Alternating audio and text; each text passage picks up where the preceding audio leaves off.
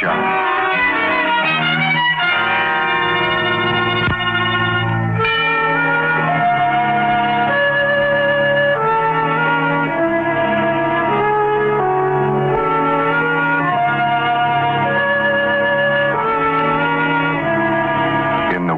Of a great psychiatrist, too often the human mind is a diabolically complex machine designed for murder.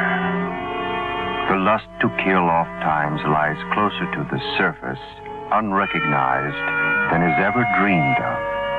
That lust is called paranoia, a word meaningless until a simple hairspring motivation turns the sane to insane, cunning, crafty, calculating, held in the vice-like grip of an overwhelming obsession. In a moment, you'll find a deeper meaning in that word, paranoia, in the story starring Vincent Price.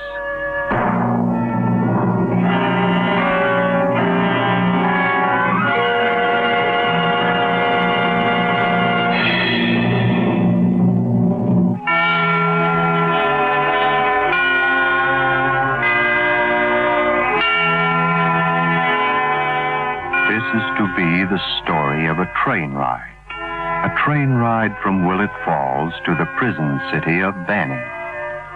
We're to be concerned with only 3 passengers aboard this train, 2 of them in Compartment B, car 92, their wrists locked together in close companionship by gleaming steel handcuffs. The 3rd passenger, one that is always present when 2 such men ride the train from Willett Falls to Banning City. This 3rd passenger watches keenly the building of the slow, hot fires of a terrible obsession. Davis. Yes? Care to play a game of casino? Oh, no, thanks. I think I'll read. Okay. This is a very interesting article. You should read it yourself. What's it about? The various types of insanity. That's quite a thing to be reading. It's quite academic, not the usual tripe at all. Academic or not, I don't go for that stuff. Screwballs and loons. But those are people, too. After all, every one of us is supposed to have some kind of an insane streak. The majority subdue their manias. These weaker ones are the people who fill our asylums. Who told you that? It says so here in the article. Well, I don't believe it. Oh, that's what makes insanity such an interesting subject. The element of uncertainty which surrounds it. Would you believe it, there are people who are insane that the finest psychiatrists are unable to detect? Yeah? Yes. A certain type are called paranoiacs. Well, You see, many paranoiacs are fully aware of their deranged state of mind, and they go to great lengths to conceal it. That's what makes them so dangerous. that's all very interesting, but I don't care. You can keep your Paranoiacs? Yeah. And I'll take Dick Tracy. Well, everyone to their own taste. Inspector, if you intend to read the comics, would you be so good as to keep your right hand a bit closer to mine? I find it quite difficult to hold my magazine and turn the page with these handcuffs on.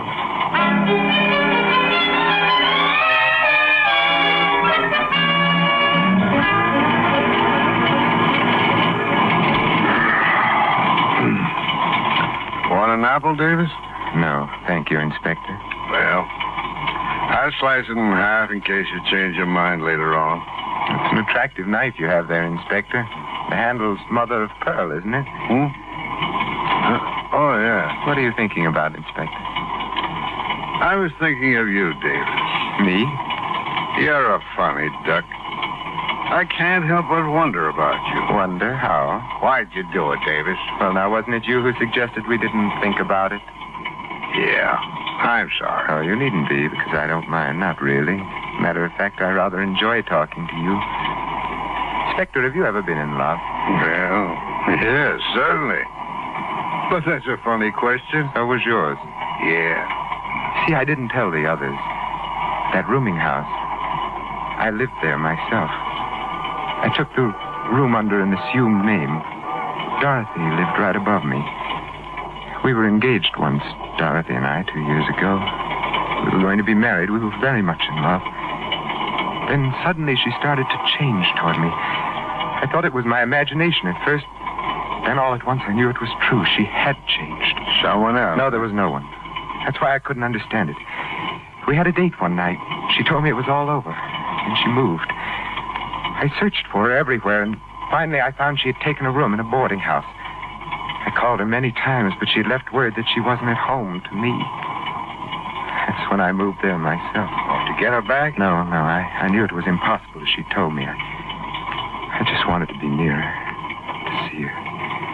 I'd watch her go down the stairs to work in the morning. Then I'd hurry home in the evening, so I'd be there first to see her come back to her room after work. And she never knew you lived there? No, never. That is until the night before it happened. I met her on the stairs outside the house accidentally. She told me she was going to be married. I congratulated her. I remember that. And I went up to my room, but I couldn't sleep that night. Because I could hear her laughing and talking upstairs with some man. The following night, I heard the same man's voice up in her room. It was the thought of him being there. I didn't like it.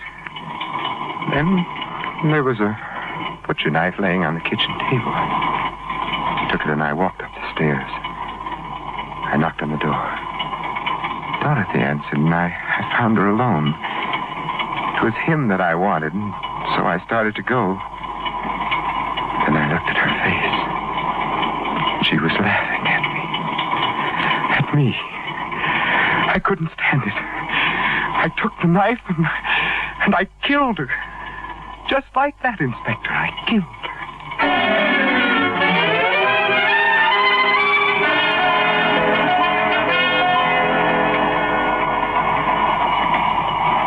Cigarette, Davis? No, thank you. But, Inspector, I believe I'll change my mind about that half of the apple. Could I have it now? Sure, here. Well, would you be good enough to peel it for me, you know? Oh, yeah. Wait till I get my knife. Here you are. Oh, I dropped the apple, would you?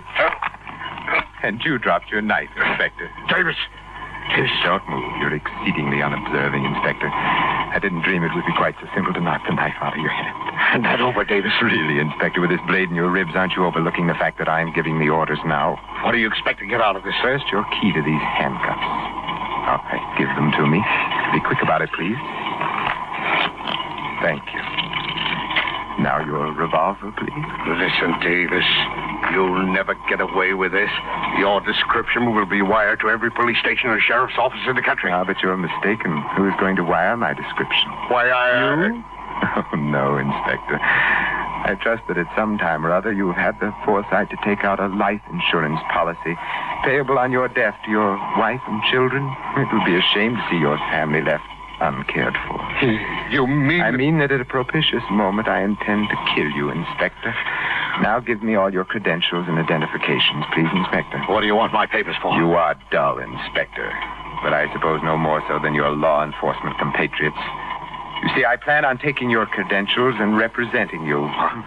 Rather fortunate that we're quite alike in stature, isn't it? You must be insane to try something like this. That's one of your first profound observations. Do you recall my mentioning paranoiacs a while ago?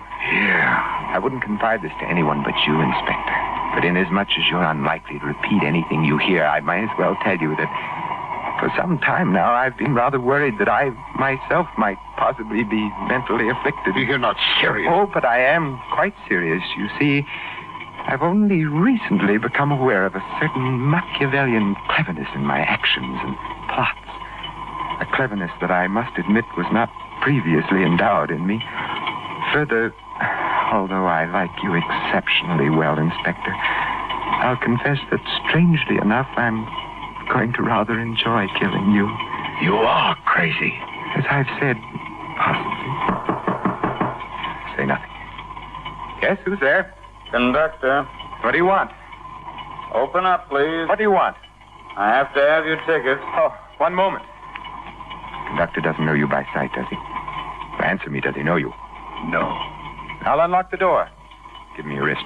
Here, put one of these handcuffs on, quick. There. You stay beside me. Don't make a move. Understand? Not one move.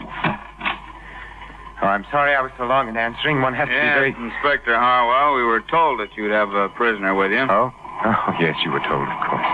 I hear the ticket. If there's anything you should want, Inspector, just press that button for the porter. I have him standing by. Oh, thank you. Well, hope your trip comes off all right. I'm sure it will, thank you. Well, then I'll be getting along. Conductor. Yes? How long before we reach Banning City? Oh, about an hour and a half, Inspector. Oh, well, thank you again. Sure thing. All right, Inspector. I think we'd better get these handcuffs off now. What do you intend to do now, Davis? Well, Inspector, you heard what the conductor said. 1 hour and a half until we reach Banning City. That doesn't leave us very much time, does it? What are you getting at? Well, if I'm going to make good my escape, I'll have to start making arrangements now, won't I? Davis, put that knife away. Forgive me, Inspector, but I'm very afraid that propitious moment has arrived. Davis, wait. I'm wait. sorry, Inspector. Wait. I'm Wait.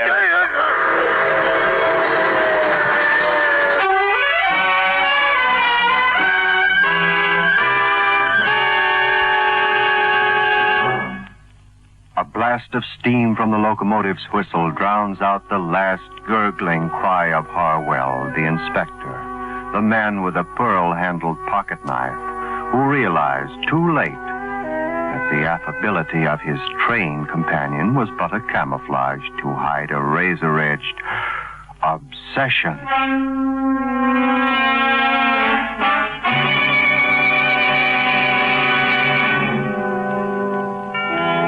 Returning now to Compartment B, Car 92, and 3 passengers bound from Willett Falls to the prison city of Banning. In our story, starring Vincent Price.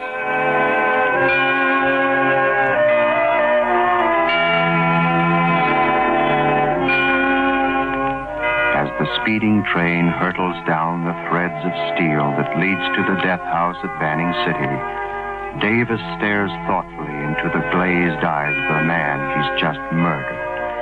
His cunning, insane mind carefully, analytically planning his next move, with the same shrewd detachment of a chess player moving a pawn. His eyes flicker down to his wrist, still locked in a steel embrace with that of his victim. And again his mind floods with the exhilaration of his master craftsmanship, the overpowering strength of his one obsession. Well, Inspector, too bad you couldn't have stayed long enough to witness the last act of my little drama. For you see, now that I've killed you, the rest becomes quite simple. I have sent for the conductor, Inspector, and do you know why? I'm going to ask him to stop the train so that I might make an important call to headquarters. Thereupon, I will disappear, and by the time your body is discovered, I will undoubtedly be in another county, thanks to your credentials. Oh, but come now, you'd better straighten up a bit. There, that's better. Oh, here now, I haven't noticed that you bleed quite profusely. Perhaps we'd better place my handkerchief inside your coat, so you won't appear to be wounded. There you are. I'm sure you'll look... Yes? Yes, who's there? It's the conductor, Inspector Harwell. Oh, wait a minute, please.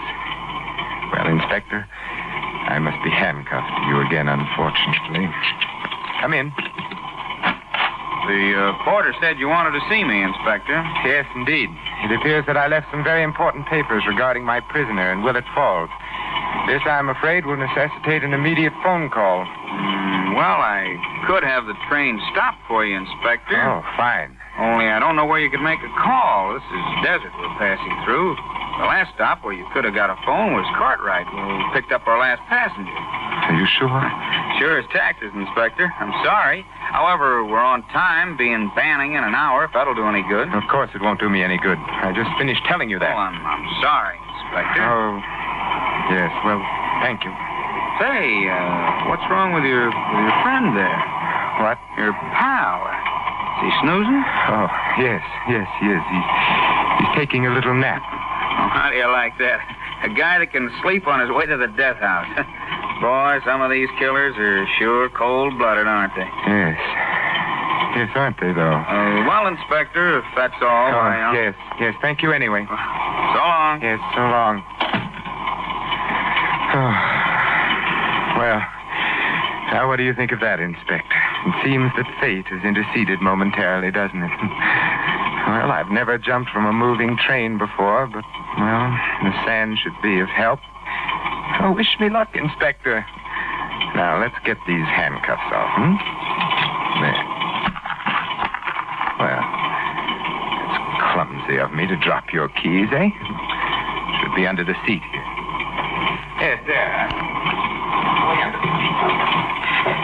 I can't reach them. I'll try it with my foot out. I can't reach the keys. I can't reach them. And the handcuffs won't come off without those keys. The handcuffs won't come off.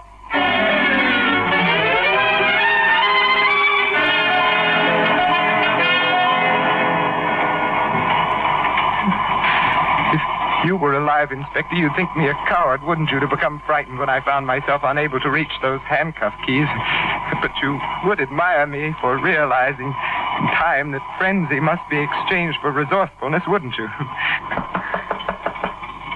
Yes, who's that? I'm sorry to bother you, Inspector. Yes, conductor, what is it? This lady here got on at Cartwright, and we can't find a place for her to sit in the chair car. Oh? She's only going as far as Banning, and I suggested she might share your compartment if you don't mind. Well, it so happens I do mind. This compartment is reserved by the police department of Willett Falls and not for the convenience of wayward travelers. Now, just a minute. Now, look. Conductor, I didn't know. It's all right, miss. Listen, Inspector, this compartment is not reserved. It's a courtesy that the line shows to the police department whenever possible. You'll find that your ticket actually calls for a chair car in Coach 3. Now, if you don't intend to cooperate with us, I'll have to ask you to move to Coach 3. That is, if you can get in at all. Well, under the circumstances, I don't seem to have much choice, do I? Show the lady in. All right, here you are, miss. 40 minutes before we reach Banning. I'll call you. Well, thank you, Conductor. Yes, conductor, by all means, call us when we reach Banning City. We'll be waiting. Inspector, I'm really terribly sorry that my company was more or less forced upon you. I'd like to apologize. It's all right. Trains are crowded these days. I suppose we just have to make the best of it. I can understand that you would have some hesitancy about having a woman in the same compartment with a murderer. Murderer? Yes, the conductor told me all about your prisoner. But it really doesn't frighten me at all. It doesn't? No. You don't mind being here with a murderer? Oh, not as long as you're here. I'll just trust you to take care of the situation. You trust me? Of course. But you don't know who I am. What difference does that make? And anyway, I do know who you are. You're Inspector Harwell of the Willett Falls Police Department. The conductor told me that, too. What's your name? Dorothy? Dorothy Jones. I hate the name of Jones, don't you? No, I like it. And I like Dorothy, too. I used to know a Dorothy once. Did you? Yes, she looked something like you. She was blonde and tall and young and pretty like you. Thank you. Whatever happened to her? What? Where is she now? Oh, she went away. She took a long trip. On a boat, I think. Oh, I've always wanted to go on a long trip. I never get the chance, though. Maybe you will. Say, your prisoner, he's certainly a sound sleeper, isn't he? Yes. Yes, he is that. He doesn't even look like he's breathing. No, some people sleep that way, I guess. He could be dead, and you wouldn't even know it, would you? Don't talk like that. What's wrong, Inspector? You seem worried. I'm not worried. Why should I be worried? It's just that this job gets on my nerves. I'm not made of steel. You know, you're not much like a detective. What makes you say that? I thought all detectives had nerves of steel. I didn't think any of you ever got bothered by... Inspector, your coat. What? Your coat. It's got blood on it. Oh, well, I was peeling an apple. I cut my hand. I cut my hand, you understand? Oh, what are you staring at? It's the other man who's bleeding. It's the other man. Quiet. You hear me? Don't raise your voice. You've got a gun. Yes, his gun, and you may be assured that I'll use it unless you do exactly as I say. Now listen closely, Miss Jones. On the floor beneath this seat, you'll find the keys to these handcuffs. Be good enough to get them for me, please. Quickly, please. Here. Thank you. There, that's better. Now, why, Miss Jones, you appear to be shocked. Is something troubling you? You're not the inspector. You're a murderer. You killed Inspector Harwell, didn't you? I'm afraid so. Oh, but come now, let's not be morbid about it. They'll catch you. They will. I hardly think so. You see, Miss Jones, since you've been kind enough to help me dispense with these bracelets, the problem of escape really becomes quite simple once again. What are you going to do? You're frightened of me, aren't you? You're thinking that I might kill you? That's an understandable emotion. Don't come any closer. Keep away from... I'll relieve you of your coat, please. What do you want with my coat? Are you tearing? Of course. I shall need these strips of cloth to bind and gag you. Now, hold out your wrists, and we'll slip these bracelets on. There, now, we'll bind your feet. No, let me I'll go. have to ask you not to struggle, Miss Jones. I realize how unpleasant this must be for you. However, it would be considerably more unpleasant if I should be forced to pull this trigger. You must be out of your mind. Oh, now that's strange. Inspector Harwell said the same thing just before he died. Now open your mouth, please. No. There. That's fine. Well, now I believe it's time for me to take my leave. I'll say goodbye and... Oh, wait. Wait a minute. The train's slowing down. Something's wrong. Of course, the train's taking a siding. I'll wait until we slow down a bit more, and then I shall leap from this window. In approximately 30 minutes, this train will be pulling into Banning City. But without me, because, Miss Jones, I'll be on my way to freedom. It's done, and I've planned it all myself. Nothing could go wrong now. Nothing. Well, goodbye, Miss Jones. Dorothy. Goodbye.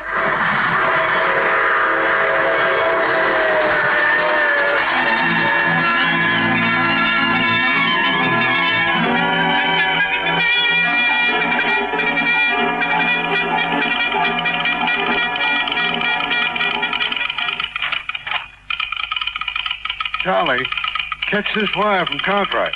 Holy smoke, so that's the delay. Let me have that phone, Mac. Hello? Hello. This is the station agent in Banning City. You better send an ambulance to Centerville Junction. Some guy jumped in front of an eastbound special just as it was passing the local.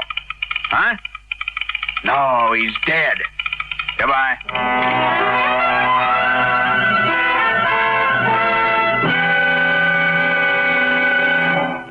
You have been listening to Obsession.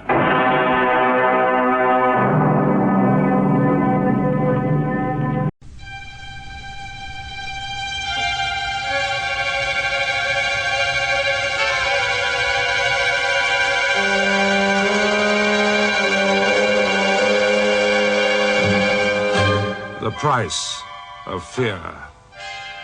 Brought to you by Vincent Price.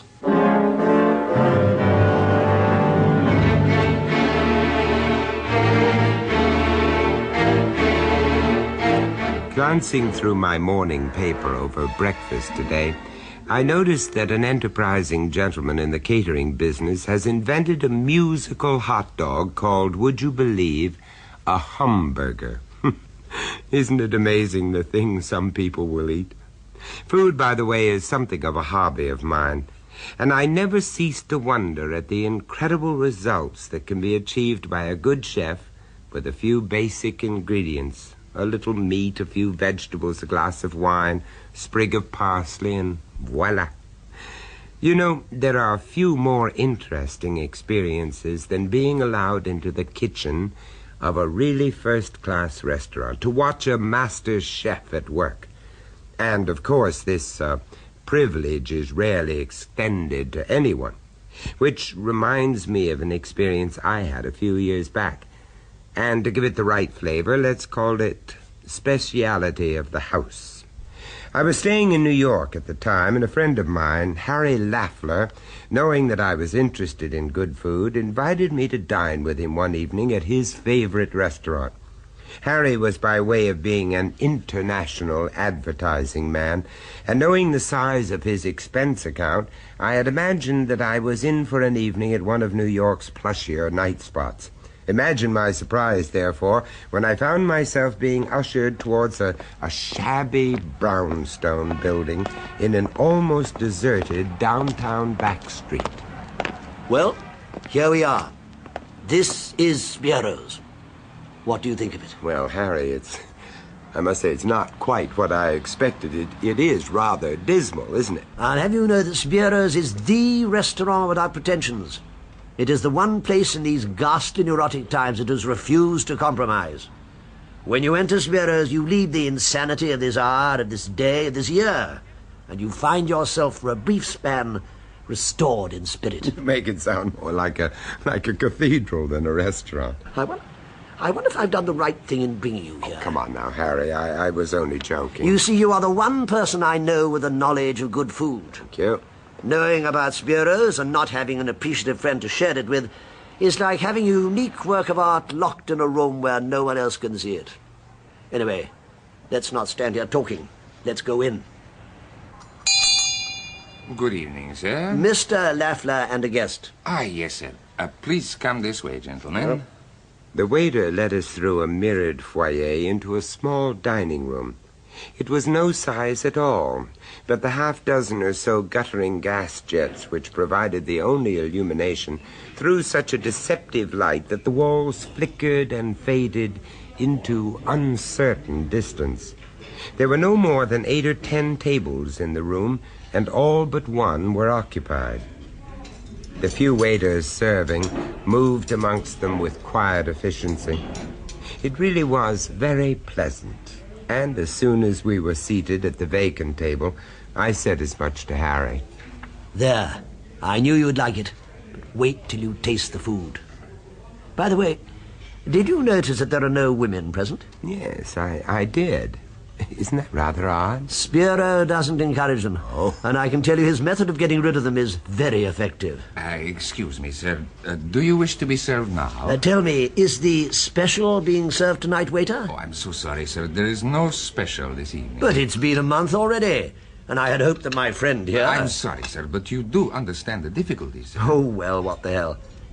But I was hoping, Vincent, to introduce you to the greatest treat that Spiero offers. Oh, never mind. I'm quite sure that whatever we decide upon will be delicious. Shall I serve at once, sir? Yes, please. Very good, sir. Well, Harry, have you ordered in advance? No, I should have explained. Spiero offers no choice whatsoever. But suppose we don't like what we're given? Oh, don't worry. No matter how exacting your taste, you will relish every mouthful. Just think a moment about the advantages of such a system. For instance, instead of a hurly-burly of sweating cooks trying to prepare 100 different dishes, here we have a chef who stands serenely alone, bringing all his culinary arts to bear on one task. Oh, then you've seen Spiero's kitchen. Tell me, what's it like? Unfortunately, I can't.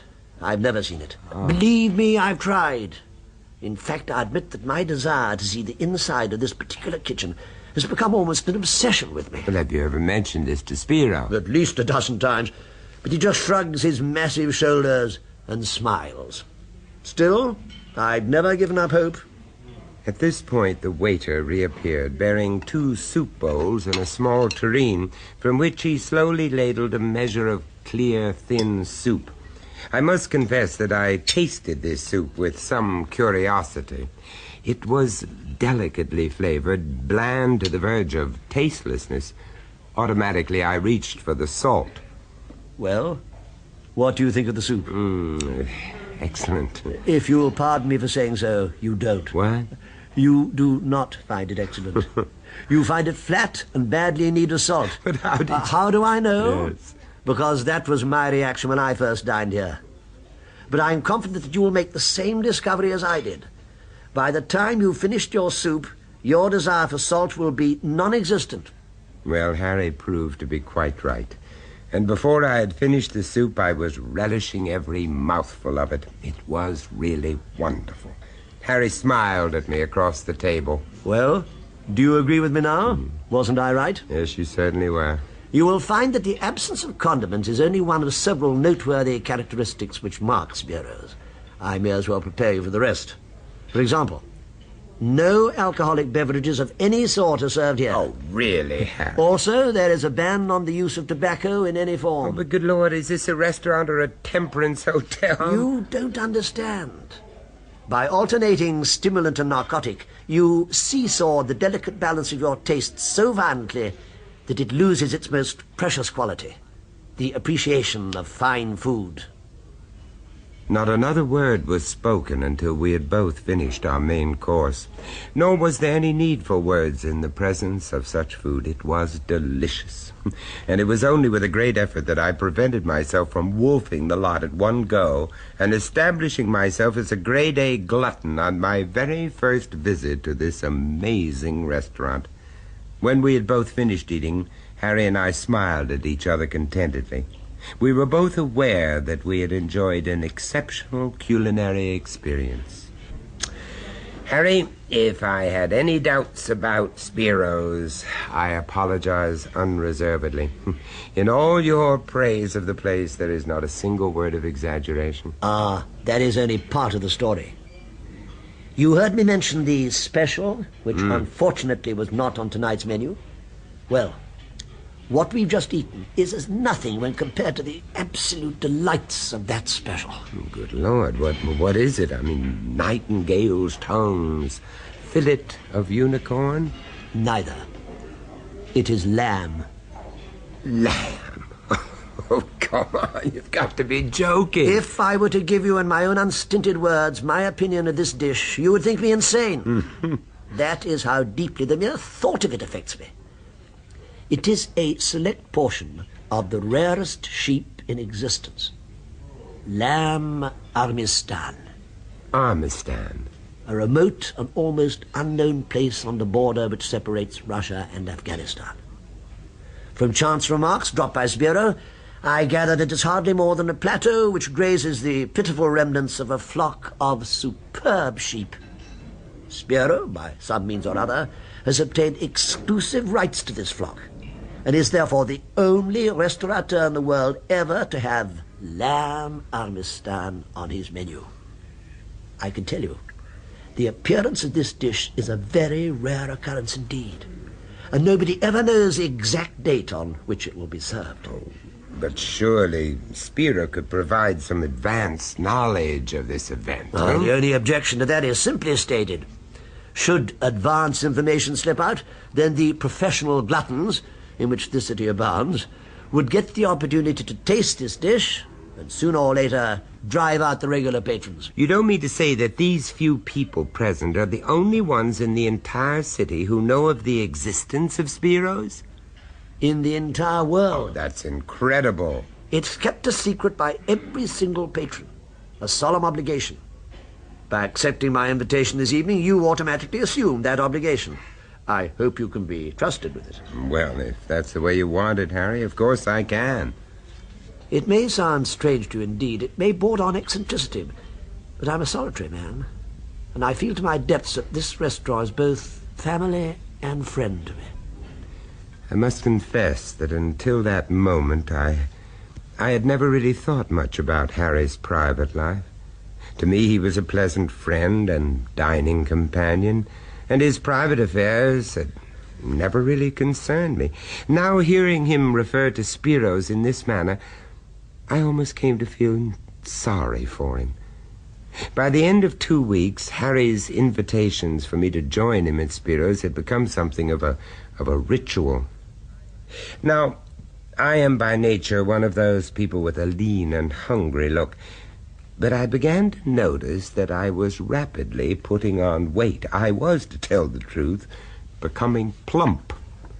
I began to wonder whether Harry, by no means a lightweight, had also been lean before he started to dine at Spiro's.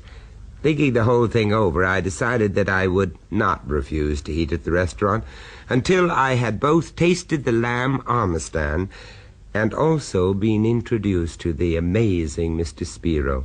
And then one night, a few weeks later, I achieved both these ambitions, and both, I may say, exceeded my expectations. Good evening, gentlemen. Good evening. Tonight is the special, sir. What? Well, this is it. The culinary triumph of all times. And faced by it, you are embarrassed by the very emotion it distills. Yes, I must confess that my heart is certainly beating faster than usual. Tell me, Harry, the other diners, do they feel the same way? Well, of course they do. Look around you and judge for yourself. Yes, you're right. Anyway, there's comfort in numbers. It's nice to know that we all have the same basic animal feelings and can anticipate, or should I say, slobber over our meat. Oh, look. One of our number appears to be in for disappointment. Over there, at the end table, the empty seat. Oh, yes, the stout, bald man. He's not here tonight. I do believe it's the first dinner he's missed here in weeks. Rain or shine, crisis or calamity, I don't think he's missed an evening at Spiro's in 10 years.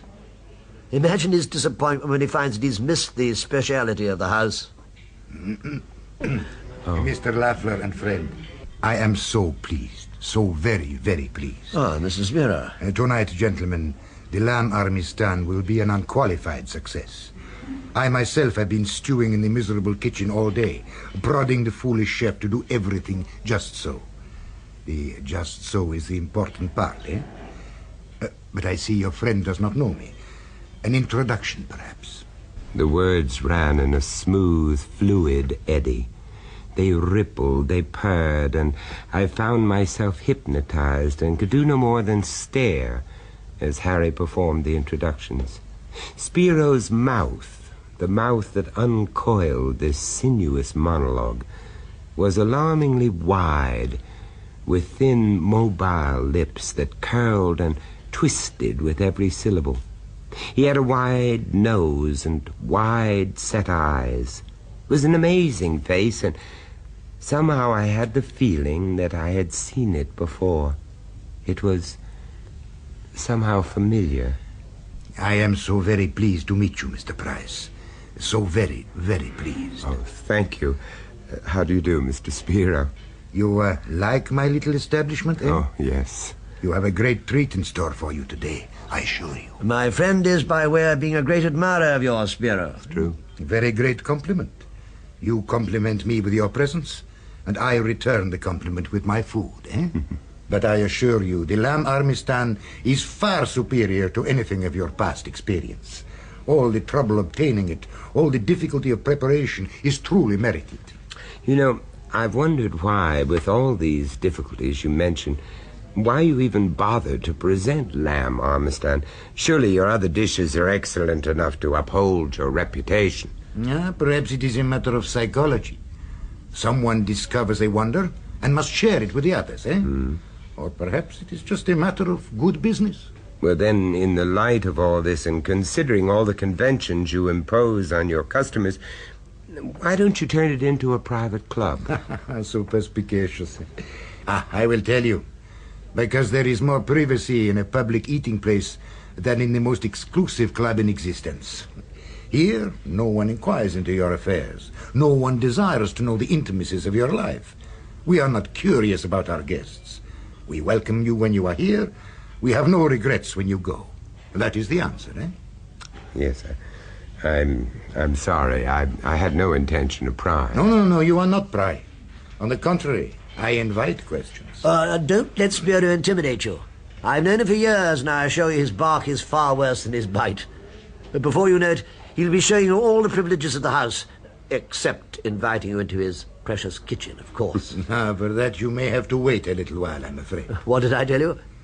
Come on now, Spiro. The truth. Has anyone except staff ever stepped into that kitchen of yours? You see on the wall over there the portrait of one to whom I did that honor. A dear friend and a patron of long standing. Where? Oh, yes, there. Oh. Who is it? Oh, it's Andrew Herring, the writer. You know the one, Harry. He used to write those marvelously cynical articles for the New American. And then he took himself off to Mexico, I think it was, and disappeared. Of course. And here I've been sitting, staring at that picture for years without recognizing it. It must have been a blow for you when your old friend disappeared, Spiro. It was, I assure you, gentlemen. But I like to think of it this way. He was probably greater in his death than in his life, eh? A most tragic man. He often told me that his only happy hours were spent here at this table. Pathetic, is it not? And to think the only favor I could ever show him was to let him witness the mysteries of my humble kitchen. You know, You seem very certain of his death. After all, as I remember, no evidence has ever turned up to support it. None at all. Remarkable, eh? But no more talk, please, gentlemen. For here comes the speciality of the house. Lamb Armistan. Spiro served the meal himself, taking great care not to lose a single drop of gravy as he sliced the joint, underdone to perfection. He filled the 2 plates with the chunks of dripping meat. Gentlemen, bon appetit. With great deliberation, I took a mouthful of the lamb armistan. It was magnificent. Good, eh? Better than you imagined? It is as impossible for the uninitiated to imagine the delights of lamb armistan as for a mortal man to look into his own soul? Perhaps. Perhaps you have just had a glimpse into your own soul, eh? Yes, perhaps. And a gratifying picture it made, too. All fang and claw. Well, I must be going. But sometimes, my friend, when you have nothing better to do, sit perhaps for a little while in a dark room and think of this world and what it is and what it is going to be. Then you must turn your thoughts to the significance of the lamb in religion. It will be so interesting. And now, gentlemen, I have interrupted your meal for too long. Au revoir, gentlemen. Au revoir. Au revoir. He's an interesting man, Spiro. Very interesting man.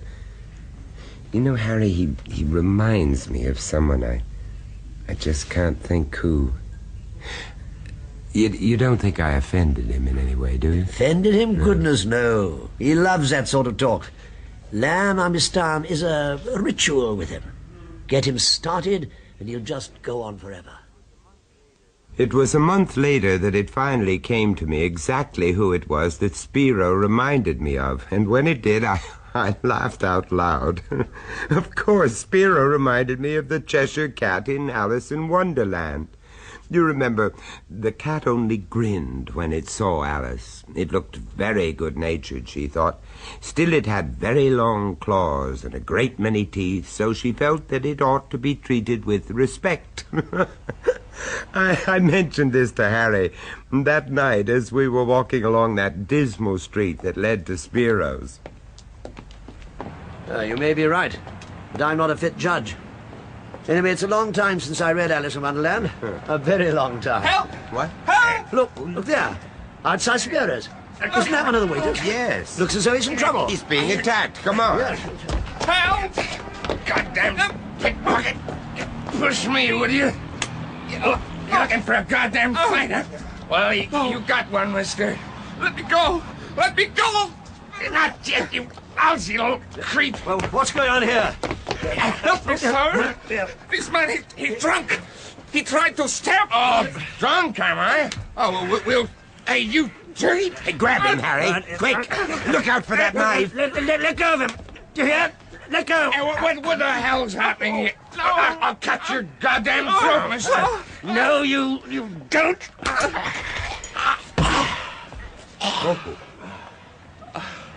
Boy, is he all right, do you think?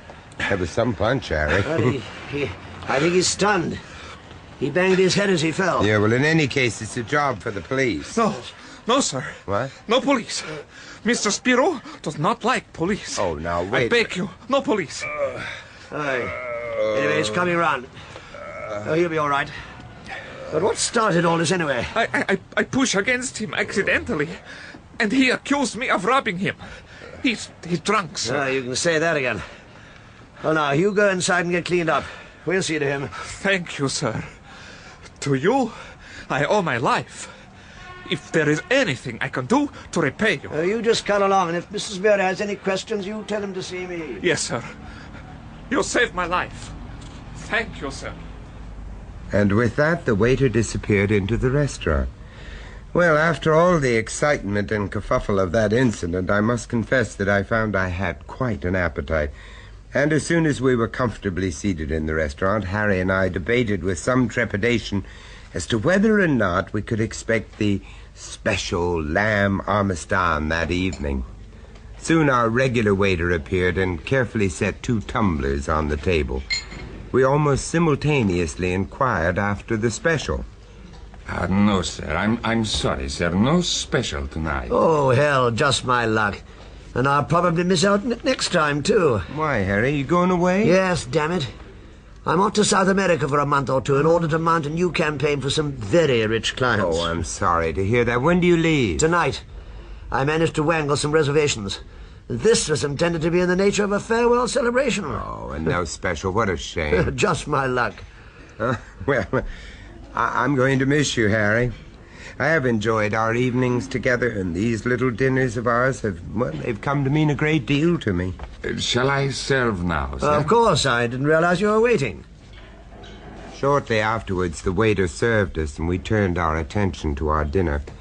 Harry finished his quickly and continued to bemoan his fate and to regret loudly the thought of missing lamb armistan during his trip.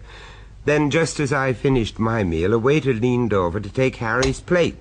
It wasn't our usual waiter, but the man who we had rescued from the drunken sailor. I asked him how he was feeling, but to my surprise, he completely ignored me, and with the air of a man under great strain, he whispered to Harry, "My life. I owe it to you. I can't repay you." Well, you have repaid me with your thanks. Please, let's hear no more about it. But I will help you, sir, even if you don't want me to. Do not go into the kitchen tonight. Huh? My life for yours, sir. Tonight or any night. Do not go into Spiro's kitchen. Why shouldn't I go into the kitchen? Don't be absurd. What's going on here? Is everything all right, gentlemen? Ah, good evening, Spiro. This man is a little unnerved, I think. Ah, yes. An unfortunate experience. He's saying something about my not visiting your kitchen. What's it all about? Do you know what he means? But of course. He was giving you good advice. It so happens that my too emotional chef heard some rumor that I might have a guest in the kitchen tonight. He flew into a fearful rage and even threatened to give his notice on the spot. However, have no fear. I have succeeded in showing him what a signal honor it is to have a true connoisseur observe him at his work firsthand. That is all. You, Sancho, you are at the wrong table. See that it does not happen again. The waiter slunk away without daring to raise his eyes, and Spiro drew up a chair to the table. He seated himself and drew his hand lightly over his hair. My invitation for you to visit my humble kitchen, I had hoped, Mr. Lafleur, to be a surprise, but now the surprise is gone, and all that is left is the invitation. Are you serious? Do you mean that at last we really are to witness the preparation of food in your kitchen tonight? No, Mr. Lafleur, not both. I am faced with a dilemma of great proportions, gentlemen. You, Mr. Lafleur, have been my guest for 10 years, but our friend here... Oh, Mr. Spiro, I really understand perfectly. I mean, this invitation is solely to Harry here, and naturally my presence is embarrassing. Well, look, no, wait a minute. As it happens, I do have another engagement for later, and I must be on my way anyhow. So, you see, there's no dilemma at all, really. Absolutely not. That wouldn't be fair at all. No. Surely, Spiro, you can make an exception on this one occasion. I'm very sorry, sir. Harry, I am not going to sit here and spoil your great adventure. Believe me. And then just think of that ferocious chef. I'm sure he's just dying to get his cleaver into you. So humorous. So I'll just say goodbye now and leave you to Spiro. I'm sure he'll take pains to give you a good show. Well, that's good of you, Vincent. Thanks. I hope you continue to dine here while I'm away. Oh, and have a good trip, Harry. Thank you. Bye now. I will expect you, Mr. Price. Au revoir. Au revoir. And so I left them to it, the smiling Spiro and Harry Lafleur, about to realize his greatest ambition. On the way out, I stopped in the foyer to collect my coat, and as I was straightening my tie, I caught a glimpse in the mirror of Harry and Spiro already at the kitchen door. Spiro was holding it open invitingly wide with one hand, while the other hand rested lightly on Harry's plump, meaty shoulder. squeezing it ever so gently, almost lovingly, rather in the way a housewife squeezes a prime fat turkey before she puts it into the oven. I've never seen or heard of Harry Lafler again.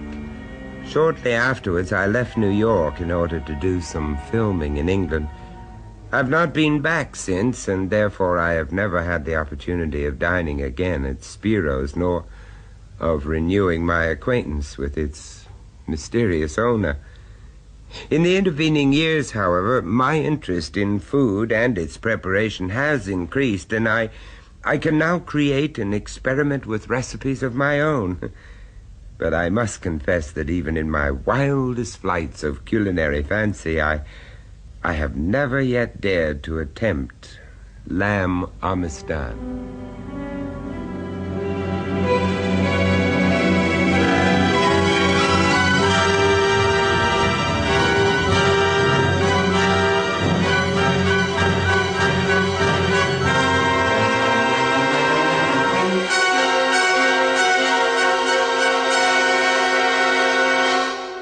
That was Vincent Price bringing you The Price of Fear.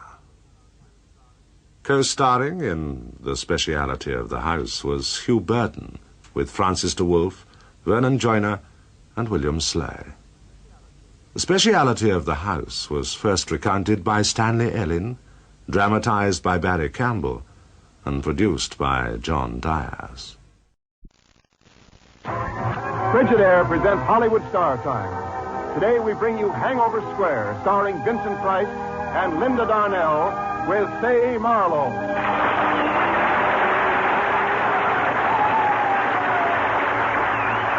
Each week at this time, Frigidaire brings you radio versions of Hollywood's finest motion pictures with Hollywood's greatest stars. Today, Vincent Price and Linda Darnell with Fay Marlowe in the first radio production of the powerful 20th Century Fox picture, Hangover Square.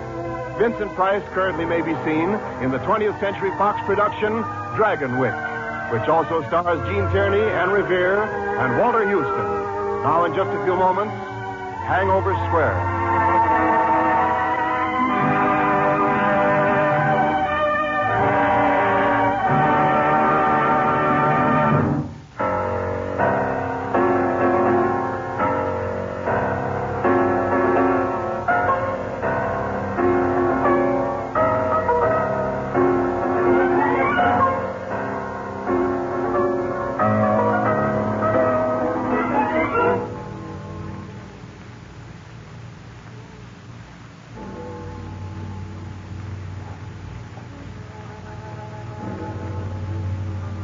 Midnight.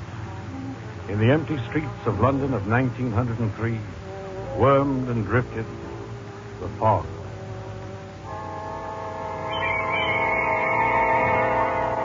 Into the shocked brain of the man who groped his way through the dark streets, into the tired, tottering mind of a genius, crept the fog.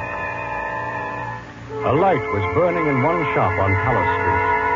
An antique dealer taking inventory late at night. And toward that blur of light, the man with a fogged brain guided his footsteps. Who are you?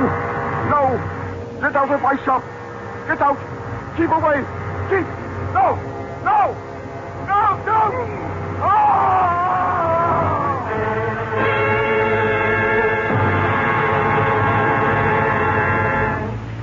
Morning. The well-appointed semi-basement studio of George Harvey Bogue, musical genius.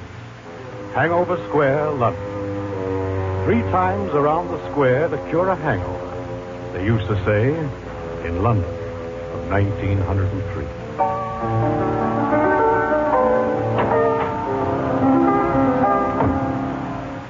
Oh, George, I'm so glad you're back. Oh, Barbara, you here? Well, I found your door unlocked and I came in. I've been playing your piano. I've been waiting for you. Oh? I wanted to tell you the news. Father read part of your new concerto for piano and orchestra. He wants you to play it before a very select group at our home. When you've finished it, of course. Oh, Barbara, I'm enormously complimented. Father and I stopped by last night after the theater. You weren't here. I don't know where I was last night, Barbara.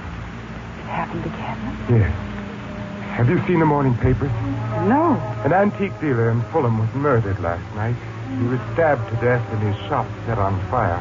But what has that to do with you? When I came to myself in Fulham this morning, I found this antique dagger in my pocket. Barbara, could I have done it? Oh, no, of course not. I'm going to Scotland Yard. The police? No, not exactly. There's a Dr. Alan Middleton there. He's written several fine books on criminology. He has some new ideas about the mind, the psychology of crime. I must see him. Well, I'll go with you, George. I must.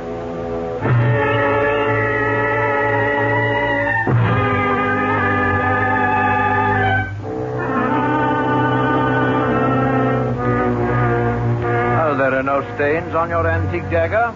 Besides, Mr. Bone, the antique dealer was killed with a broader bladed knife. There, George, you see? Oh, I was afraid. I was afraid I'd done it, Dr. Middleton.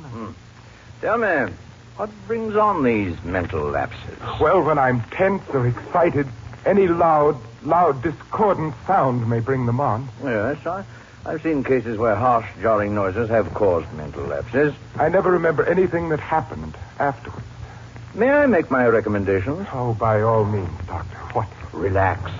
Find some other outlet than music for your subconscious emotions. Go out, meet people. Find some new interests. You might try the King's Head across the square from you to begin with.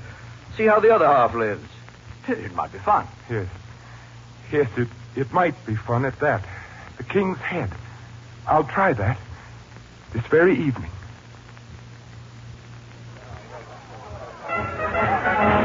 Have you seen Joe? Where the dickens can he be? Have you seen Joe? No, where on earth is he? Harry's here and Larry's here and Jerry, Jack, and Jim. But Joe has flew the coop. We ain't seen eyes or hair of him. Have you seen Joe? Joe is vanished into thin air. Have you seen Joe? No, he ain't anywhere.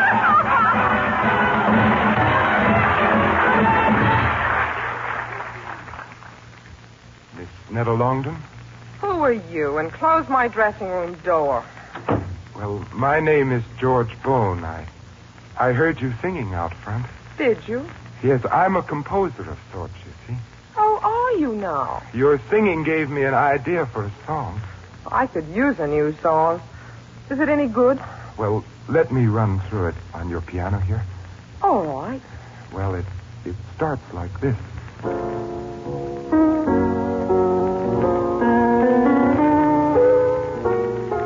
That's not half bad. Not bad at all. In fact, it's very good. Oh, thank you, Miss Longdon. Just call me Netta, George.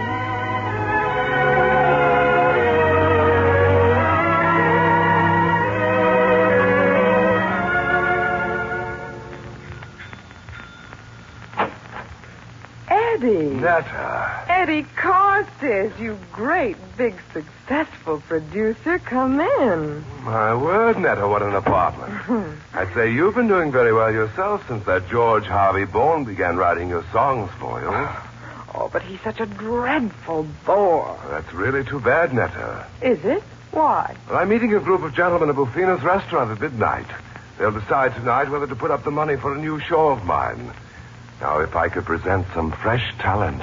You mean me? Yes, you, but with a new George Bone song before midnight. Well? Well, George was working on a wonderful idea, but he stopped. Start him again. Start him. Mr. Eddie Carstairs, I'll bring you a brand new George Bone number before midnight. At Bufino's? I'll be there. Count on it.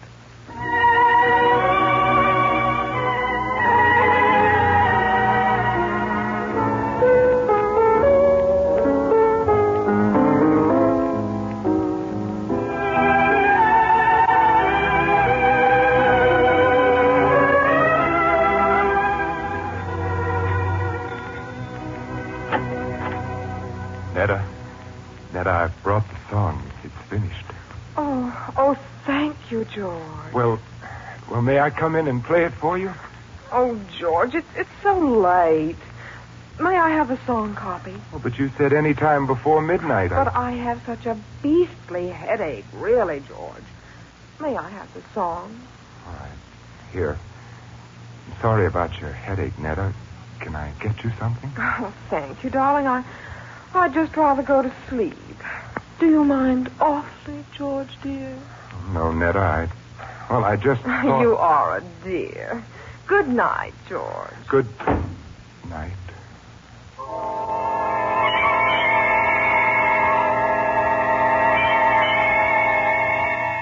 Fog. Into the city again crept the night mist. Across the city strode George Harvey Bone, bitterly lonely and disappointed. There was a place that was always a glow of translucent yellow in the night fog, a place of warmth and gaiety and companionship, sought out by the people of the theater and of the arts. Buffino's. Everyone went there. One more round of champagne, Netta, my beautiful, Netta, my newest star. We have triumphed. To the next Eddie Carstairs production, Gay Love. To Georgie Porgy Bone, my favorite genius. Oh, bother George Bone. You better bother him, because we'll need more than just one of his magical songs for this show. So, Netta. Oh, bother, it's George. Now you're in for it. Netta, you told me you had a headache. Well, I had. Mr. Carstairs sent for me just 10 minutes ago on business. But you couldn't have dressed and come here so soon. Are you going to make a scene, George? You must have been practically dressed when I spoke to you. You knew you were going out then. Eddie, take me home. Come along, Netta. Oh, Netta, wait. Sometimes you can be a miserable bore, George. Oh, Netta. Excuse me, monsieur, but is something the matter? No, nothing. Thank you. As you say, monsieur. George. Oh, Barbara, you here too? Well, Father and I stopped in after the concert. Will you join us? No, thank you. George, how much longer are you going to waste your talent on someone with no ability and less reputation? Isn't that my affair, Barbara? Well, in the end, you'll kill your inspiration and you'll be left flat, just as she left you a moment ago. Let me alone. Very well, George. If you have anything you'd like to say to me, I'll be home in half an hour. Good night. Oh, mademoiselle, be careful. Stop it. Noise. Discord. Horrible discord. Sometimes you can be a miserable bore, George. Shame. Humiliation. George Harvey Bone, promising young composer, publicly humiliated. If you have anything you'd like to say to me, I'll be home in half an hour. Kill.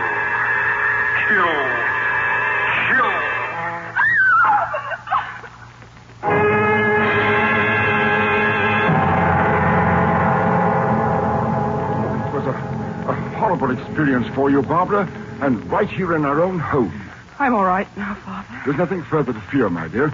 Dr. Middleton and the police are searching the grounds very, very thoroughly. Mr. Henry, Barbara, why are the police here? Well, someone attempted to strangle Barbara a half hour ago. Please, Father. Who was it? Well, I don't know. I was sitting here before the fire when suddenly I felt something choking me. I screamed and Father heard me. And I'm still alive. Are you all right, George? Am I all right? I hurt you very much tonight. Oh, Barbara, I deserved it. I broke my promise about the concerto. Hey, what's that? Will you keep your promise now, George? Will you finish your concerto? Yes, Barbara, I will. I'll stay with it to the very end. Thank you, George. Thank you.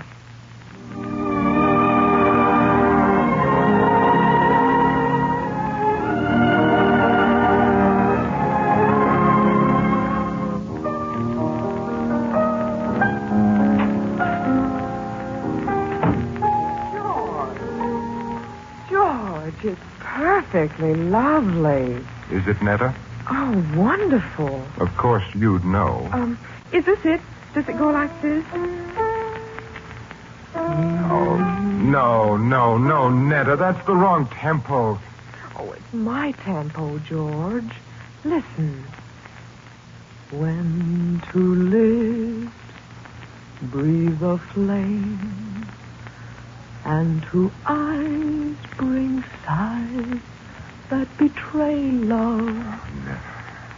Netta, I've missed you so much. My new show opens November the 5th, George. Guy Fawkes Day. Why aren't we working on it together, George? I need songs. I need you, Netta. You could have me, George. When two lips breathe a flame. Oh, George, play it. Play it that way for me. Yeah.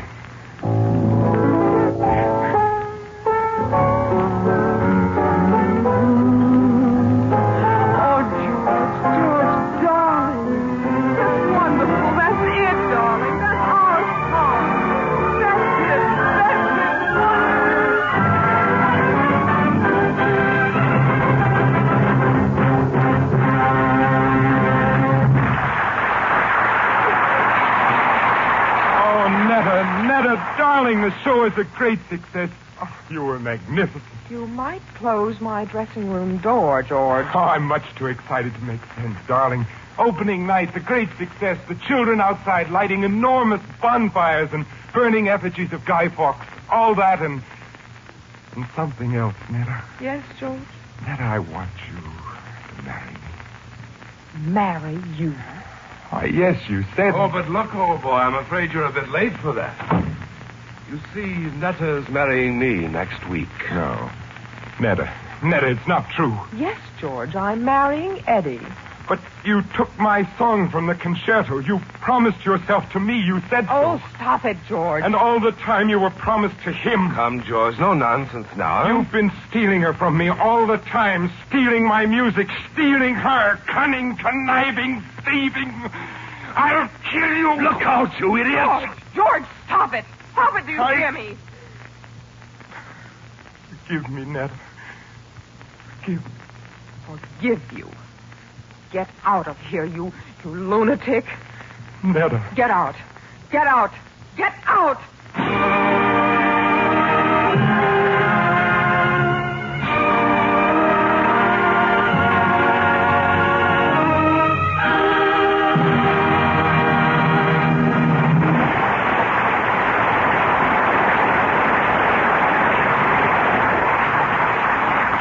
In a few moments, Hollywood Star Time will bring you the second act of Hangover Square, starring Linda Darnell and Vincent Price with Fay Marlowe.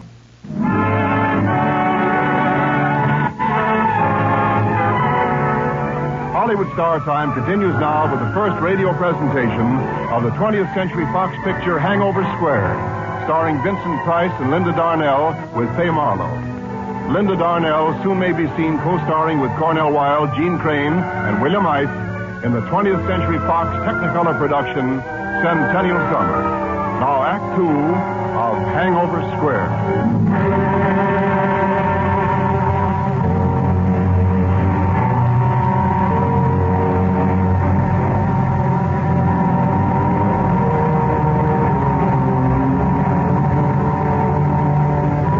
Into the piercing November night stalked George Harvey Bone. Intolerable hurt and blinding fury, fighting for possession of his reason. Shame, humiliation. Forgive you? Get out of here, you lunatic. Get out. Get out. All about him, men and boys were parading by torchlight, parading with life-size effigies of Guy Fawkes, soon to be burned on the huge bonfires being prepared throughout London. Oh, be a sport, sir. It's going to be a big bonfire in Cheney Yard and fireworks. How about it, Pointer? No, go away. And suddenly at the crossing, a huge horse-drawn omnibus swerved as the horses took fright at the blazing torches, and the monstrous vehicle ground savagely against the curb, turning over slowly with a great grinding. The horses screaming and neighing in mortal terror. Stop it! Stop that horrible noise! I can't stand it! I can't stand it!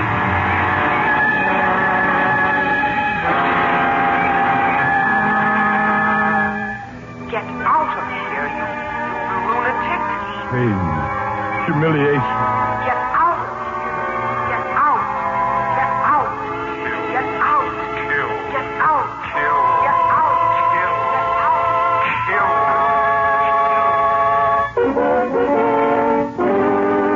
George! No, George! No! George, no!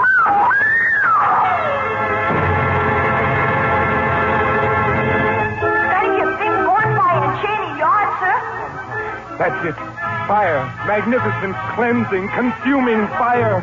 Fire! Fire!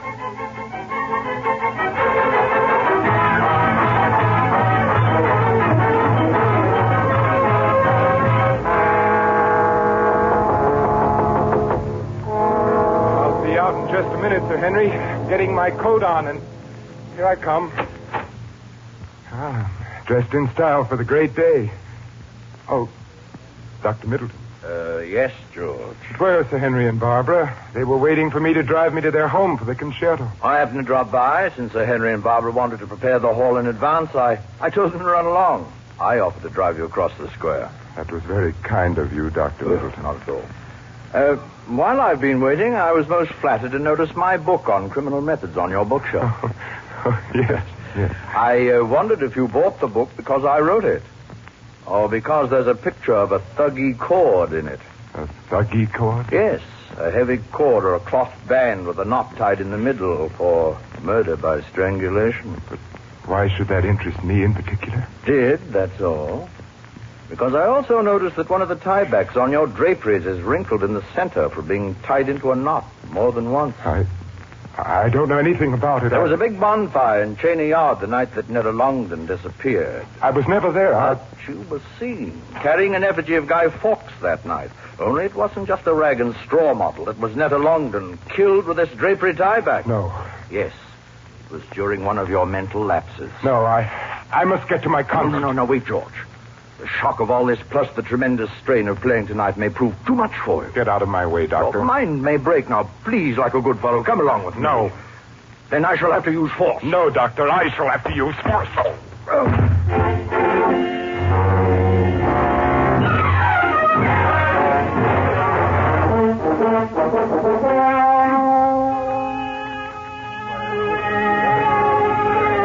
Here comes George now, Father. Oh, good.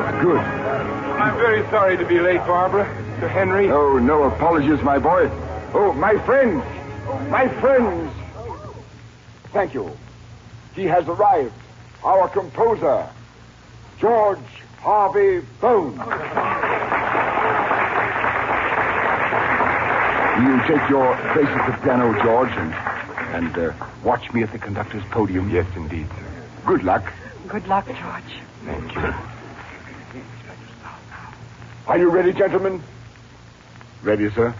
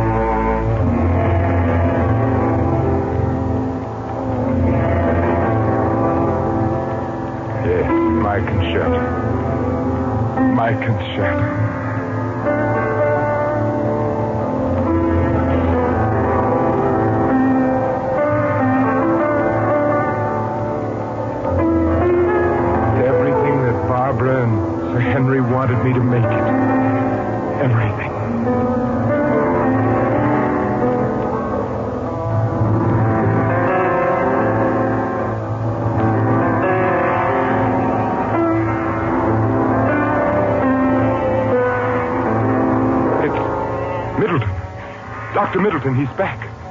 He's sitting down next to Barbara. He got away. He's alive. He's here. Get him out of here. Get him out! George! Great Scotsman! I'm sorry, George, but you must come with me. I won't go with you. I'm not insane. I won't go. I'm really sorry, George. I've got to finish my concerto. No, George, it might be too late for you then. Keep away. You see this lamp, do you? Do you? George, do you want to set the whole place on fire? Put down that lamp, George. I warned you. I warn you. Stand back or I'll Stop it, throw you fool. Stop, I'm going to. I warned you. George! Come back. You've got to stay and hear my concerto. George, please. We've got to get out of here. Now, let go of me. George, please. Come on. No, I've got to finish. Everyone must stay. Now, loose, Barbara. We've got to leave him. No, I won't go. He'll die here. If we don't go, we'll all be caught. Look, it's all on fire. Come on, Barbara. Come on. George. Come on. Please. Come on, Barbara. But come back. The audience must stay. The musicians must stay. Audience, musicians, come back. Please come back. You must hear it. To the last chord. The final note. To the very end. Listen.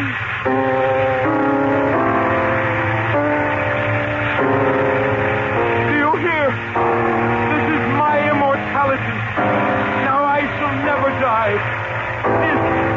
This shall live for me forever. Listen to the end, to the very finish. Listen.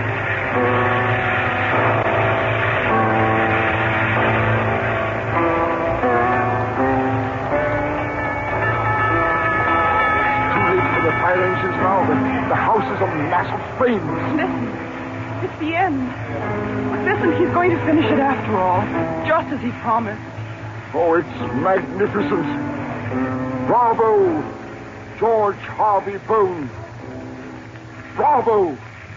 Goodbye, George. Well done, my darling.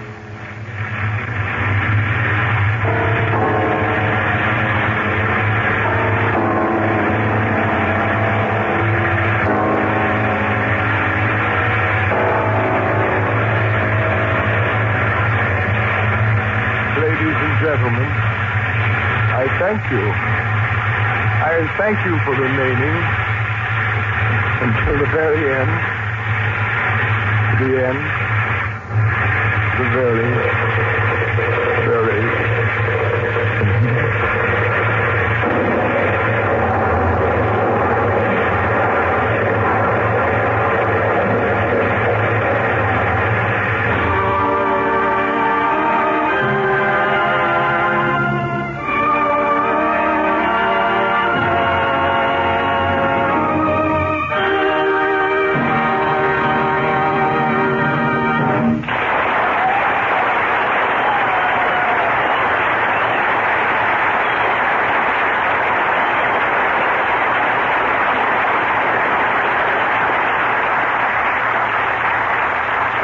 truly magnificent performance. We say thank you, Vincent Price, Linda Darnell, and Fay Marlowe, and thanks to the splendid supporting cast, Joe Kearns, Carlton Young, John Brown, Herbert Rollins, and Jerry Farber. Vincent Price will return in just a moment. The radio adaptation of Hangover Square was written by Milton Geiger. Ignat Tillsberg was at the piano, and the music was supervised by Alfred Newman. The entire production was under the direction of Robert L. Redd. Hollywood Star Time is presented each week at this time with the best wishes of your Frigidaire dealer, who invites you to come in and learn about the famous line of Frigidaire home appliances. Electric refrigerators, electric ranges, electric water heaters, home freezers, and a wide variety of refrigerating and air conditioning equipment for homes, farms, stores, offices, and factories.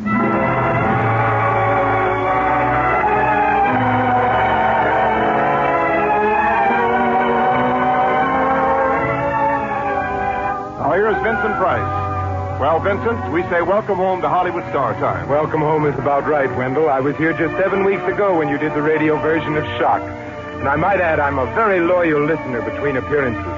I'm certainly looking forward to hearing next week's show when Betty Grable will be here for Diamond Horseshoe. So till then, Wendell, I'll say goodbye. This is Wendell Niles speaking for Frigidaire, made only by General Motors.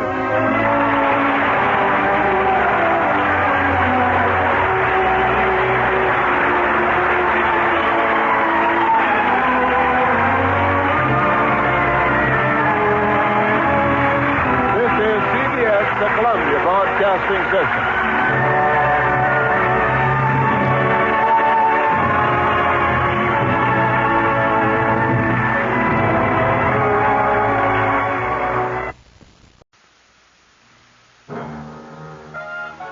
Johnny presents the Philip Morris Playhouse, produced, edited, and directed by William Spear.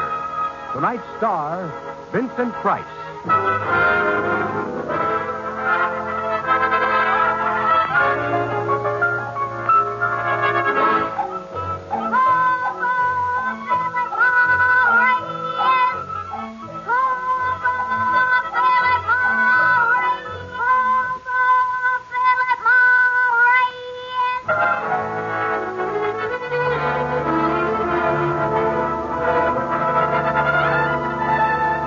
Now, with Vincent Price as star, we bring you Murder Needs an Artist, tonight's production in the Philip Morris Playhouse.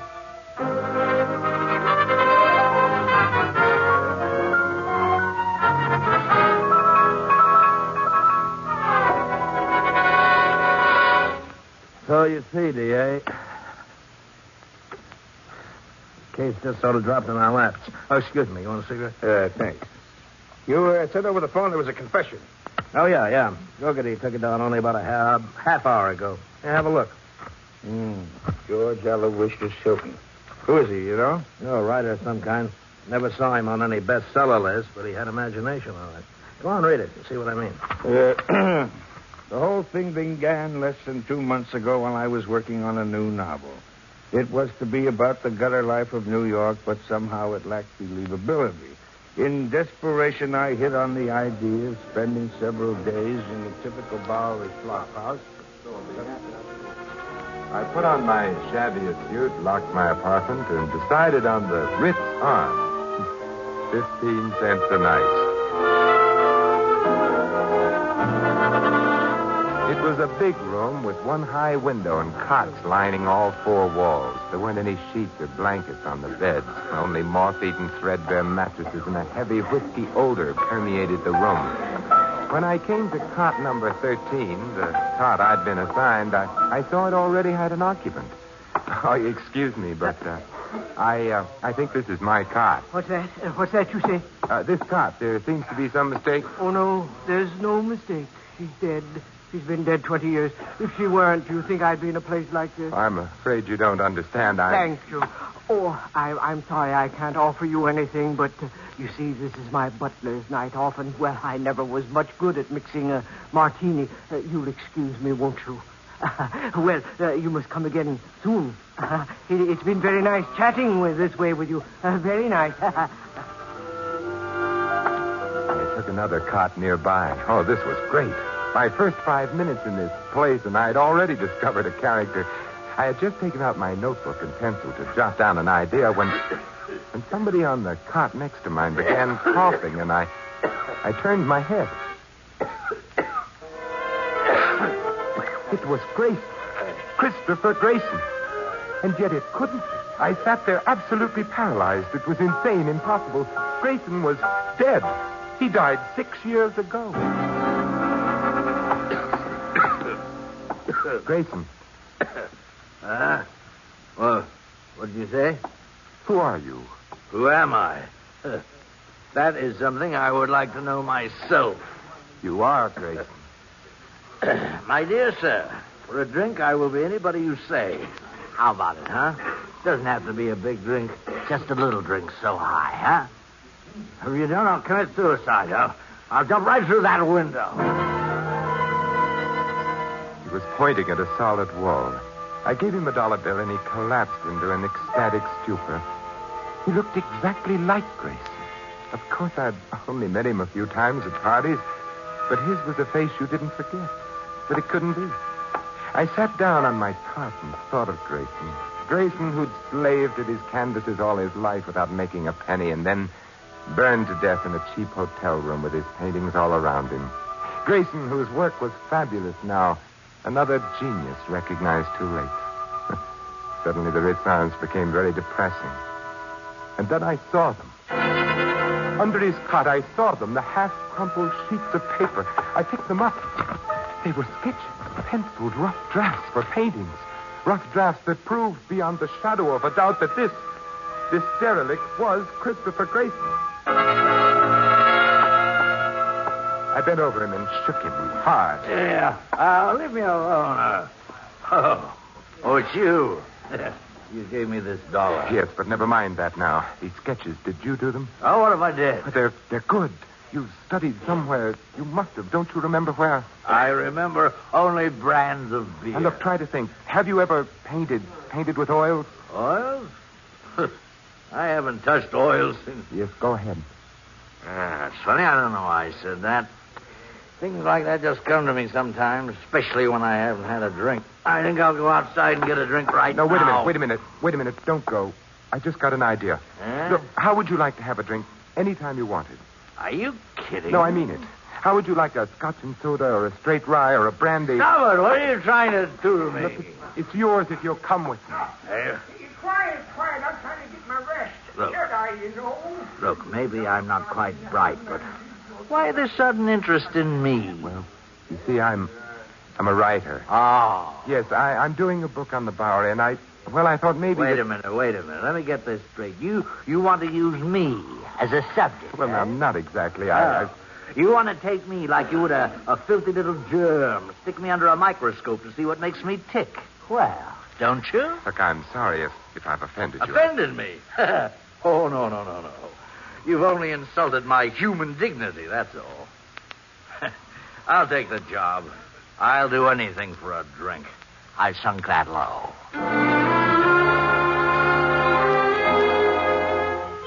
Grayson spent the night with me in my rooms, a bottle in his lap. Early the next morning, while he was still out cold, I made some purchases at Hobart's Art Supply Center off 3rd Avenue. Will that be all, sir? Yes, I think so. How much is that? Oh, well, let me see. One easel, oils, canvases, brushes, $64.92. Oh, well, here you are. Hilton, well, don't tell me you've taken a painting. Oh, Myers. And what if I am? Any objections? No, none whatever. As a matter of fact, it seems like a prudent move on your part, George. You read the Chronicle, Carruthers' review of your last, you'll pardon the expression, novel. I always make it a point to avoid dull reading. But the Chronicle's readers aren't so discriminating. And after all, Carruthers is on the board of the Novel of the Month Club. That's not good, George. That's not good. One of these days, somebody's going to get fed up with your smug little innuendos, and the Chronicle would be minus one art editor. Not a threat, George. Call it a warning. Excuse me, sir, but your change. Oh, yes. Thank you. Well, it's been nice seeing you, George. Oh, and good luck in your new career. No, seriously, who knows? You may be America's next Christopher Grayson. I could have throttled him where he stood. Not only because, like so many other stupid people, he couldn't understand my books. No, I hated him even more because of Carol. You see, we were both after the same woman.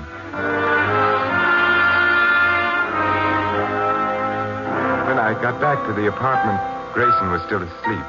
I unwrapped the materials I'd bought and set them carefully in the next room where he could easily bump into them. And then I woke him up.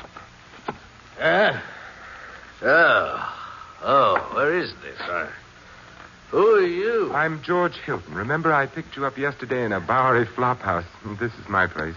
Ah, yes, I remember now. Oh, what a head. I've got to step out for a little while, but make yourself at home. Wash up, raid the icebox. I'll dissect you later. Huh? Oh, we made a bargain yesterday. You were to tell me all about life in flop houses, and I was going to stand your living expenses. Well, a bargain's a bargain, I always say. Oh, bring back another bottle of this stuff here, will you? It packs a beautiful wallop.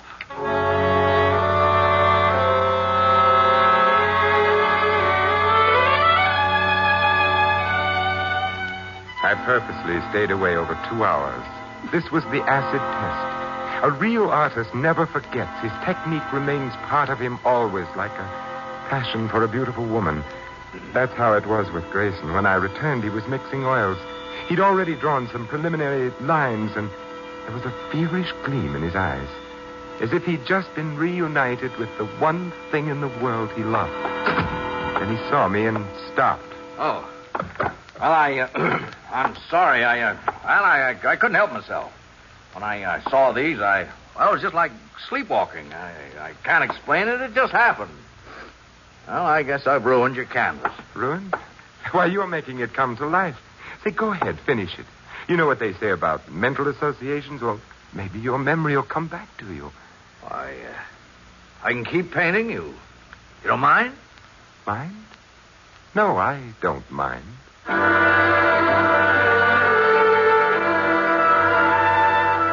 A week passed. In between brandies, he was painting more and more. I knew that soon now he would actually complete a picture. There must have been something in my voice, because when I called Carol up, she said... George, you sound like the cat that swallowed the canary. What's up? Something big, Carol. I can't tell you what just yet, but... My, how mysterious can we get? if it comes out right, you'll get all the things I've always wanted to give you. Really? Am I to suppose a rich aunt is dying and you have great expectations? Oh, look, why must you all... Can't you ever take me seriously? Sorry, darling. If you must know, I'm expecting money from... Yeah? From another source. Oh, George, another novel. No offense, you're a marvelous writer, darling. It's just that you don't seem to give the public what it likes. What the publishers think it likes, you mean? Well, they're the ones who pay you, aren't they? George, darling, you're Oh, hello, darling. Hello, sweet. George, I'll have to ring off now. Teddy Myers is here. We're off to Gypsy's for Spanish food. Goodbye.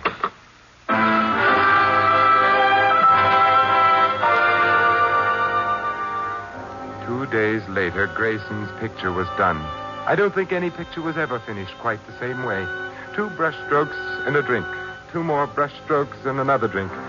That was about the tempo. I held it in my hands. It was the real article, all right. Then suddenly I noticed, down in the right-hand corner, were the initials CG.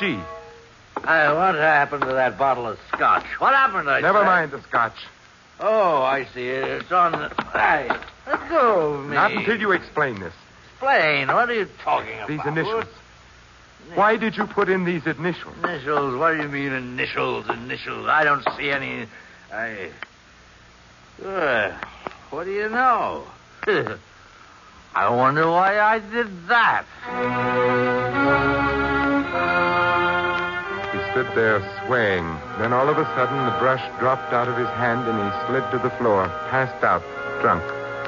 But I knew now I had to get him to work faster. I had to have more paintings before he regained his memory. When I had them, well, he had risen from the dead like Lazarus. He'd be dead again soon.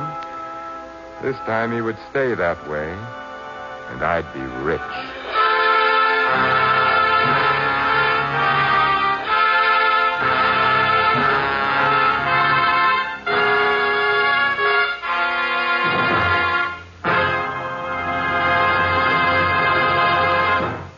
You have heard Act One of Murder Needs an Artist, starring Vincent Price. Now, Vincent Price in Act Two of Murder Needs an Artist, tonight's production in the Philip Morris Playhouse.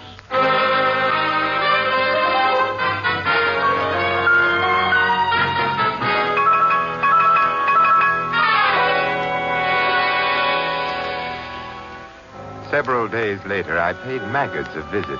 He was the biggest art dealer in town. But I can still remember the look on his face when he unwrapped the package I'd brought with me. This painting. Where did you get this painting? Well, I bought it from Grayson 6 years ago, just before his death. He sold me a number of paintings. You like it? Like it? It's magnificent. One of the best, I'd say. Well, not exactly. I mean, there is some careless brushwork here and there, but the subject matter. This is a new Grayson. Grayson the morbid, the decadent. Grayson the post-impressionist. How much? Oh, how can you talk about money at a time like this? It's superb. 4,000. What do you think I am, a fool? Well, 10,000. Oh, you're joking. Why, even the publicity's worth that much, do you? Well, I'll give you 15,000, no more. Provided, of course, you give me first option on any others you have. $20,000 or I go somewhere else. Oh, all right, but when can I see the others? In due time, Maggot. In due time.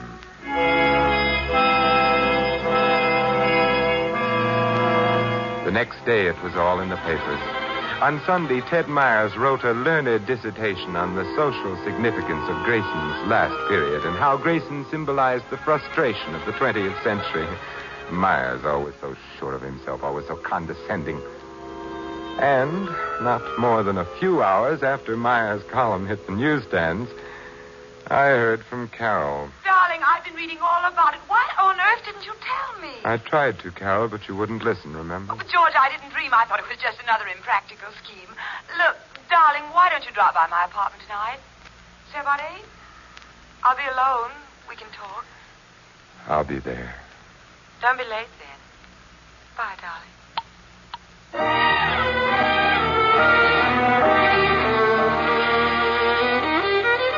Money. Now that I had money, Carol was mine. I knew that. She wormed a diamond bracelet out of me that evening. At least I promised to get her one. She never even once mentioned Teddy.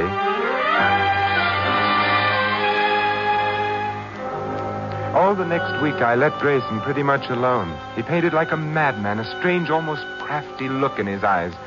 He was interested in nothing but his painting and his bottle. But it was getting to be a race against time. Murder in the cabin. Murder in the cabin. What's that? Murder in the cabin. I don't know. It's a title or something. Why do you think it's a title? I don't know why. Doesn't mean anything, but But what? Well, somehow I'm sure it has something to do with me. My past, I mean. You see what I mean now by a race against time? Murder in the Cabin was one of his most famous paintings. Every day now he said things like that, recalled things that convinced me he was regaining his memory. I couldn't take chances now. So I rented a cabin in the Catskills and drove up with Grayson. We got moved in, and then after a few days I left him there, locked in, and came back to town to get some clothes I'd left in the apartment.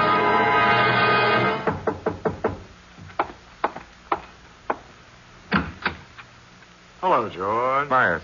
Aren't you going to let me in? What do you want? Calm. That's no way to talk to a friend who's about to save you from a prison sentence. That's better. What are you talking about?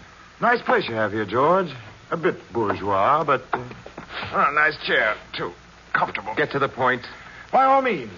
George, it pains me to say this, but you are a liar, a kidnapper, and a thief. Get out of here. When I saw you buying art equipment, I thought it strange that a man who's always expressed his aversion to painting should suddenly undergo a change of heart. You thought it strange. Well... Yes. I merely thought it strange. However, when you foisted a Grayson on Maggard 4 weeks ago, I became suspicious. So for the past week, I've been, to put it crudely, shadowing you. Now, I could have given you away the other morning, after I saw you leave that cabin in the Catskills. After I looked in at the window and saw Christopher Grayson. How much do you want? Well, cash doesn't interest me, George. I want to be your partner. I don't understand.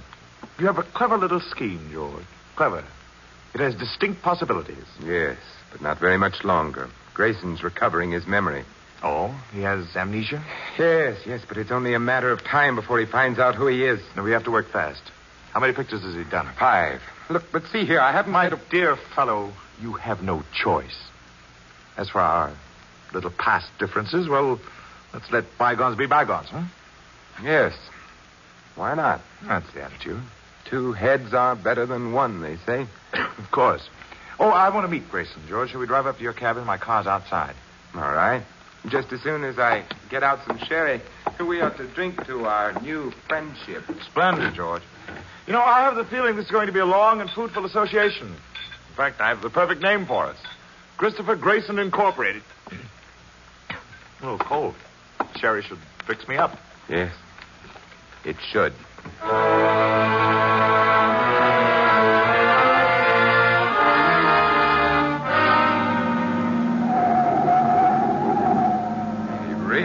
Better take it easy around those corners. Not afraid, are you, George? No, but... That's the trouble with you, George. You lack backbone. There's such a thing as recklessness. Well, for instance, weren't you afraid I might kill you when you came to blackmail me? You kill me? No, you're just not the type, George. I'm not? No. Or you might be capable of jaywalking or even shoplifting, but murder... What's the matter? You getting sleepy? Oh, I can't understand it. I had 10 hours sleep last night. Easy now. Just let's get over to the side of the road here. That's all right. Relax. That's it. Then I'll take the wheel. Oh, it's all right. I just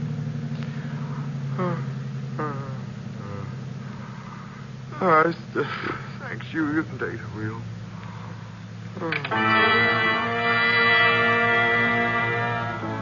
I'd stopped the car just on the edge. The drop off the mountain was a good 2,000 feet. Myers was still slumped against the steering wheel. The sleeping powder I'd emptied into his sherry was working perfectly. I got out of the car quickly. I looked up and down the road. No cars in sight. I propped Myers up behind the wheel. Then I started the car. And just as it reached the edge, I jumped clear.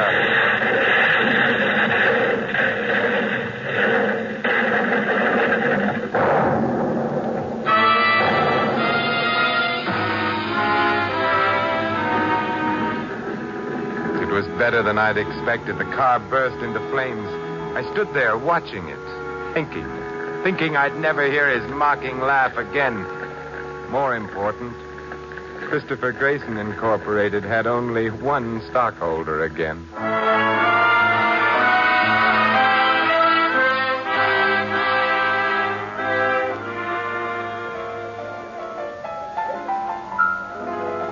Darling, where were you all day? I called you twice. No one answered the phone. Well, I was out, darling. I saw my publishers. They like the publicity I've been getting. They want another book. Dearest, that's wonderful. Would you like to kiss me now or later? Oh, Carol, I love you. Beyond words. We'll be happy together. We must. We'll go away somewhere far away. The Riviera? Monte Carlo? Anyway you say. I'll sell the rest of the paintings tomorrow. Then we'll go away.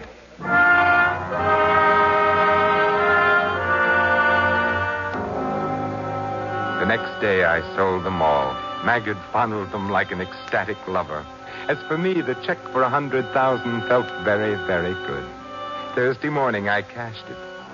Then, after reserving 2 tickets on the plane for Rio, I drove up to the cabin, the money under the front seat.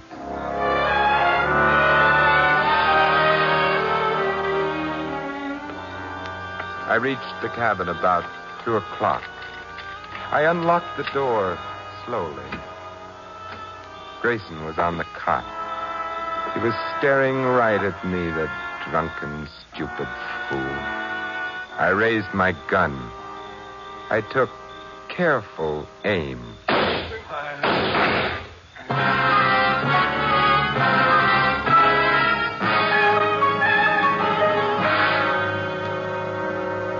Well, D.A., quite a case, huh? I should say. Ingenious fellow, this Hilton. How'd you catch him? We didn't.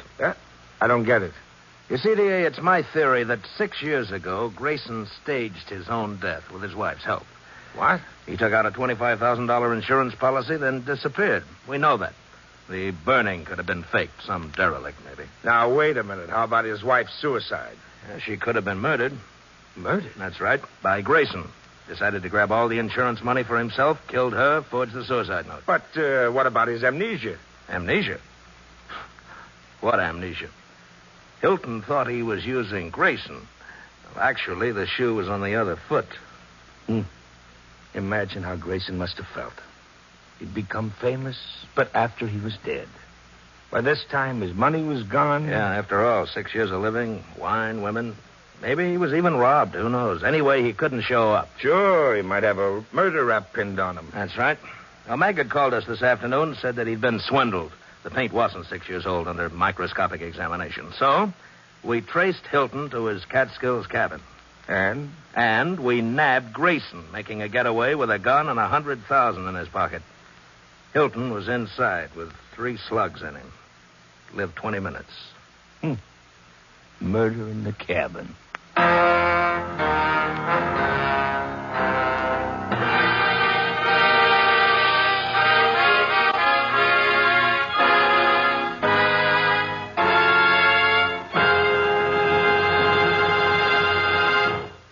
Tonight, the Philip Morris Playhouse presented Murder Needs an Artist, produced, edited, and directed by William Spear.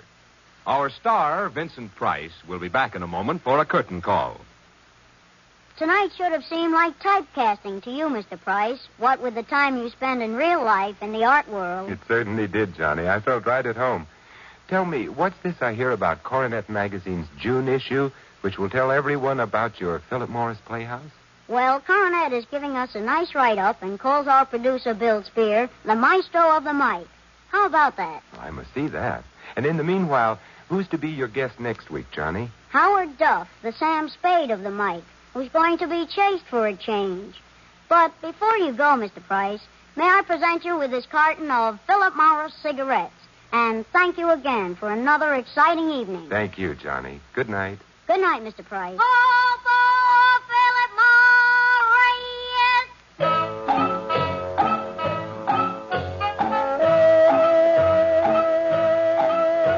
And now, goodbye, Johnny. See you next Friday, same time, same station, when once again we will present the Philip Morris Playhouse, starring Howard Duff. Until then...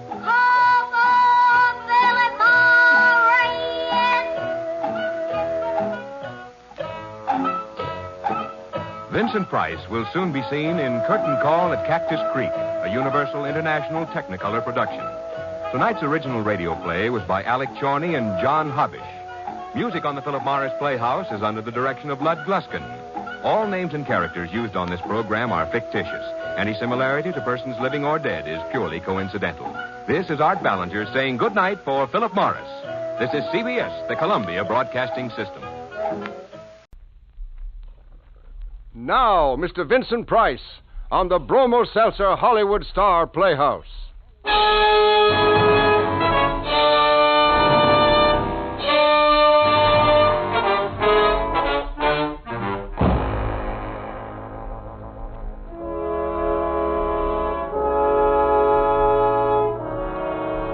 Bromo Seltzer presents Hollywood Star Playhouse.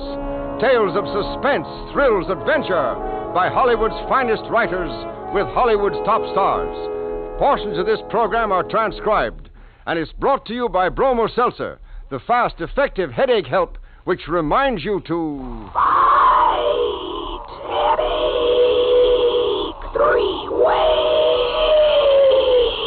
Bromo Seltzer, Bromo Seltzer, Bromo Seltzer, Bromo Seltzer.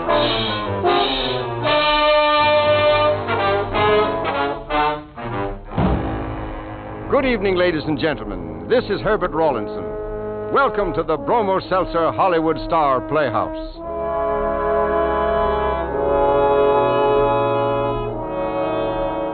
Crime paid, and paid exceedingly well for Bart Willard. But he was no ordinary crook. He was a virtuoso. Tonight, Mr. Vincent Price will take you on an amazing adventure in crime as he portrays for you the incomparable Bart Willard in Calculated Risk.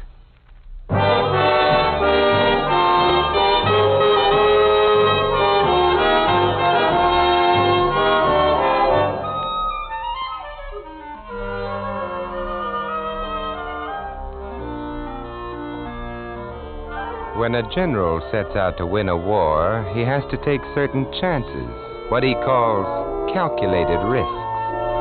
It's the same with a man who sets out to steal $1 million on his wedding day. Bullet, you're kidding. Am I? Hold up the Hyperion payroll service? Why, it's never been done. It's never been tried. Yeah, and you know why. That place is built like a fort. It'd take an army to get inside It will take 2 men, Ames. Reading from left to right, us. You and me hold up the Hyperion payroll service? You've been bumped on the head lately? I never get bumped on the head or anywhere else, because I use my head to plan things. Plan them so carefully, so thoroughly, so accurately, that I've never yet pulled a job that ended in complications. Yeah, but a job like this... Then your answer is no? Well,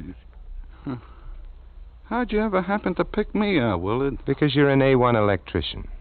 What's my being an electrician got to do with it? I don't think we ought to go into that, unless and until you make up your mind that you want in on the $1 million. $1 million? Even a Hyperion never has that much on hand. It will have on the 31st. A nice round $1 million in cash. $1 million smackers. What kind of split? Well, when a man is dividing $1 million, he can afford to be generous. How about 50-50? 500,000. It's crazy, Willard. Craziest thing I ever heard of. But you might get away with it. What do you mean, might? Okay, count me in. Good. Now then, Ames, you're never to come to see me. You're never to so much as call me. I'll contact you at my own discretion. You got that? Hey, but wait a minute. Yes? You haven't told me yet why you need an electrician. Why, to set off the burglar alarm at the Hyperion payroll service. To set off the... What?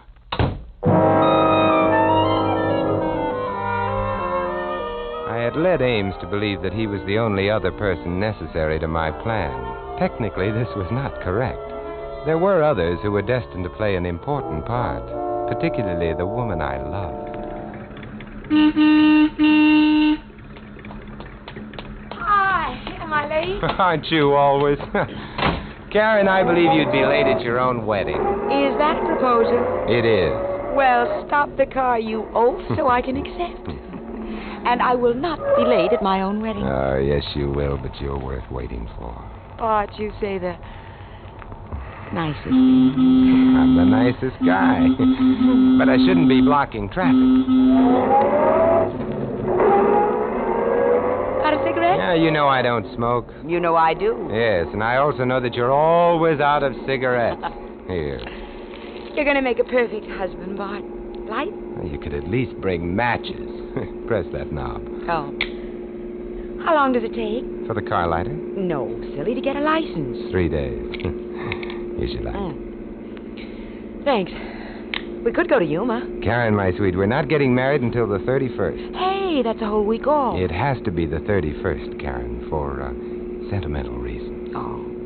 Well, we'll make it a morning wedding. I always say... No, Karen, an afternoon wedding. 4 o'clock on the afternoon of the 31st. For sentimental reasons? Yes. 1 million of them.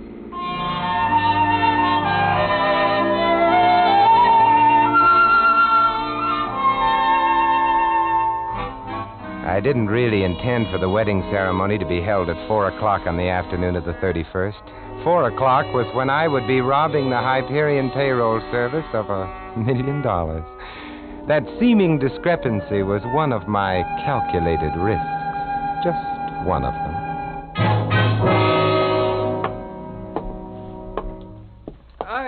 I don't know. Well, the more I think... You're not supposed to think, Ames. That's my function. Yeah, I know. I know. But the more I... Well, at least we ought to have a few others in with us, eh? And that would only make the risk larger and the split smaller. But couldn't we have one more? Meaning Eddie Cole? Yeah. Eddie's pulled some big jobs, and now that he's out of stir again... Yeah, he'll be the number one suspect. What? Ames, when a man who has pulled some big jobs returns to the scene of his operations, the police are bound to think of him first when a project like ours unfolds. Hey, that's right. We better forget about Eddie. Not entirely. Well, what do you mean by that? Ames, you're simply going to have to leave details to me. Now, let's review the modus operandi. Oh, you and your college education. Well, first of all, I got to set off that burglar alarm. At precisely 3:30. Now, that part should be simple enough for you. Yeah, that part, but what... 1 point at a time. Now, after the excitement at the Hyperion payroll service has died down over the false alarm, a call will go out to the burglar alarm company. Result? 2 electricians will be dispatched to repair the system at the Hyperion. These 2 electricians will be wearing overalls with the company insignia and will be carrying company identification cards. Identification cards? I didn't even think of that. I did. And I already have reasonable facsimiles of such cards bearing reasonable facsimiles of our faces as they will be made up for that occasion. Makeup, eh? No way you're wearing masks? Masks, my dear Ames, are old-fashioned, obsolete, archaic. Such techniques are for amateurs. Well... And for the professional, the man who makes an art of his trade, there are ways to change the color of one's eyes, the tilt of one's nose. Don't worry, our makeup will be most effective. Yeah, well... let's see, where were we? With the 2 electricians. Now then, as they drive out of the company garage, they will be unaware of the fact that I'm hiding in the back of their panel truck. But as they cut through the park en route to the Hyperion plant, I shall reveal myself and take over. Well, what are you going to do with them 2? Don't be squeamish. Oh... You don't stop at nothing, do you? Not at anything I consider necessary. But to go on, I will pick you up at the farthest side of the park, and you will crawl into the back of the truck and put on the coveralls. We shall arrive at the Hyperion plant, be admitted into the garage entrance, and then, just as the shift changes at 4 o'clock, be welcomed into the stronghold itself. Yeah. And what do we do then? Why, steal the $1 million.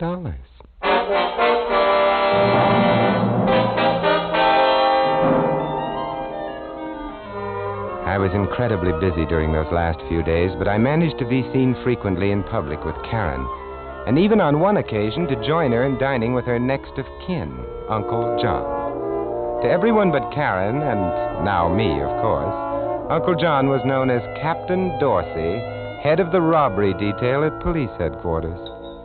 Well, I don't suppose it's been any secret to you, Willard, that I tried my best to put a damper on this romance. Well, I assure you, Uncle John, I shall never let that stand between us. Well, and a man who's been under suspicion in the past and has no visible means of support in the present. Uncle John, you are slandering the man I love. And after he's been good enough to want you at the wedding. Yes, I know. I'm just a suspicious old... Karen, I wish I could make it at that. Hey, what do you mean you wish you could make it? Who's going to give me away? But an afternoon wedding, and in the middle of the week. Honey, I'm sorry. A fine relative you turned out to be. You'd rather be out arresting people. But, Karen, I've got a responsibility. Well, what about your responsibility to me? Bart said it would be like this. Oh, I did, eh? Well, I meant... I know what you meant. Well, all right, Karen. I'll be there. That's better. And before I forget, you're to stop by and take me to the chapel. Well, why doesn't he? Oh, you know the old taboo about the bridegroom seeing the bride before the ceremony? Yeah, but if it's too much trouble, Silliest thing I ever heard of, but... Well, all right. Then I almost forgive you. Now, everything's all set. Yes. And I'll be waiting for the two of you outside the chapel at 4 o'clock. Karen would be late, of course, and so Uncle John would have no way of knowing that I hadn't been there at the chapel waiting for them at 4 o'clock. And since Uncle John was head of the robbery detail at police headquarters, admittedly, there was the chance that Karen and her uncle wouldn't be late enough, or even late at all. But again, that was one of my calculated risks. And as of 4 o'clock on the afternoon of the 31st, I was supremely confident that all would be well. Everything, as the generals say, was proceeding according to plan. Yeah, the other shift was wondering what happened to you guys. Heavy traffic. Yeah, heavy traffic. Oh, yeah, ain't it a crime? Why, when I was coming to work... Hey, you. Me? Both of you guys. You're new with the outfit, eh? So what if we are? Nothing. Just part of my job to ask questions. Yeah, but we already checked their identifications. Don't mind Joe, he's okay, except he's always acting like something's going to happen. Well, how do you know it won't? Look, Joe, when you've been here as many years as I have... Well, we better get to work. Oh, yeah. You know the layout? Oh, sure. Hey, stop. What's the matter now? Call your office. Oh, yeah, you're supposed to call your office. They phoned a couple of minutes ago. Oh, we'll do it later. They said right away. And I think you better. Now, look, Joe, if they want to call later... No, maybe he's right. Where's the phone I can use? That one right on the desk there. Come to think of it, I'd rather use this. Huh? Hey, so I was right. But you're wrong if you think you can do anything about it. I'm right behind you, see? Well, you guys are nuts if you think you can get away with this. Shut up, Joe. Don't try anything, Joe. Good advice, Joe. Try anything and you're dead. Now then, listen carefully. The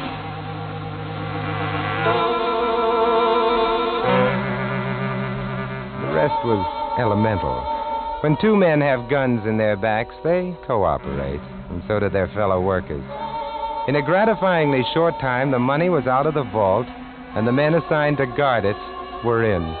Total elapsed time for the $1 million robbery of the Hyperion payroll service? 11 minutes. Not so fast, Ames. It wouldn't do to get a ticket now for speeding. Okay. You almost done back there? Almost.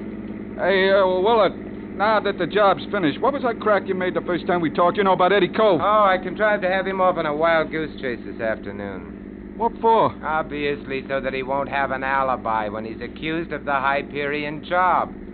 No. You don't stop at nothing, do you? As you've remarked before. Oh. Behold, the bridegroom emerges. Yeah, all dolled up for your wedding. Well, when do we divvy up? That's a timely question. Hey, look, turn into this clump of trees. Hey, isn't that your car parked over there? Correct. Pull up beside it.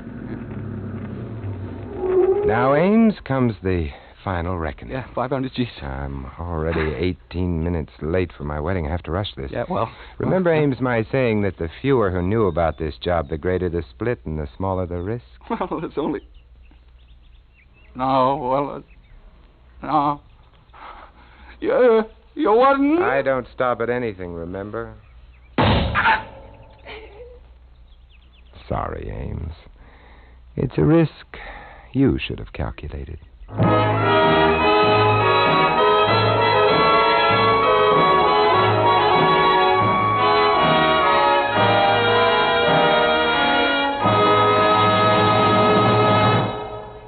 Bromo Seltzer, famous for fast, effective headache help, is bringing you Hollywood star Playhouse. Tonight starring Mr. Vincent Price in Calculated Risk. Fight, headache, 3 ways. Bromo Seltzer, Bromo Seltzer, Bromo Seltzer, Bromo Seltzer. How do you do, ladies and gentlemen? How do you do? This is your old friend Norman Brokenshire. You know, I wouldn't ask anybody to do anything I wouldn't do myself. That's why I'd like you to try Bromo Seltzer the next time you get a headache.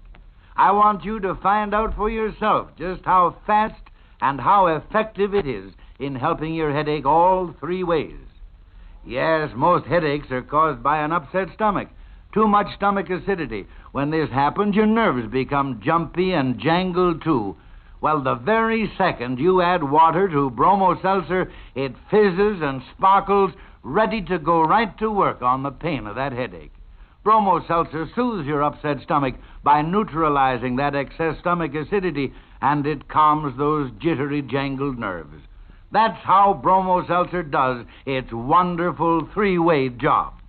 Try it the next time you get a headache. For best results, use cold water. Follow the label, avoid excessive use. But don't wait until a headache strikes. Get Bromo Seltzer at any drugstore. Keep it handy always. Yes, when you get a headache, remember to take Bromo Seltzer, Bromo Seltzer, Bromo Seltzer, Bromo Seltzer.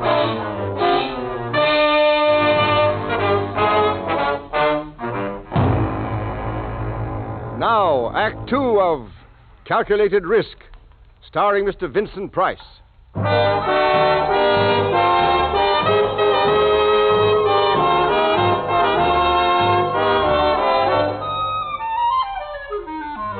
Putting a bullet into my associate Ames was one of the least palatable aspects of the $1 million robbery of the Hyperion payroll service. But now that this was done, everything was taken care of. If only Karen and Uncle John were late enough for the wedding. I stopped at the first drugstore and phoned Karen's apartment. The time, 4:23. To a girl as incurably tardy as Karen, 23 minutes was nothing.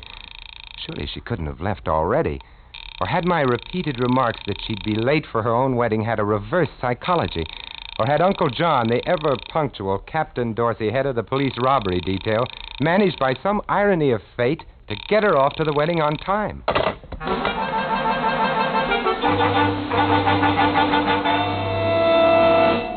As I drove up, they weren't waiting outside the chapel, nor was Uncle John's car in the lot reserved for wedding parties. It could only mean that they had given up waiting for me. Had probably been calling my apartment from 4 o'clock on and then left with Karen in tears and Uncle John in high dudgeon. Now I was totally devoid of any kind of alibi. And as soon as Uncle John delved into the Hyperion holdup, I was inside the chapel, about to press the little bell that would summon the minister from the rectory, when panic seized me. What was I waiting for? The $1 million was in the luggage compartment of my car. The thing to do was jump into that car and head for a hideout. Yes, that was it. Bart Willard. Karen. Where do you think you're going? Oh, well, how many times have you told me I'd be late for my wedding? Well, I just couldn't start our marriage off by making you out a liar. But I called your apartment and no one answered. Something happened on the way? Certainly did. You know Karen. As if it wasn't bad enough that we were late getting started, what does she do but run out of cigarettes? Of course. And by the time I parked, went into a drugstore... You knew I was this way when you fell in love with me, Bart. Now, don't tell me you'd want to change me. My sweet, not for $1 million.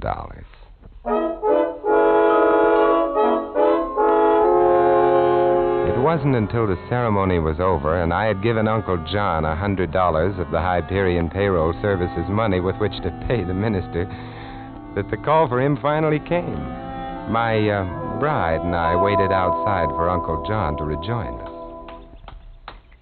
Oh, wouldn't you know it? Wouldn't you know it would happen on one afternoon I take off? Something wrong? Wrong. Wait till the papers get hold of this. Uncle John, what's happened? $1 million robbery, that's what, in broad daylight. Oh, no, where? I think all I've got to do is stand here and...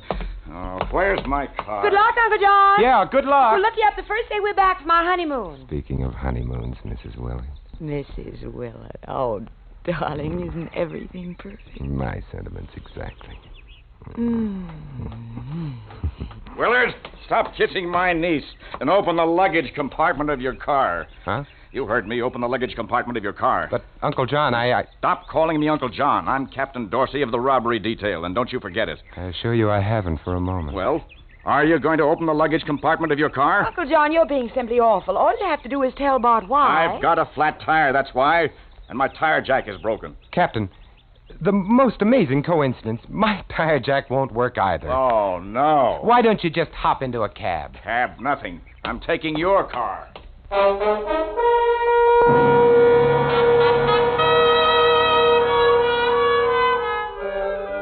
Viewing it objectively, the situation was almost amusing. Here was Captain Dorsey roaring off to investigate $1 million robbery, and in the luggage compartment of the car he was driving reposed the $1 million. But I confess I wasn't enjoying the joke as of the moment.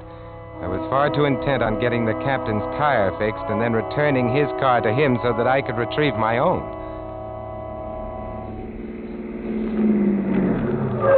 What is this place, Bart? Oh, you know, the outfit that was robbed. Hyperion Payroll Service, I think they call it. They said at headquarters we'd find Uncle John here. Oh, look, there's your car. Yeah.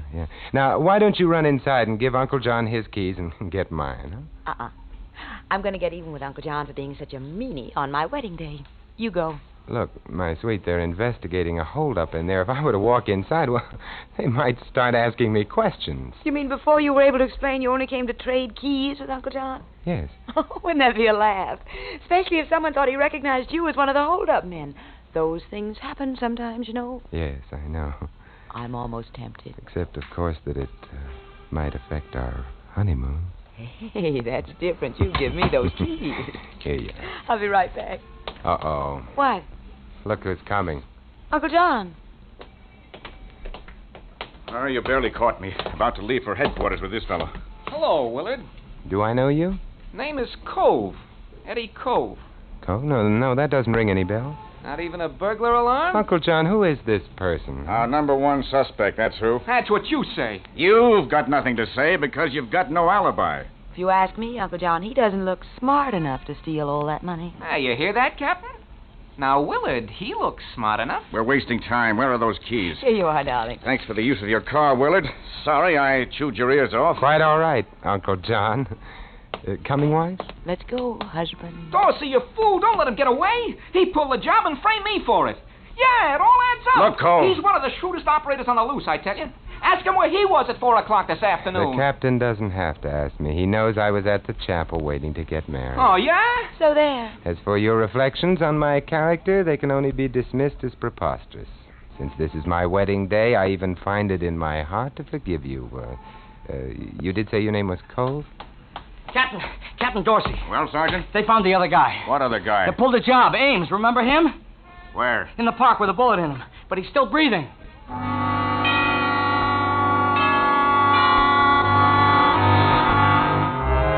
How could I have been so incredibly stupid as to rush off without making sure that Ames was dead?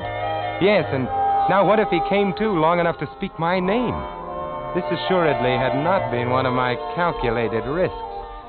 Again, panic boiled up within me. And as my bride and I drove away to start our honeymoon, it was all I could do to keep from jamming my foot down on the accelerator.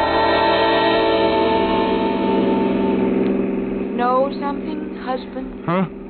You are going to get a ticket if you don't slow down. Oh. Know something else, husband? I have the distinct impression that I am talking to myself. Oh, I'm sorry. What? Cigarettes, I said, over and over. What about cigarettes? The usual. Oh, but you can't be out. Uncle John bought you a pack. I left him in his car, I guess. Oh, Karen. You mean you forgot to bring me some? Look, I'll get them later. Why want them now? Please, Karen. Well, all you have to do is stop someplace. But I don't want to stop. Oh? So that's the way it is. What's the way what is? Just because we're married. Karen, you don't understand. Well, don't I? Then quit acting as if I was suddenly farthest from your thoughts. All right. First chance I get. There, that drugstore on the corner. Well?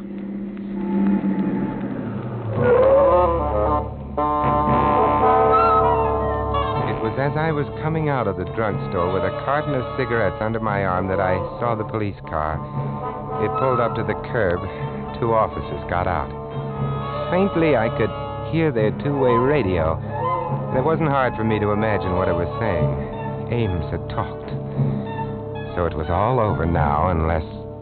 That's when I started shooting. Bart!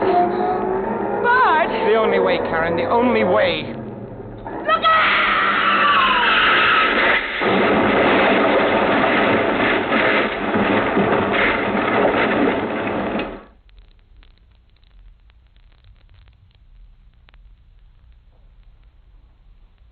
Well, Uncle John, that's the whole story. No, Willard, not the whole story. You mean about Karen? What? Can't you guess? No. And another thing. You didn't calculate the biggest risk of all, the risk of losing your head. Oh? That radio car. The only reason it stopped was because you were in a no-parking zone. Then... But Ames... He died without ever regaining consciousness.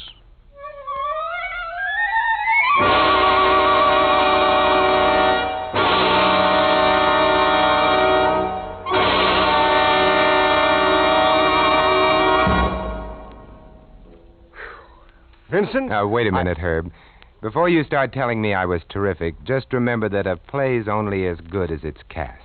I'm talking about Betty Lou Gerson, Ted Von Eltz, Ed Max, Byron Kane, and Jerry Hausner.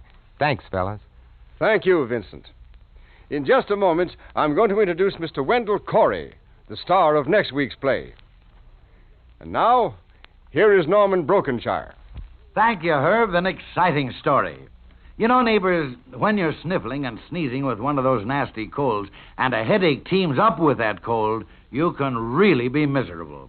Well, when that happens to you, just reach for that familiar blue bottle of Bromo Seltzer.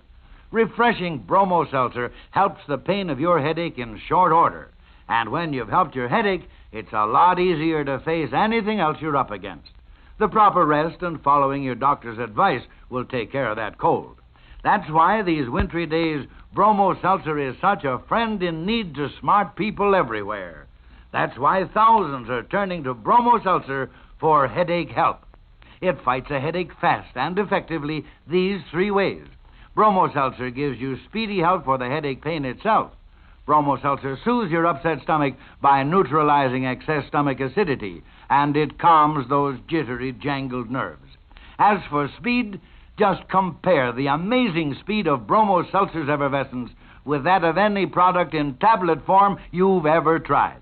So remember, when you've got a cold, don't let headache pain add to your misery. Get fast, effective help for your headache with Bromo Seltzer. Yes. Fight headache 3 ways.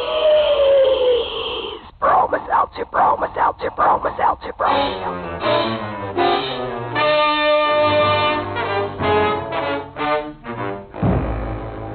Vincent Price can soon be seen co-starring with Jane Russell and Robert Mitchum in the RKO production, His Kind of Woman. Tonight's play was written especially for Mr. Price by Maurice Zimm, with music composed and conducted by Jeff Alexander. The entire production is under the direction of Jack Johnstone. And now here is the star of next week's thrilling story on Hollywood Star Playhouse, Mr. Wendell Corey. I'm not a killer, Herb. I never have been, I swear it. But listen, from the minute they found the body, I didn't have a chance. Because they knew that I not only had time to kill, but I had time to kill. Time to kill sounds like a honey for next week, Wendell. Thank you. On tonight's program, all characters and incidents were fictitious. Any similarity to actual characters or incidents is purely coincidental. Portions of this program were transcribed. And now this is Herbert Rawlinson saying good night for all of us here on the Hollywood Star Playhouse. And for Bromo Seltzer, the fast, effective headache help in the familiar blue bottle. Bromo Seltzer, Bromo Seltzer, Bromo Seltzer, Bromo Seltzer, Bromo.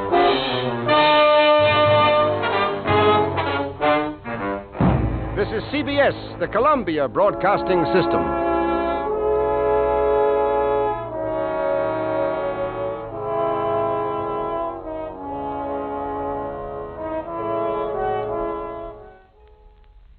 From Hollywood, it's time now for... Johnny Dollar.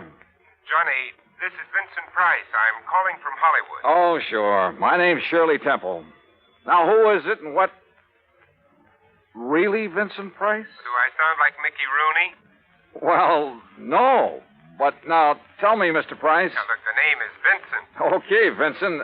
What can I do for you? Johnny, I have a little problem in connection with one of my paintings insured for $100,000. $100,000? You call that a little problem? This painting has suddenly disappeared. Oh, I see. What's the insurance company? Four-State Mutual. Oh, well, they have a small branch office right there in Los Angeles. Yeah, I know, but Bert Parker, the man who sold me the policy and should take care of this matter, well, every time I've called him, he's been out. And I learned just this morning that nobody knows where he is. Okay, Vincent, I'll grab the first plane.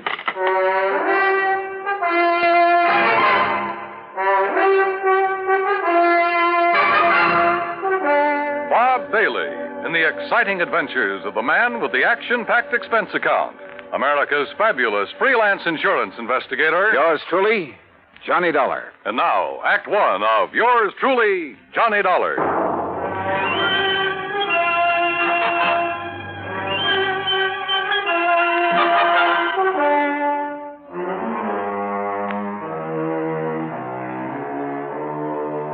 Expense account submitted by Special Investigator Johnny Dollar to the Four-State Mutual Insurance Company, Home Office, Hartford, Connecticut. Following is an account of expenses incurred during my investigation of the Price of Fame matter.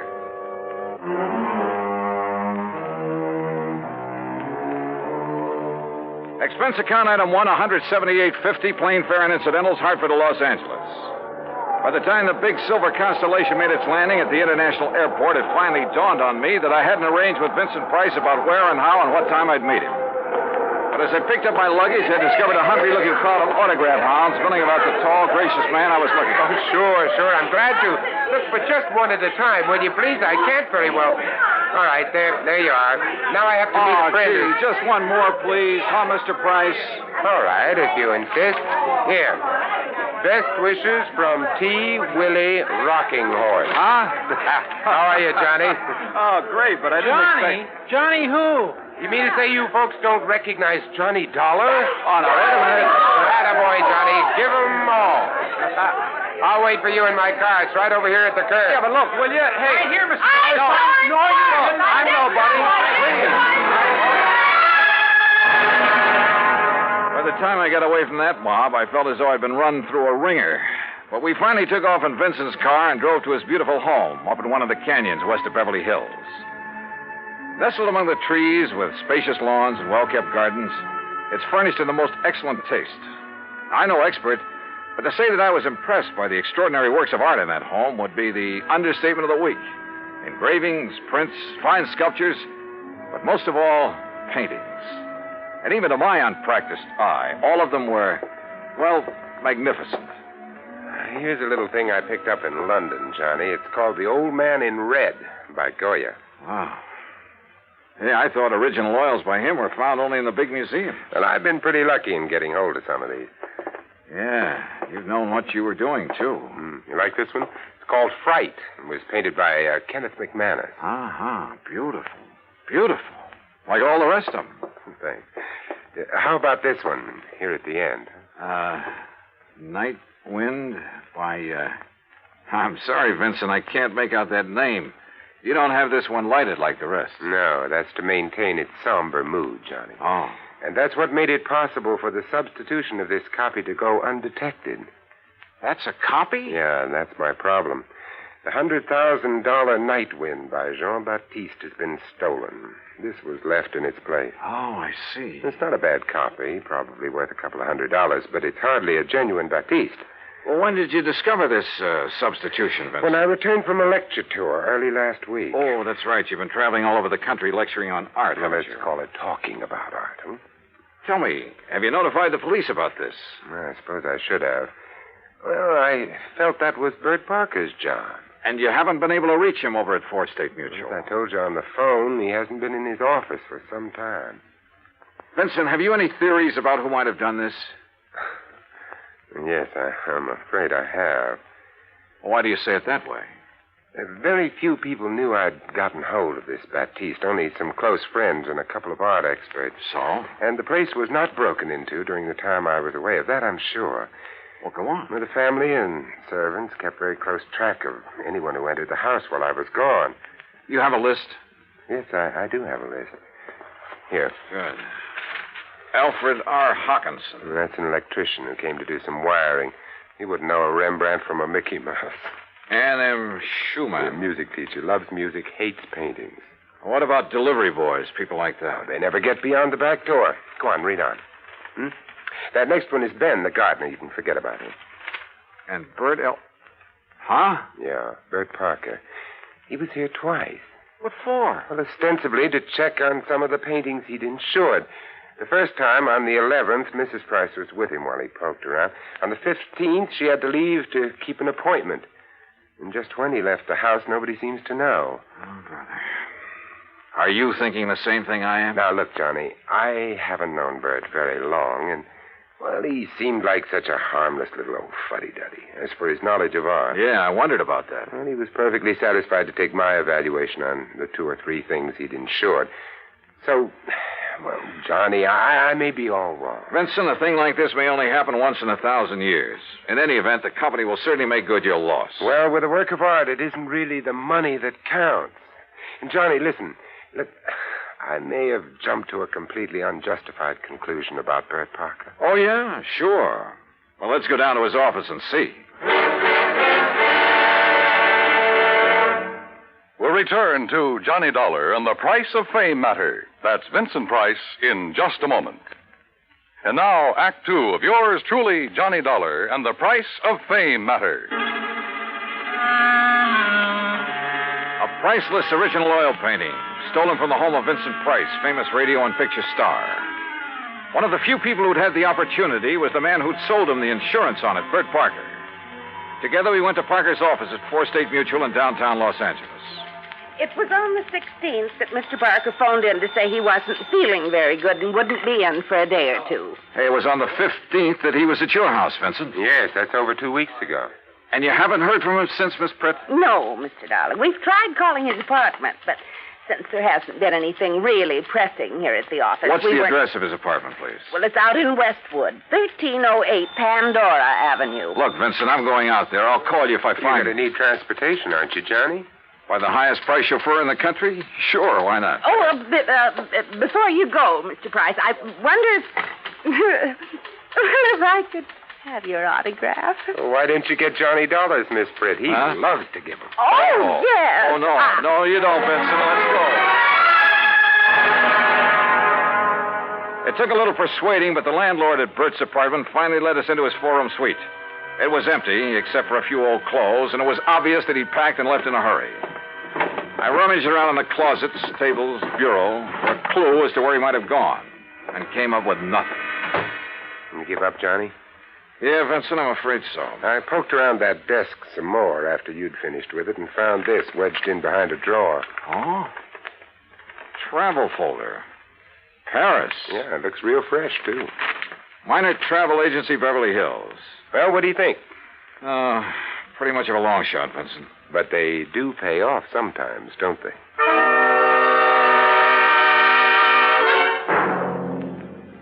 Planned a trip for myself, yes, sir. First class all the way. What was the departure date, Mr. Miner? 16th, first class, straight to Paris. Oh, brother. Paris is a pretty big place. Did you make any arrangements for him for after he got there? Only for when he arrived. Reservations at the Louvois. What? The hotel, Louvois. The Louvois, perhaps. That's what I said. First class, too. Said he wanted something not too far from the Montmartre. Montmartre, if you don't mind. That's what I said, yes. Now, can I fix you gentlemen up with some plane reservations, too? Well, suppose you give me the same flight he took, and I'll stop at the same hotel when I get there. Hey, wait a minute, Johnny. You're not going to leave me out of this. Well, look, I'm still playing a long shot, Vincent, a very long one. What's the difference? Also, I don't know if my expense account will get by the home office. Expense account, forget it. I'm having a ball. Mr. Miner, start making those reservations. Expense account item 2, $984 for the plane to Paris. Well, it turned out to be the most interesting flight I've ever made because of the company of Vincent Price. An amazing conversationalist. He could talk about anything, including art. And he has a tremendous sense of humor. So, as he put it, we had a ball from the time we took off in L.A. till the time we sat down in Le Bourget. Item 3, 520 American, taxi into the Hotel Louvois, where the manager was, somewhat helpful. Oh, mais oui. The Monsieur Parker leave us but only 2 days ago, after some slight misunderstanding about l'addition, the deal. Yeah, you mean he was running out of money? Monsieur, I did not say that. But that's what you meant, isn't it? You know where he spent his time around here? But of course, his business, he say, took him constantly to Montmartre. Where in Montmartre? Who is to know? Oh, that's like saying somewhere in Brooklyn. Brooklyn? Perhaps you know my cousin. Johnny, He was... Johnny, I just got an idea. Shoot.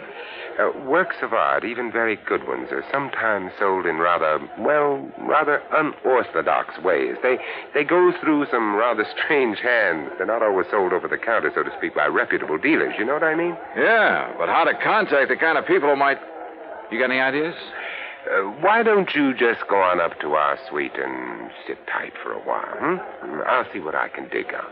You are keeping something from me, Vincent. Mm-hmm. But, Johnny, there are some things even funk keeps from Wagnalls. I'll see you later.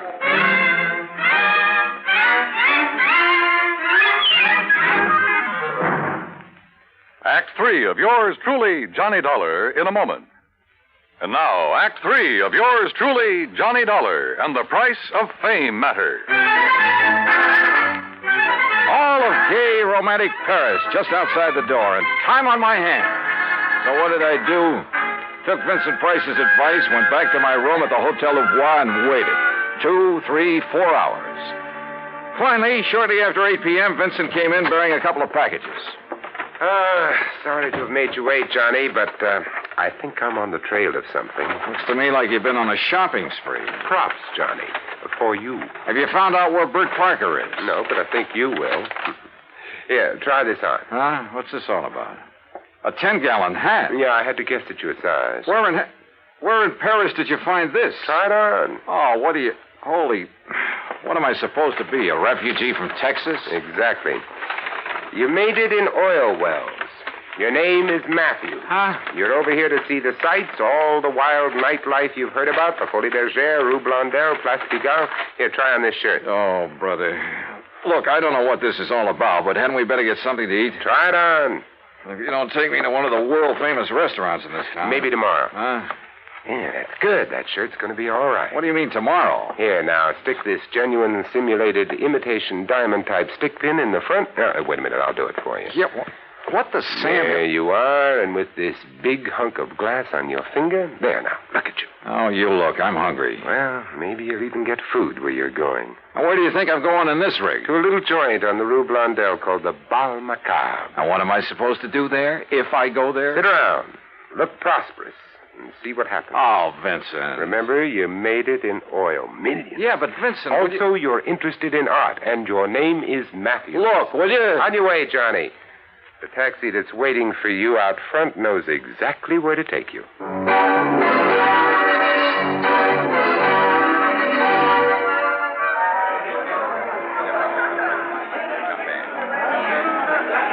Bal Macabre was really a joint. It was dirty, and the people packed like sardines in it were dirty, too. Characters who made a business of being characters.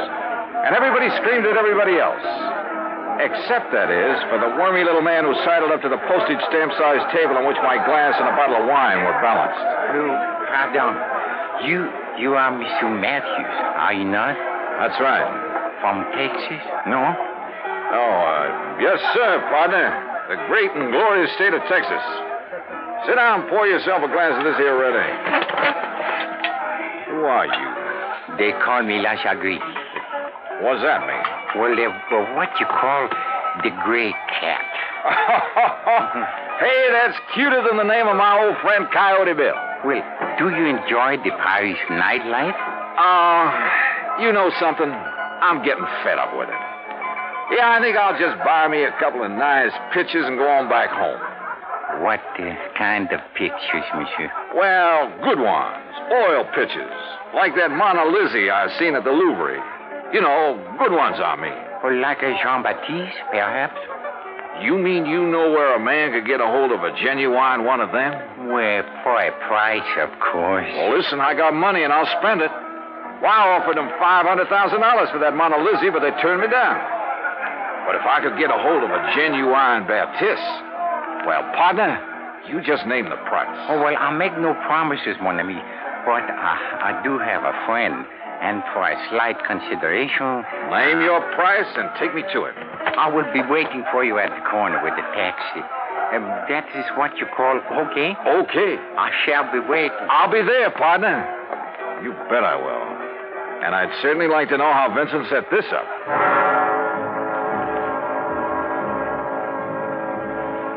The taxi dropped us off at one of the most disreputable-looking apartments in the whole of Paris. My friend, who called himself the Gray Cat, looked carefully around before entering the front door. Then we climbed 4 flights of a dark, musty stairway. No, remember, my friend, you are not to pay the price he asks at first. If you like, I will make the arrangements for you. Now, that would be right friendly of you, partner. But how will you come out on this? Well, all I ask, monsieur, is 10% of what you pay. And maybe a little extra from him for bringing me up here? Oh, monsieur. Oh, now, don't give me that, partner. I've been around. I'm wise to how you fellas operate. But if I can get a hold of a real, genuine Baptiste... You will see.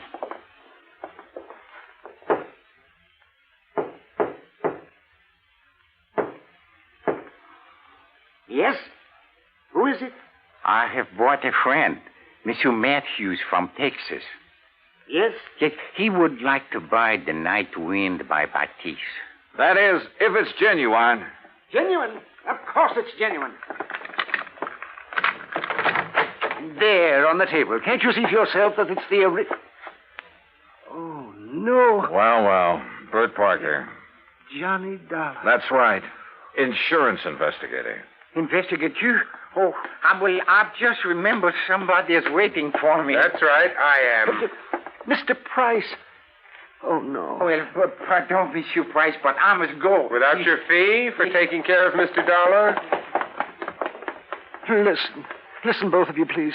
I'll give you back the painting. I'll do anything you ask. Oh, drop dead. Oh, dear. Dear. Well, Vincent, there it is. Yep. And it looks like the company has saved a cool $100,000. I have a confession to make about that, Johnny. Yeah, like how you happen to know the way to the painting through that squirmy little fellow who brought me here? Oh, well, that's how I got hold of the Baptiste in the first place. It's a lovely thing, isn't it? Yeah, it certainly is. And, Johnny, it is worth $100,000. Oh, I'm sure. But the truth of the matter is I paid only $300 for it. You paid? Oh, no. It's a fact. Well, you've got it back, thanks to your own efforts. Thanks to your being the front man. If I'd tried to get it back myself, these people would have run like scared rats. Oh, sure. Just tell me one thing, will you? Why aren't you an insurance investigator? Well, you know, it's every man to his own. Well, after all, why aren't you an actor? Let's get out of here.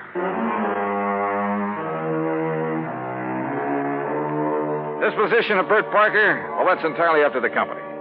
Vincent, now that he has the painting back, doesn't care one way or the other. However, from the company standpoint, well, it's not the kind of black eye that's good for you. Expense account total, including incidentals and transportation back to the States, $2,341. Remarks? Well, to Vincent Price, my eternal thanks. Not only for the help on this case, but most of all because it's given me a chance to really know him. Yours truly, Johnny Dollar.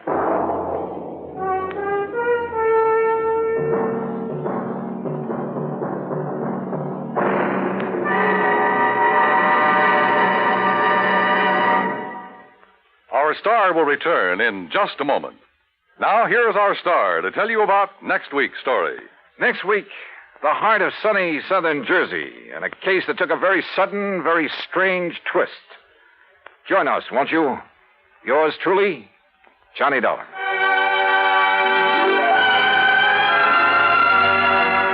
Yours truly, Johnny Dollar, starring Bob Bailey, originates in Hollywood and is produced and directed by Jack Johnstone, who also wrote today's story.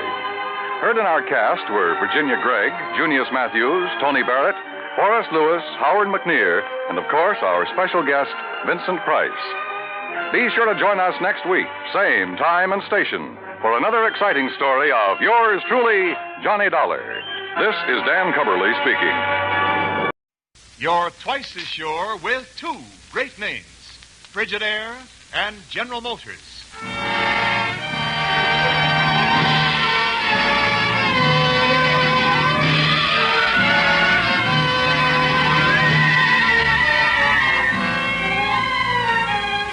Frigidaire presents Hollywood Star Time direct from Hollywood. Radio versions of the finest motion pictures with Hollywood's greatest stars. Today we bring you the radio production of the 20th Century Fox picture Hot Spot, starring Brian Donlevy and Vincent Price.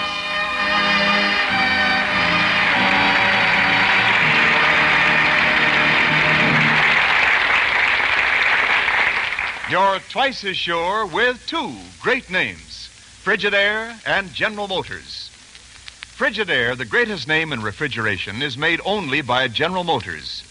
And it is this association of experience with experience, of skill with skill, that makes Frigidaire America's favorite refrigerator today. The 7 million Frigidaires built and sold are the best proof of Frigidaire's outstanding record of dependability, of lasting satisfaction. For back of every great refrigeration principle pioneered by Frigidaire, back of every exciting new Frigidaire feature, back of every exclusive Frigidaire advantage, is one all-important purpose: to keep food good to eat. Remember this when you choose your new refrigerator. Remember the record of millions of Frigidaires in millions of American kitchens. And remember, you're twice as sure with two great names. For Frigidaire is made only by General Motors.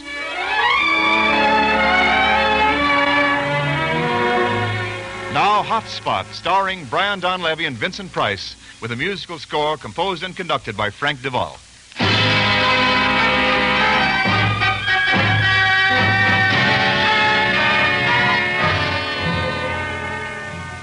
In the basement at police headquarters, a man sits in the heat and glare of two blazing white lights. His eyes bleary from lack of sleep, he is still defiant as the two men in the shadows fire questions at him, relentlessly. Talk, Frankie. I've told you all I know, cop. I said talk. When did you find the body, Frankie? Look, McDonald, I told you... Why did you do it? I told you I didn't do it. You said that before. I'm saying it again. Look, Christopher, I'll tell you something about me. They don't get away from me. Sure, I know you, Ed.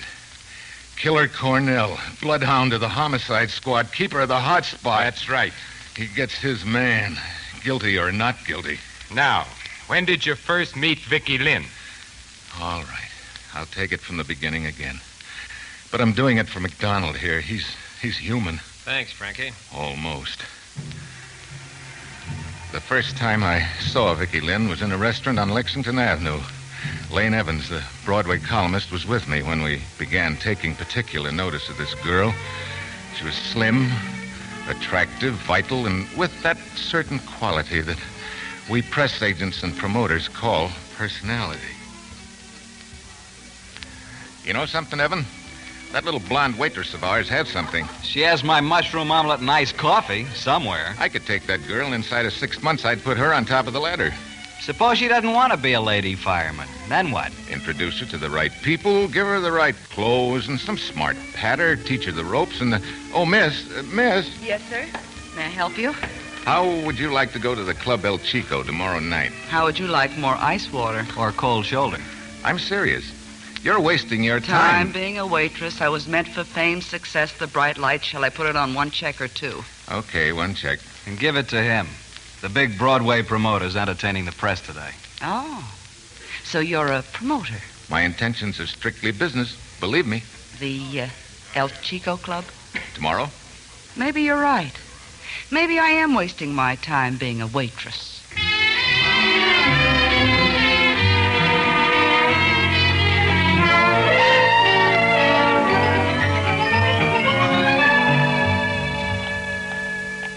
So this is home sweet home for Vicky. Excuse me, boys. I've got to pick up my key at the desk here.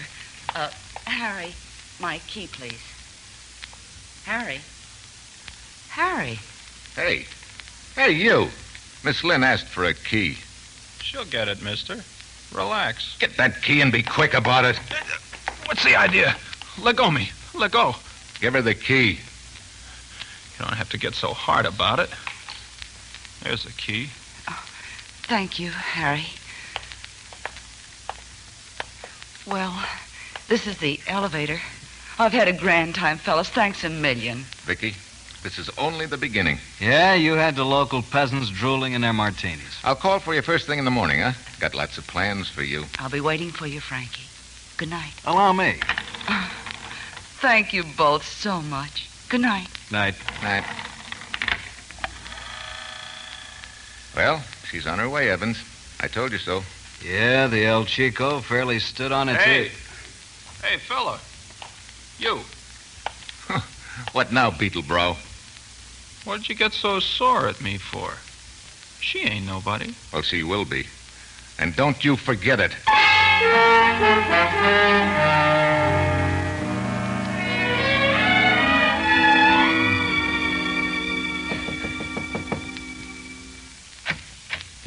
Well? Oh, is Miss Lynn in? Which Miss Lynn? They come in pairs like bookends. Oh, you're her sister. You're quick. I'm also Frankie Christopher on weekdays. Come in. Hey, you don't like me. I don't like that line you're handing Vicky about being a big shot. It's no line. Discovering talent and putting it across is my business. Oh, Jill, is that Frankie? Yes, Vicky, it's Frankie. I'll be out in a minute. Jill, huh? That's only half a pint. Frankie is half a Frankenstein. All ready to go, Frankie. Oh, my sister, Jill. Hello, sis. My agent, Frank Christopher. Hello, Age. Well, let's hurry, Frankie. I'm sorry I'm a little late. Huh? Yeah. Well, good night, half pint. Good night, Mr. Christopher.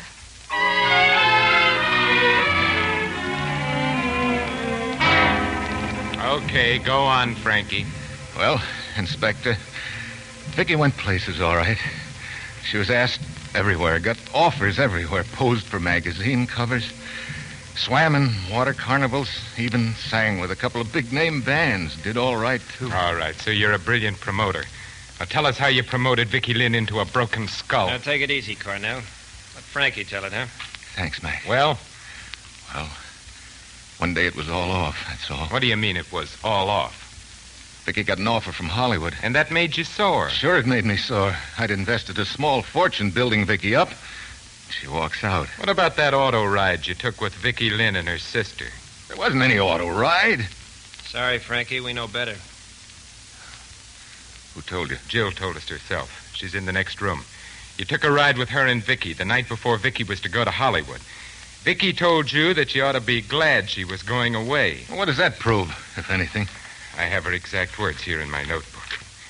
Here. You'll be glad to get rid of me. Jill's in love with you, Frankie. Haven't you noticed? Vicky didn't mean what you think, Cornell. What she meant we'll never know. It's what she said that counts. And she said you'd be glad to be rid of her. You were in love with Jill Lynn. I don't know about that. Jill was in love with you. Don't ask me that. Ask Jill. We asked Jill. Yeah? Yeah, she lied to us. She said she didn't love you. Well, then she doesn't. One of you murdered Vicky Lynn to get her out of the way. Oh, you're not so sure now. Before, it was just me. Maybe it was both of you. You're crazy, Cornell.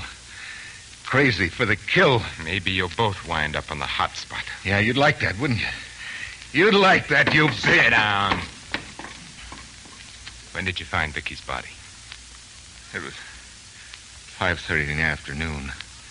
I came to take her bags to the station. The door was unlocked, and Vicky was lying on the floor. She'd been slugged behind the ear. A minute later, Jill came in, home from work. Who called the police? Jill did. That's your story, is it? That's my story. You're a rotten liar. Well, maybe you're a better liar. Here's the truth of what happened. You resented Vicky's walking out on you. You got drunk. Your mind became more and more inflamed until you were insane with resentment and jealousy and hurt pride. I say you went up there and killed her in cold blood. You win. Yeah, I thought so. You are a better liar than I am. I've got a good mind to kill you myself right now, you... Cornell, let go of the man. Let go. All right. Cornell, you're the craziest cop in America, bar none. You'll burn, Christopher. Remember what I say. Yeah. You'll burn. Okay, Frankie. That's all for today. You mean I can go, Mac? Do you talk to the DA a minute? Oh. I'll take you to his office. Jill's still in with him, I think. Great. Well, so long, Big Ed Cornell. You'll burn, Frankie.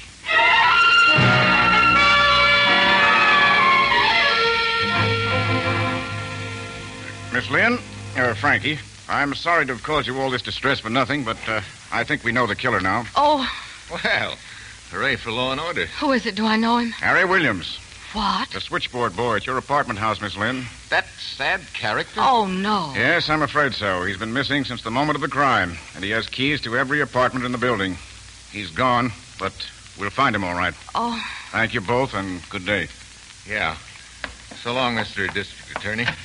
Come on, Jill. May I take you home, Jill? No, Frankie. I don't think I ever want to see you again. Goodbye.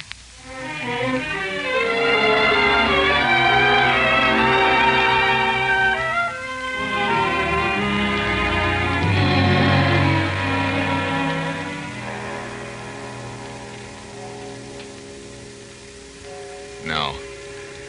No, I didn't do it. I didn't do it. Christopher. Huh? Wake up, Christopher. Huh? Wake up. Who's there? Who's there? They wake up screaming when I'm after them. Cornell!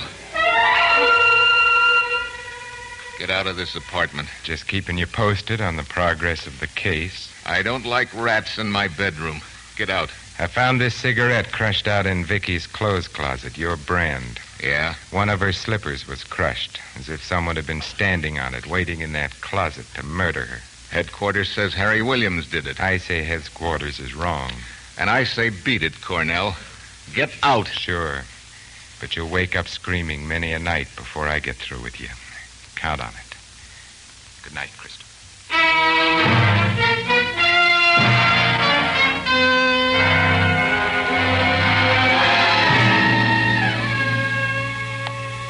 May I have the key to my apartment, please? It's number... Harry. Oh, Miss Lynn. I guess you didn't expect to see me back at the old switchboard.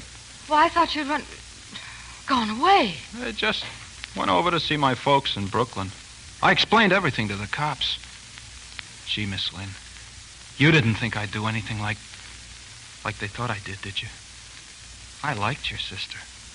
I liked her a lot. Yes. Well, it's good to see you back again. Thanks for the key.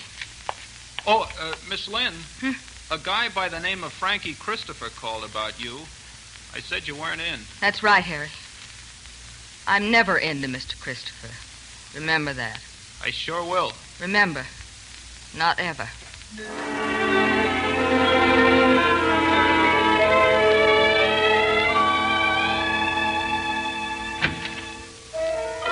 How do you do, Miss Lynn? Oh, Harry Williams let me in. I'm Ed Cornell, police headquarters. wait. I've been waiting. I know you. Of course, I questioned you at headquarters. Oh, I couldn't see your face then, those lights. But I know you. I know. I once saw you staring into the window of the restaurant where Vicky worked. Yeah, I get around. You were watching Vicky. I look pretty closely at everyone I meet. What do you want? Simply an honest admission to a simple fact. You're in love with Frankie Christopher. Admit it. That's ridiculous. You love him. Your sister knew it. I know it. You know it. Stop covering up for him. It won't work. That man is guilty, and I'm going to get him. Why don't you leave us alone? I will, for the time being. Meanwhile, think it over, Miss Lynn. Think it over.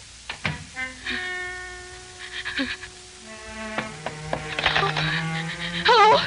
Hello, give me Columbus 46718. I want to speak to Mr. Frank Christopher.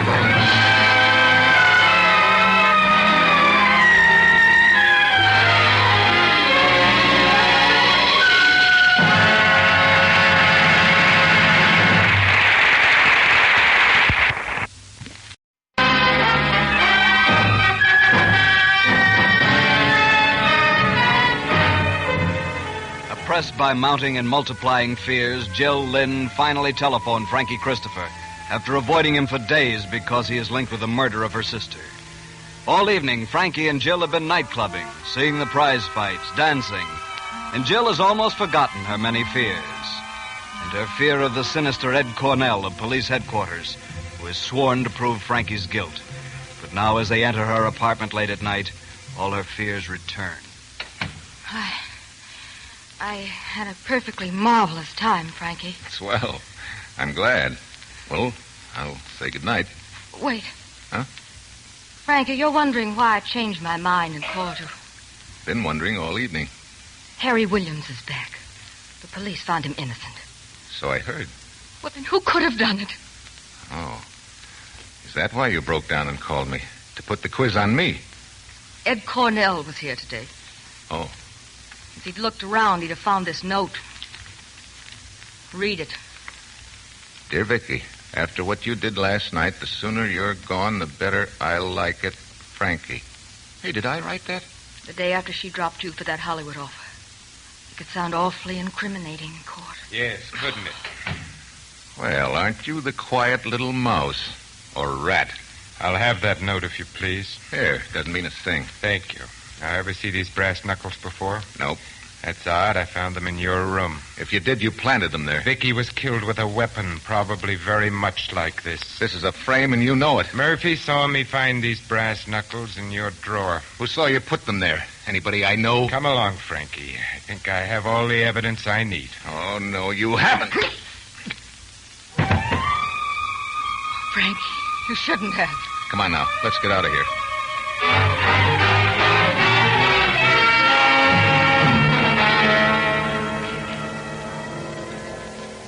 Frankie, how many more times do we have to sit through this awful silent movie? One of the best ways I know of hiding out in the big city. But 7 times. Do you realize it's morning already? I know, but we had to lie low a few hours. Now, look, I've got to get some money so we can get out of town. You go home, be casual, and pack a few things, and meet me here again in 2 hours. You got it? I've got it. We'll leave separately. I'll go first and see if it's all clear.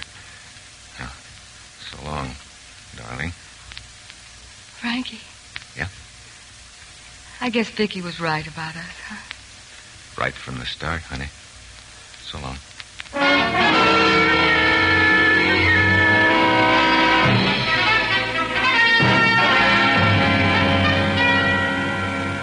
Stockings, slips, enough handkerchiefs.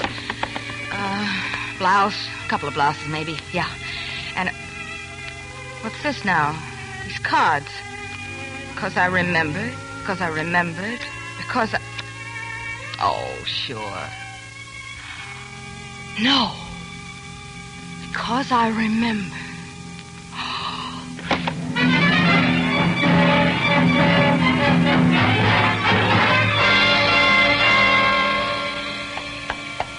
Frankie. Jill, I knew you'd make it. I've only been waiting through one more of those pictures, brother. Come on, let's go. Wait a minute. Huh? I found these little cards in a dresser drawer at home. Read them.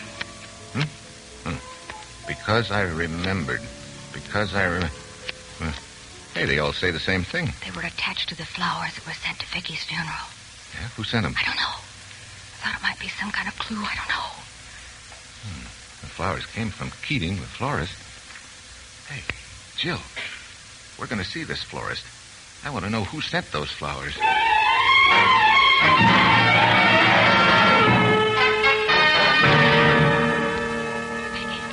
Frankie, I asked Mr. Keating the questions you told me to ask him. Do you know what? A newspaper man bought those flowers. He sends fresh ones every day. Newspaper man? Lane Evans, Frankie, the columnist. He liked Vicky. Lane Evans? Sure. Sure. How did we happen to leave him out of this?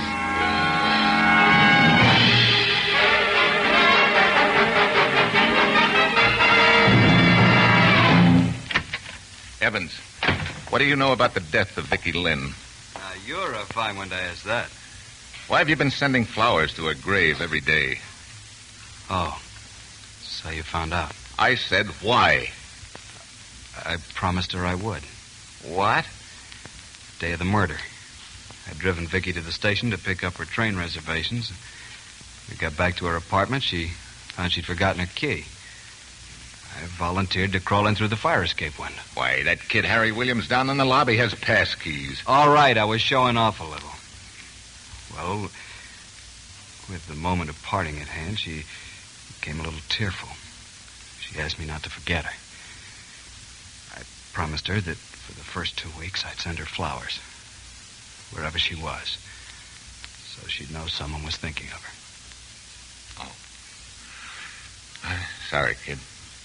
I hope she likes my flowers, wherever she is. Besides, it'll make a great Sunday column. What do you think of it? It smells. What did you do after that? Went back to the office.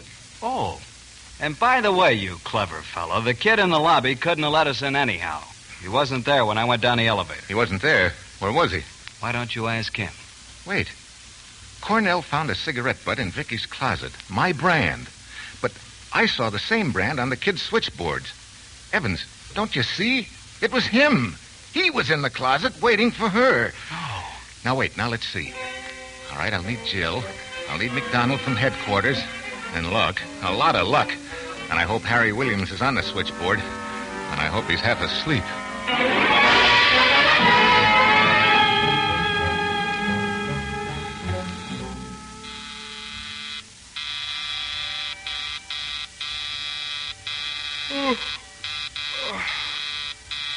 Yeah, shucks. Yeah. Hello, Harry. Hello?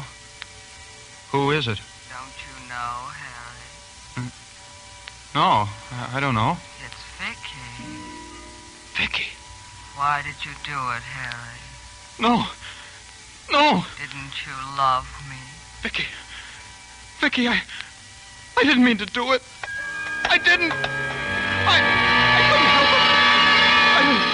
All right, Inspector McDonald, there's your prisoner. Right. Okay, Williams. What? What's that? Sorry, fella. You're under arrest. Arrest? Me? Why did you kill her, Harry? I didn't mean to. I liked her. I liked her a lot. I just wanted to kiss her goodbye. And she started yelling. And I got scared and hit her with my block of keys. But I didn't mean to. Sure. When Evans left, you came out and grabbed her. I lost my head, that's all. You understand, don't you? I told the dick who traced me to Brooklyn, and he understood. What dick? The big guy. You know. Cornell. Ed Cornell. Yeah, that's him. Cornell. That guy. He knew I was innocent all the time. Hey, wait a minute, Frankie. Mac, look, do me one favor. Give me just 5 minutes with Ed Cornell.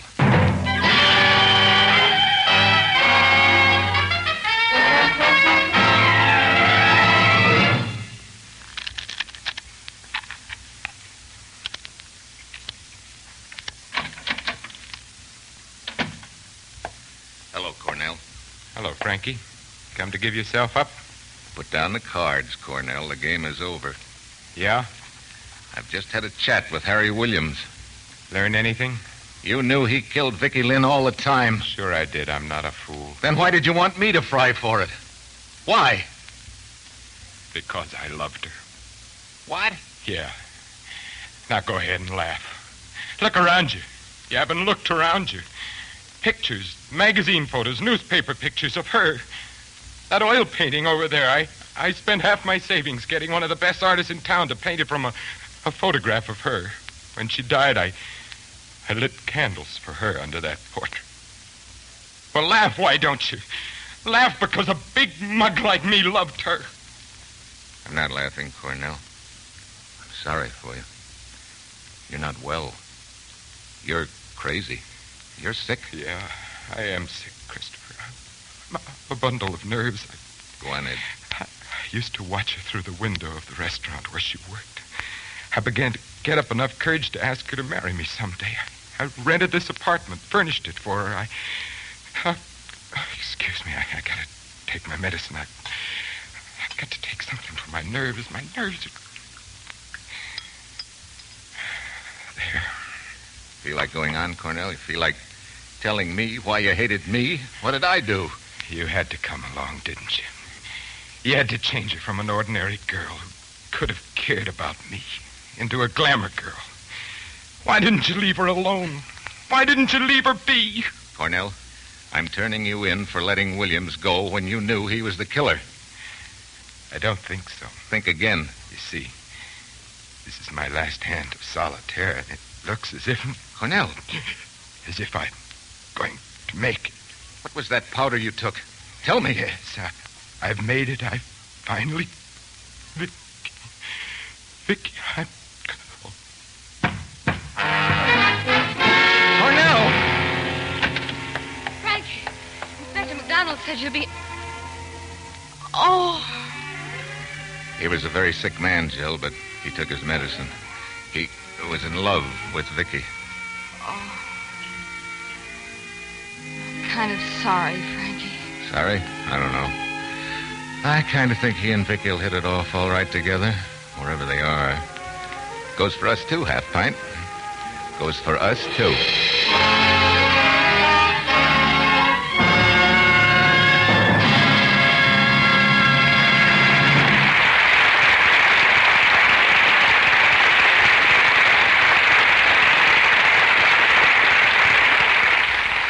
Thanks to you, Brian Donlevy and Vincent Price, for your great performances on Hollywood Star Time.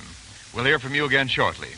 This radio production came to you direct from Hollywood and was written by Milton Geiger with a musical score composed and conducted by Frank Duvall. The entire production was directed by Jack Johnstone. Hot Spot was presented by Frigidaire through the cooperation of 20th Century Fox, producers of Anna and the King of Siam.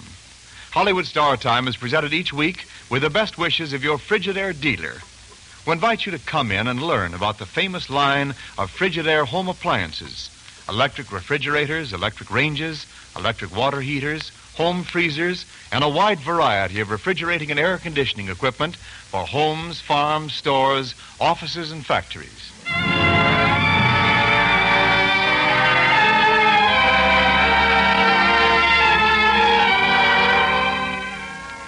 Here again are Brian Donlevy and Vincent Price. Wendell, since you've done nothing about it, Vincent and I would like to put in a really sincere word of thanks to our top-flight supporting cast. Lorene Tuttle, who played Jill, Gloria Blondell, Ted Von Els, Harry Dartell, David Ellis, and to Elliot Reed, who played Harry Williams. Well, that's mighty nice, Brian, and I'm sure they all want me to thank you. And speaking of plugs, here, Vincent, do you mind? What? Oh, I should say I don't, Wendell. What is it, Vince? Well, the bill for next week's Hollywood Star Time. Listen, Robert Young and Joan Caulfield in that charming comedy, The Major and the Minor. To me, that sounds good. And so help me, it'll sound good on the air. Thanks, Brian Donlevy and Vincent Price. Good night. Good night. Elliot Reed appeared through the courtesy of Paramount Pictures. This is Wendell Niles speaking for Frigidaire, made only by General Motors.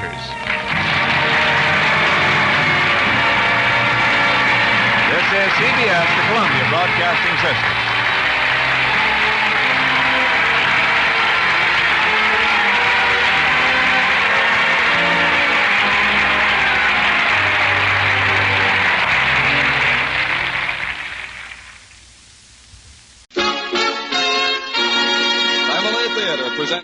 Rosalind Russell and Vincent Price. From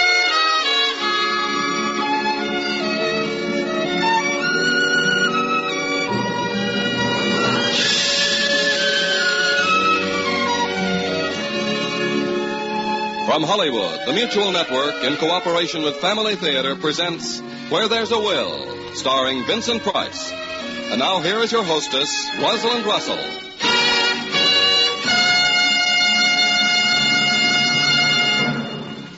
Thank you, Larry Chatterton. Family Theater's only purpose is to bring to everyone's attention a practice that must become an important part of our lives if we are to win peace for ourselves, peace for our families, and peace for the world. Family Theater urges you to pray. Pray together as a family.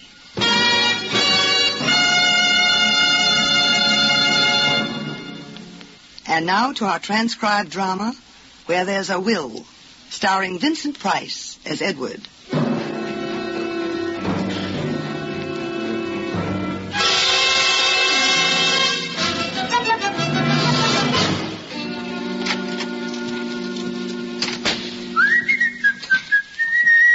Let's see now, the coffee and the brandy, the senator's favorite. Put them down by the easy chair next to the fireplace so the old windbag will get sleepy faster.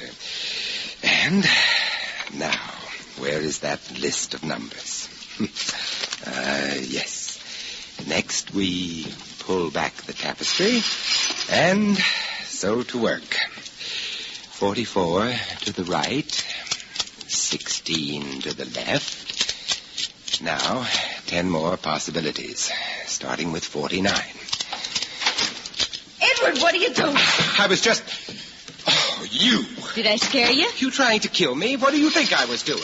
Looked like you were trying to open the safe. Don't be insane. I just wanted to make sure it was locked. Oh. If everything is not in order when Senator Winchester opens this safe tonight to read the will, who will hear about it? I don't know. Who? I'll hear about it, my girl. As head of the staff, this safe, along with everything else in Mr. Justin's household, is my responsibility. Mr. Justin, may he rest in peace. Yes, I just wanted to be sure the door hadn't slipped open or something. Uh-huh. We can't be too careful while that emerald is still in there. Oh, that thing. I'll be glad to see it out of the house after tonight. So will I. Now put the cream and sugar on that tray and go on about your business. You think it'll go to his nephew, Clarence? Who else? He's the legal heir.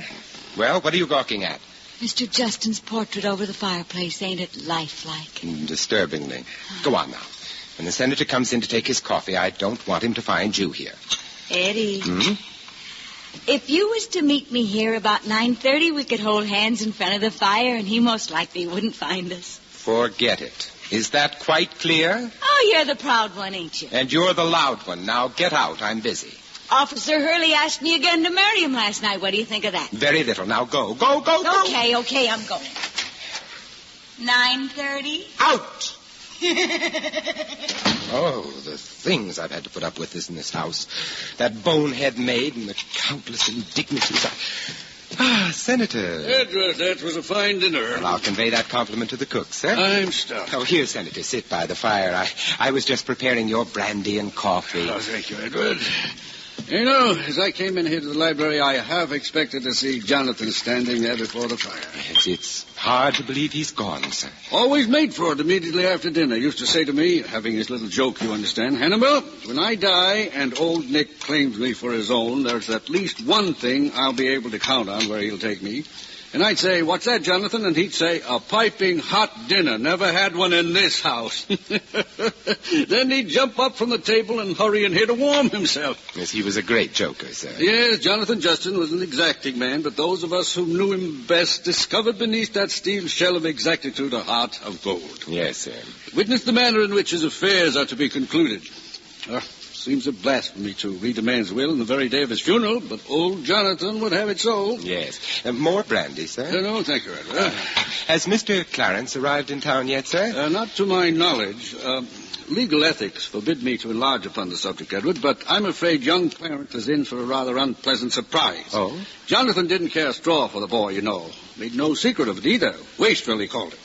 Well, if the young man isn't here by 9:45, I have no recourse but open the safe as per Jonathan's instructions and read the will. 9:45. Yes, and you and Rita shall be present as witnesses. Senator, there's one thing. Yes, Edward? Well, those of us who have been with Mr. Justin the longest, Phillips the gardener and myself... It's been over 10 years for you, hasn't it, Edward? Closer to 12, sir. 12 years. By George, it doesn't seem possible. No, sir, it doesn't.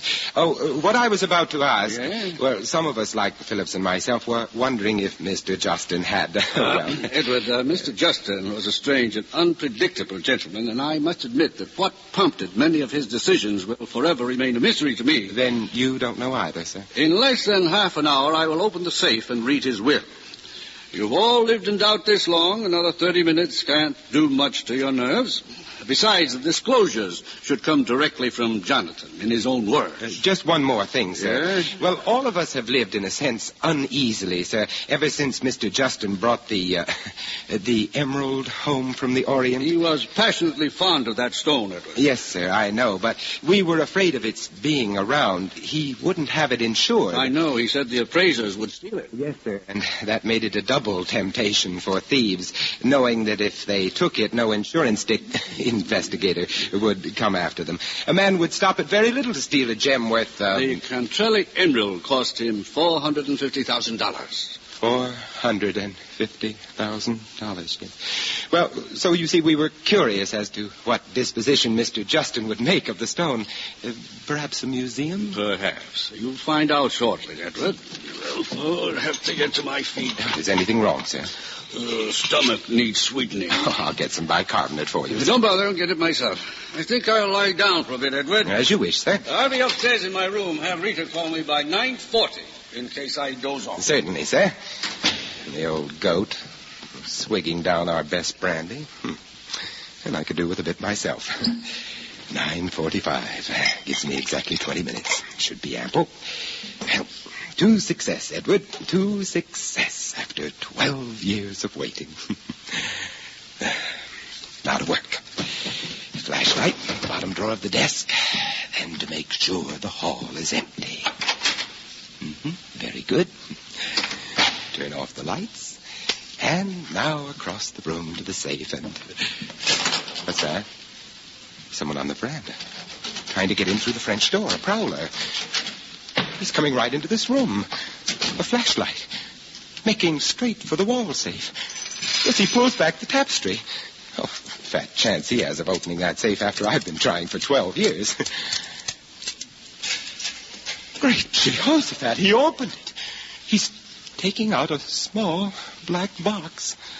He's opening it, playing his light on the contents. It's the emerald. Put up your hands. Take it easy, copper. Shut up. Don't turn around. Step off your flashlight and back away from that wall safe. That's enough. Copper, you got me, so don't panic with the heater, huh? Shut up. I never use them myself. What's that over your face, a mask? Just a hanky. Where's the emerald? I got the box right here in my hand. Everything's okay, so we don't panic, huh, copper? Shut up. What are you doing? Opening this French window again. Well, what's the deal? I'm going to give you a break.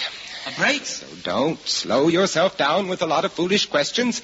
Just toss the box on the sideboard in front of you, then beat it the same way you came in. You want me to leave? You're not deaf. Toss the box on the sideboard and get out. What kind of pinch you call this? Get smart. This is a favor. A pinch will take you 10 years. Begins to look like everybody's after this stone, don't it, Buck? Listen, you bonehead. Who's that? Keep your voice down. I'll turn on the lights. What am I going to do? Pull that tapestry back over the face of the safe. Yeah, got it. What's that document on the floor? I don't know. Fell out of the safe. Give it to me. Yeah, here. Right with you. What about me? Get behind those portieres in front of the French window. Okay. Eddie, I knew you'd be here. What do you want? Oh, you're the spoofer, aren't you? What? I thought you weren't going to meet me here at 9:30. I am not meeting you here. Can't you get that through your thick head? I just happen to be here. Now beat it. There's only one thing wrong with you, Eddie. You're bashful. I am neither bashful nor Eddie. I am Edward. And if you value your position here, I caution you not to forget that. What's the matter? You scared of me? For the last time. Who's that? Someone on the veranda. Open up in there. Rapping on the French window. Open up, I say. It's the law. It's Jimmy. Who? Jimmy, Officer Hurley. Oh, no. Rita, come here a moment. Who's in there? Answer me. Open the door. 1 minute, officer. Rita, maybe I was a little hasty. What? Try to get rid of him, will you? Rid of him? Yes, please. What, are you jealous? Yes, that's it. I'm jealous, very jealous. Eddie, this is very confusing. 1 minute you call me a thick head and say beat it. Yes, and then I was very confused for a while. If you don't open up, I'm going to be forced to draw my service revolver. Just a minute. I can explain everything if you'll just send him away. Well. I promise. Just get rid of him. All right. I'll open the French window. Oh, good. Just hold these portieres back out of your way. Thank you, Edward. It's all right. Thank you. Oh, Jimmy. Hey, Rita, dear. Familiar. Oh, I see you're not alone. What's the idea, Hurley? Someone was skulking around your porch, and it's my duty to investigate all suspicious situations. Next time, don't kick in the window. The window is unarmed. What are you hanging on so tight to those rates for? Huh? Oh, just holding them aside so you could pass. Well, now I pass so you can let go of them. Yes, so I can. There.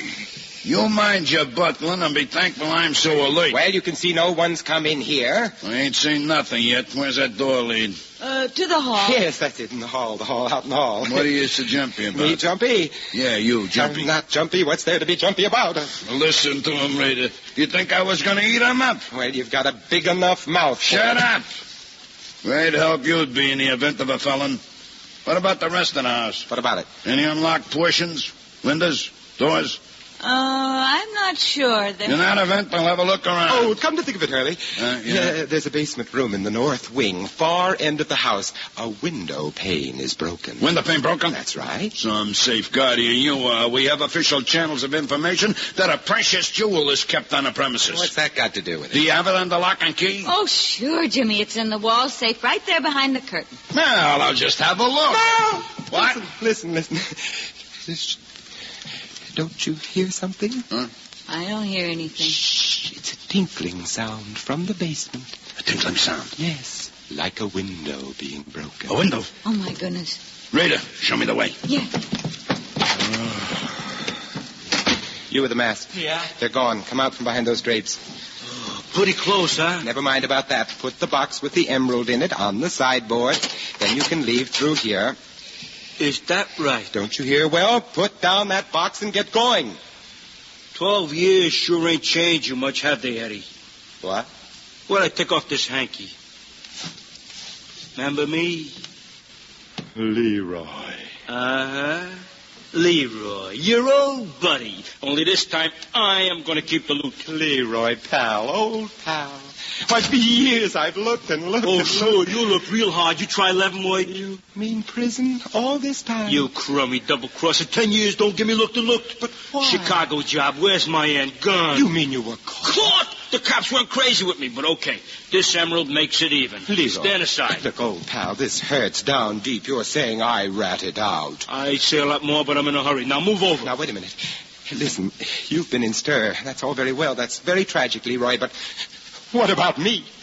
What about you? I've been working for that bloodsucker. What bloodsucker? That one in the oil painting over the fireplace. For 12 years I've worked for him. Yeah? Yes, and let me tell you, there's no warden in the country that can touch him.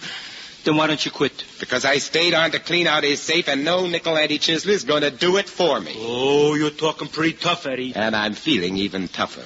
You've been setting up a deal for 10 years. Would you hand it to the first clown who came along? 10 years? Old man Justin brought that emerald 18 months after I went to work here, and I've been trying for it ever since. You mean to tell me in 10 years you couldn't crack that punk little safe? Safes aren't in my line. You know that. I work with my head. Besides, this one's unusually complicated. The tumblers... Complicated? Very. It's a shoebox. Wear an earmuff so I can hear them tumblers drop. 10 years, big brain. Ooh. Leroy, I mean to have that emerald. Yeah? Yes, hand it over.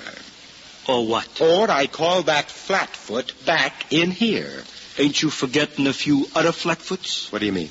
In Chicago, they still want you, Eddie. They want you bad. And if I go up again... All right. We'll make a deal. What kind of deal? 50-50.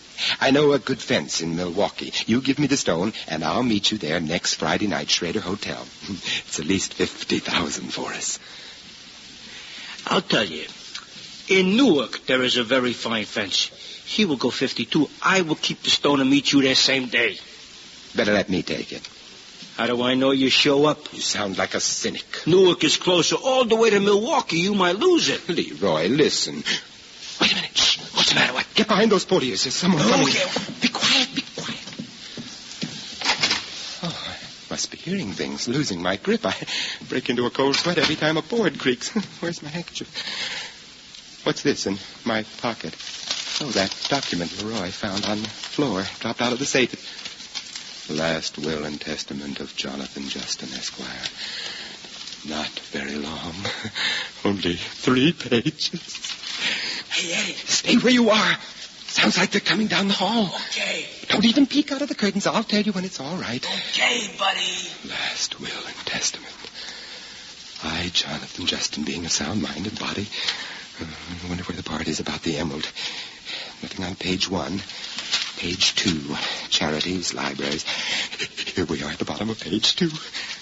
I have sought long and tirelessly to decide who should be the recipient of my most cherished possession, the flawless, fabulous Contrelli emerald. Now we're getting there. Not Clarence, not Senator Winchester. Accordingly, I must search further for someone whose devotion and concern for my personal well-being has been long, unstinting, and for the most part insufficiently rewarded. Such a person is my trusted manservant, Edward Hathaway.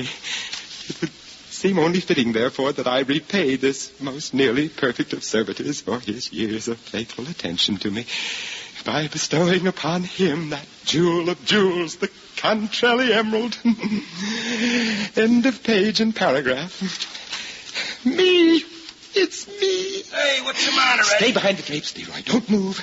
Okay. Me, Edward Hathaway. The will says he's going to give it to me. The emerald. My emerald. I'm trying to steal my emerald. Oh, this will never do.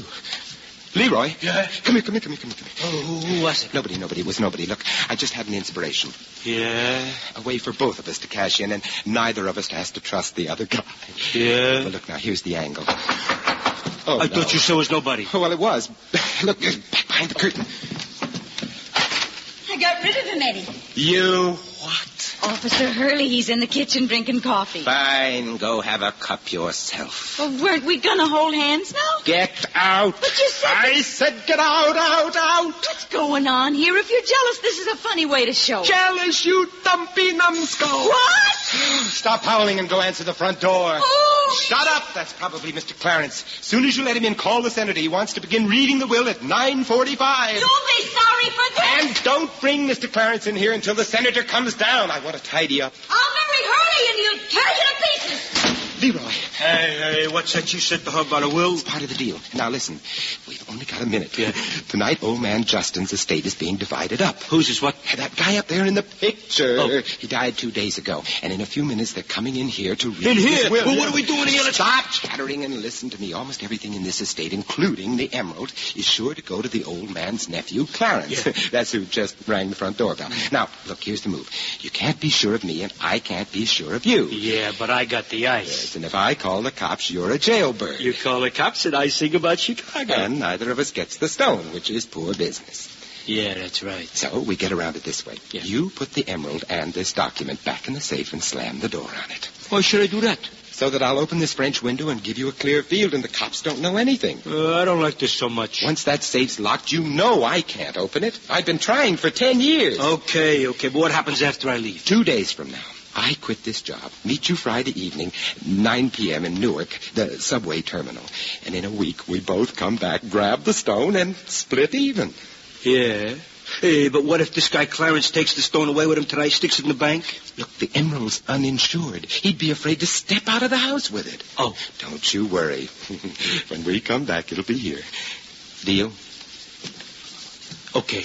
Unlock the window. First, put the emerald in the safe. How do I know you'll unlock the window then? We'll do it together. I'll count 3. Okay. 1, I unlocked the door. I pulled back the curtain over the safe. 2. I put the box and the paper back in the safe. I turn the knob. 3. I swing the door open. I slammed the safe shut. Get going. See you Friday, buddy. Friday. Oh, brother. Come in. Senator Winchester. Good. You know Officer Hurley? Yes. He sure does. Rita, of course. Of course. Well, let's open the safe and see what old Jonathan has up his sleeve. All right, we're to wait for Mr. Clarence, sir. I'm afraid he won't be here, Edward. We just received a wire from him. He's not coming. Oh, who was that rang the bell, Rita? Western Union. I guess it's just as well Clarence anticipated the futility of making the trip. Jonathan left him nothing, never cared a straw for the boy. Now. The will and this little black box. Will you all make yourselves comfortable? Oh, thank you, sir. Sit here, Senator, by the fire. Thank you, Edward. Well, to begin. I, Jonathan Justin, being of sound mind and body and in full possession of my faculties, etc., this first part simply disposes of the house and grounds, goes to the township with a substantial fund for their upkeep. Mr. Justin was always a generous man. Indeed. Then there are several large bequests to various universities, and each of the servants is to receive a letter of recommendation from me, plus $210. Oh, isn't that nice, Jimmy? Wonderful, Rita, dear. Just one. Very generous indeed. Here's a part of the will which will interest you. On page 2... Yes? I have sought long and tirelessly to decide who shall be the recipient of my most cherished possession, the flawless, fabulous Cantrelli Emerald. Oh, yes, the emerald. To continue. Custom would normally dictate that such chattel pass to the sole lineal heir, or since no lineal heir exists, the ranking collateral heir. In this instance, my nephew, Clarence. It's a shame he isn't here. A dirty shame, Rita. There is more, but my nephew, Clarence, is a nitwit. Oh. And I shall not bestow a treasure of such radiance upon a nitwit, lineal or otherwise. Who then? My dearest friend, Senator Hannibal Winchester. Perhaps Hannibal, too, would cherish this treasure as I have, yes, and guard it wisely. He has been a trusted friend and a worthy colleague. It couldn't have been given to a more deserving person, Senator. Perhaps not, Edward, but Jonathan thought otherwise. Otherwise? As you shall see. To continue. But Senator Winchester is a man already richly endowed. He has worked well, but he has harvested bountifully. Bountifully enough. Then you don't get it either, sir? Afraid not, Rita. Oh, that's a shame, isn't it, Jimmy? A dirty shame, Rita, dear. To continue. Accordingly, Hannibal writes, I must search further for someone whose devotion and concern for my personal well-being has been long, unstinting, and for the most part insufficiently rewarded. Such a person is my trusted manservant, Edward Hathaway. Me? Why, it doesn't seem possible. It would seem only fitting, therefore, that I repay this most nearly perfect of servitors for his years of faithful attention to me by bestowing upon him that jewel of jewels, the Cantrelli Emerald. End of page 2. Oh, I hardly know what to say. This will make me wealthy. Page 3. But I am a capricious old man. What? Given to mercurial changes of mind and heart. Changes? Let me finish, Edward. And for 3 years now, my days have been gladdened and my heart lightened by the presence in my home of a helpful, humble housemaid. Housemaid? Rita Burke. Oh, no. And it is to her that I will my precious legacy. Oh, to me? I don't believe it. The Cantrelli Emerald. It's impossible. How about that? Rita, you're a rich woman. But it was mine. I'm afraid not, Edward. Back there on page 2, read that part again. I know. I felt it was mine on that page. So. But it's back in the safe now. I put it... You put it back in the safe? No, I mean, it was always so safe in the safe. I watched out for it, the emerald. That was my duty. Now, from now on, we'll leave you that burden, won't we, Rita, dear? Of course, Jimmy, but I can't believe it. Now, there's a vault down at precinct headquarters. We'll put it there. Whatever you say, Jimmy. But wouldn't it be wiser to leave it here? Well, I don't know. After all, there has been a prowler on the premises this evening. Yes, but he's gone now. How do you know? Well, I mean, he's not here, is he? Anyone can see that. Even so, Edward, should he return by any chance and steal Rita's emerald while it is still in our charge, I'd never forgive myself. Nor I, sir, nor Whereas once Officer Hurley deposits it in the police safe, there's not a chance in the world of its being stolen. I know. Rita, this treasure is yours. Oh, thank you again, sir. I'll phone down to police headquarters that Officer Hurley's escorting you there. Yes, sir. Come along, Rita, dear. You can stay at my Aunt Kate's tonight. You're such a gentleman, Jimmy. I and the boys will be over in the morning to pick up your stuff. Well, is this to be a permanent change of address, Rita? Yes, sir. Congratulations. Congratulations to both of you. I consider myself a very lucky man. A long life and a happy one, eh, Edward? I'm sure. Well, I'll see you to the door. Edward, by the way. Yes, sir? I hadn't quite finished reading the will. Jonathan did leave you something, you know. He did? Oh, indeed. Something by which he set nearly as much store as the emerald itself. As the emerald itself? Those were his very words. Well, what is it? His portrait there over the fireplace. His portrait? I knew you'd be surprised. I think it's a rather amazing likeness myself. Rather interesting how it came to be painted. You see, Jonathan had a streak of vanity in him. Well, don't we all? But he saw no reason to let it carry him away. Well, this young fellow, the artist, came to the front door one day, offered to paint an oil portrait of Jonathan for $50. Jonathan finally got him down to $35. The frame alone.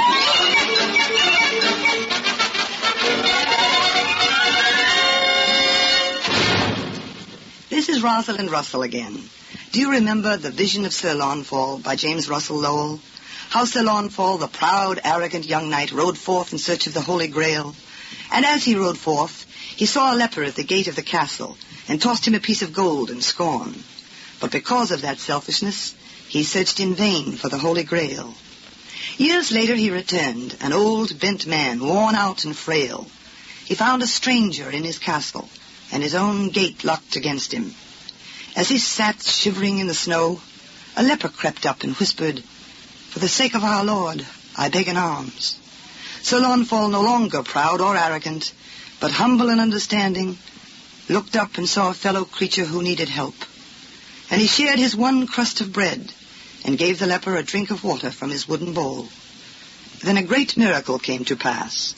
The leper no longer crouched at his side, but stood before him glorified. And the voice that was calmer than silence said, "Lo, it is I, be not afraid. In many climes without avail, thou hast spent thy life for the Holy Grail. Behold, it is here, this cup which thou didst fill at the streamlet for me but now. This crust is my body, broken for thee. This water his blood that died on the tree. The Holy Supper is kept indeed, in whatso we share with another's need. Not what we give, but what we share, for the gift without the giver is bare.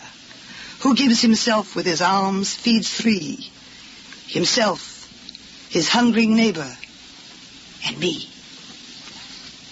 That is Christian charity, the charity that can make this a better world to live in.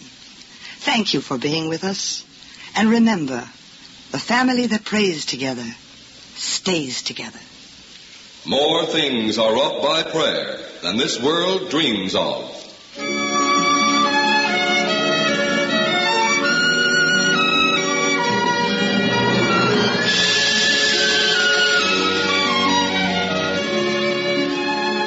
From Hollywood, Family Theater has brought you transcribed Where There's a Will, starring Vincent Price. Rosalind Russell was your hostess. Others in our cast were Vivi Janis, Ted DeCorsia, Jack Crucian, and Herb Butterfield. The script was written and directed for Family Theater by John T. Kelly, with music composed and conducted by Harry Zimmerman. This series of Family Theater broadcasts is made possible by the thousands of you who feel the need for this type of program, by the Mutual Network, which has responded to this need, and by the hundreds of stars of stage, screen, and radio who give so unselfishly of their time and talent to appear on our Family Theater stage. To them and to you, our humble thanks. This is Larry Chatterton expressing the wish of Family Theater that the blessing of God may be upon you and your home, and inviting you to be with us again next week when Family Theater will present Clean and Crisp and Even, starring Jeff Chandler and George Murphy. Join us, won't you?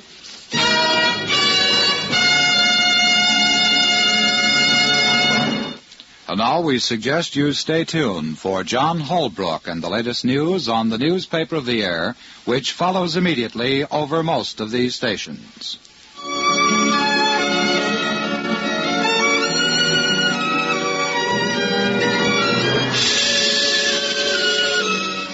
This is the Mutual Don Lee Broadcasting System.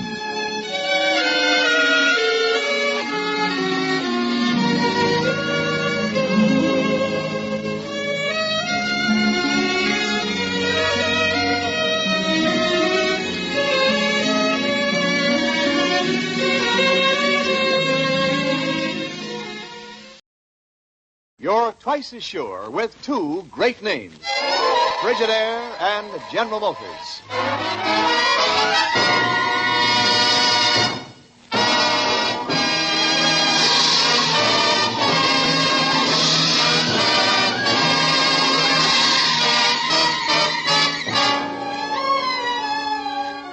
Frigidaire presents Hollywood Star Time, direct from Hollywood. Tonight, the radio production of Somerset Maugham's powerful human drama, The Letter, starring Ann Todd, Vincent Price, and your Saturday evening host, Herbert Marshall.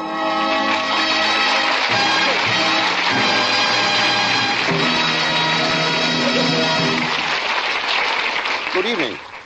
I seem to have an affinity for Somerset Maugham, for in The Razor's Edge I play the famous author himself. And tonight, as in a couple of movie productions, I play one of Somerset Maugham's famous characters in The Letter. I feel especially privileged to appear in this play tonight because the leading lady will be someone whom I consider one of our really great young dramatic actresses, Miss Ann Todd. We are equally fortunate in having for the part of the husband that fine actor, Vincent Price. So without reservation, I can promise you some gripping entertainment tonight, thanks to Ann Todd, Vincent Price, and to Frigidaire. Concerning The Letter, here is Wendell Niles. You're twice as sure with two great names, Frigidaire and General Motors. For Frigidaire is made only by General Motors. And it is this association of experience with experience, of skill with skill, that makes Frigidaire America's favorite refrigerator. Remember this when you choose your new refrigerator.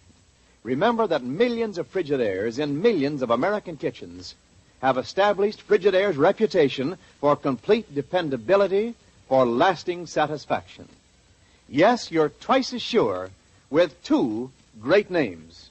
For Frigidaire is made only by General Motors. No other company can make a Frigidaire.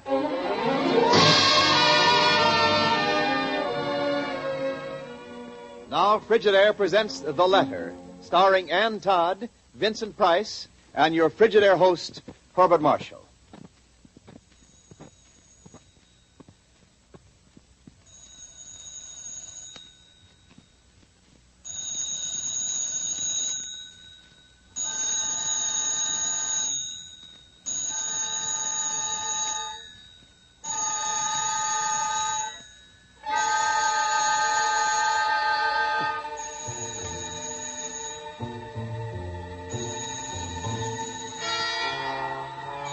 The jangling of a telephone, ringing in the dead silence, in the dead heat of the Singapore night.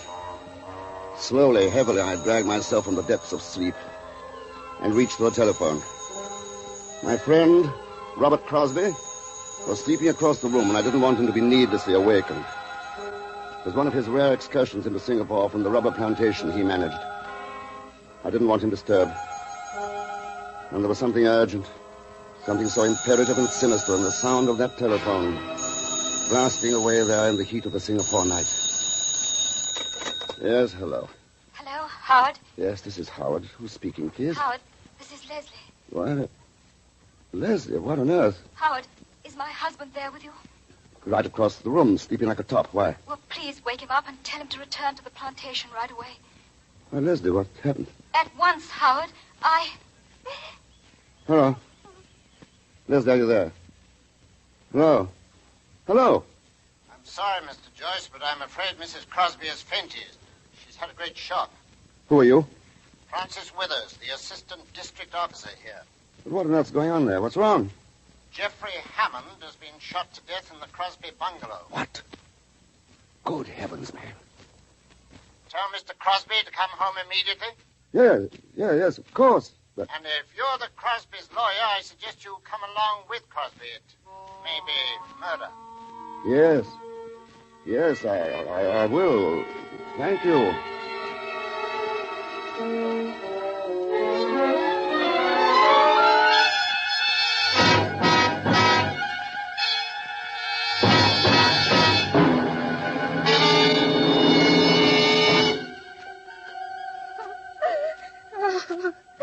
Oh, Robert, I'm so glad you're here at last. It was terrible. Terrible. Hush, Les. Leslie. It's all right. Withers, that's what happened. I got a call from Mrs. Crosby and came here to find Jeffrey Hammond dead, riddled with bullets. He tried to make love to me. I shot him. Leslie. Oh, don't let me go, darling. Hold me. Don't let me go. It's all right, sweetheart. Easy there. Easy. He was drunk. I've never seen Jeff like that before. He hadn't been over here for some time. Just when would you say was the last time he was here? 3 months ago at least, Mr. Withers. You see, Joyce, Mr. Withers, Jeffrey Hammond was always a welcome visitor here. Occasionally dropped in for a chat with me or Leslie. I see. Tonight he came in and mixed himself a drink, as he often does. Did. I was wearing spectacles, I often do when I'm reading. When out of nowhere, he said something rather silly. What did he say, Leslie? He said, I don't know how you can bear to disfigure yourself with those horrible spectacles when you've got such very pretty eyes. Had he ever said anything of that sort to you before? No. That's what startled me. I looked up at him, and I noticed then that he was far from sober. Go on, dear. His face was unnaturally flushed. He got up out of his chair and stood over me. He said, I'm bound to tell you this here and now, Leslie. I've loved you ever since I first saw you. Swine. I've held my tongue as long as I could, but now I've got to say it. I love you. I love you. Filthy, drunken swine. I don't remember clearly what happened after that, except that he pulled me out of the chair and tried to kiss me. Oh, no. I broke away and tried to scream for our native boys, but he caught me and covered my mouth. He crowded me against your desk, Robert, and I remembered your revolver in the drawer. All I remember after that is hearing the reports of the gun until it was empty. It was only then I realized what I'd done. Leslie, my poor child. And you hadn't been in touch with him for 3 months? Strangely enough, no, Howard. No communication of any sort? None whatever, Mr. Withers. I suppose one gets tired of people after a while. Oh, but it's so awful to think I killed him. Well, it's obvious the man was drunk. He got what he deserved. I think we'd all better return to Singapore, Robert. All of us? Leslie, too, you mean? In particular, Leslie. I'm suggesting that Leslie should give herself up to the Attorney General there. Shall I be arrested? I think you're by way of being under arrest now. A matter of form, you understand? Oh. On what charge? On the only charge possible under the circumstances, I should imagine. Murder. I'll get my hat. You go in with her, Robert. Why? I'm not thinking of suicide, you know. I should hope not. Merely thought I'd like to have a word with Withers here. Merely official small talk. I'll go with Leslie, of course. Come along, darling.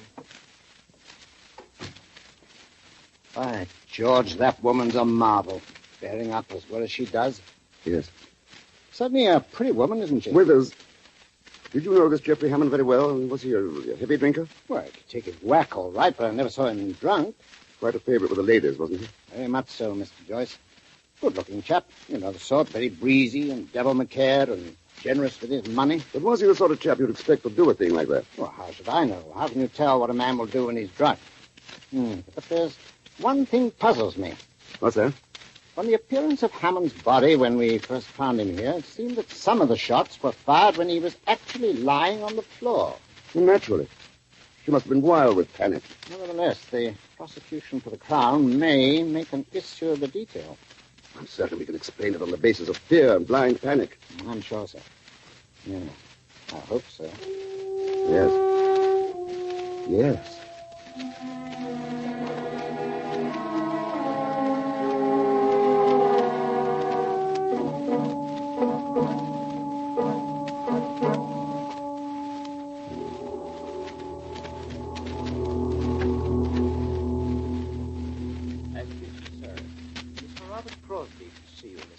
Yes, Mr. Robert Crosby to see you, Mr. Joyce.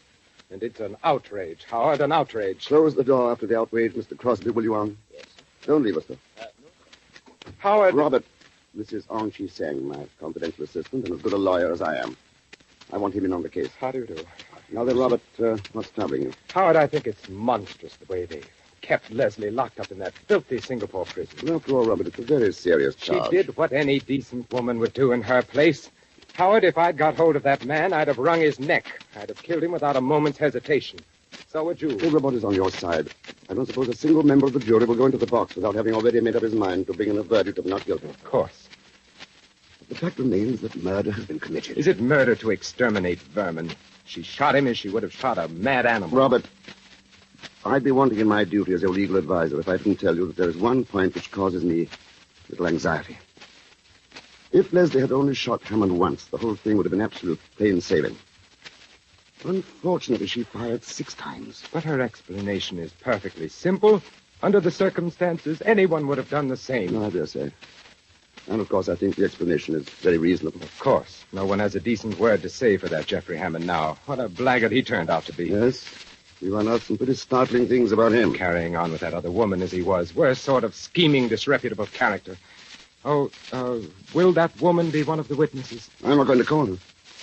I shall produce evidence of his association with her, of course. And public feeling being what it is, I'm sure the jury will be convinced of Hammond's notorious, not to say loose character. Well, I'm certainly glad the trial is set for tomorrow. I want to take Leslie out of that crawling prison as soon as I can. I think we can assure you of an easy victory tomorrow in court, Robert. Thanks, Howard. I wanted to hear you say that. Goodbye. Goodbye, Holmes. Good morning, sir. Allow me. Thank you. Goodbye. Excuse me, Mr. Joyce. Hmm? Oh, you may go on. Thank you, sir. But may I trouble you for a few words private conversation, sir? What is it? Well, a circumstance has come to my knowledge which seems to put a different complexion on the case of the Crown versus Crosby. What circumstance, Tom? Well, it has come to my knowledge, sir, that Mrs. Crosby wrote a certain letter to the unfortunate victim of the tragedy on the very night of the tragedy. Nonsense.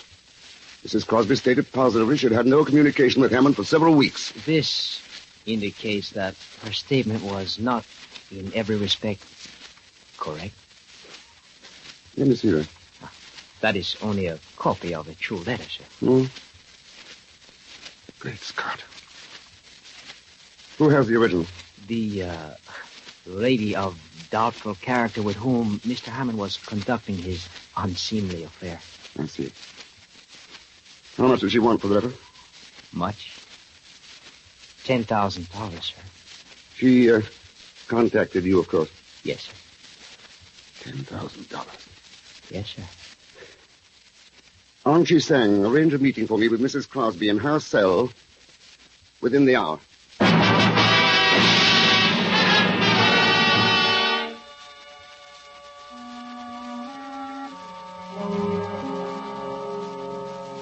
Howard, why visit me in my cell when we could just as Just as well meet in the visitor's room, I know. I have to speak to you privately, Leslie. Is something the matter? Leslie, why did you tell me that you'd had no communication with Jeffrey Hammond for several weeks before the night he was killed? Because it was true, Howard. Why? There is a letter in existence written by you and sent to Jeffrey Hammond on the very night of his death. Well, that can't be. I hope not. Listen to this. Yes?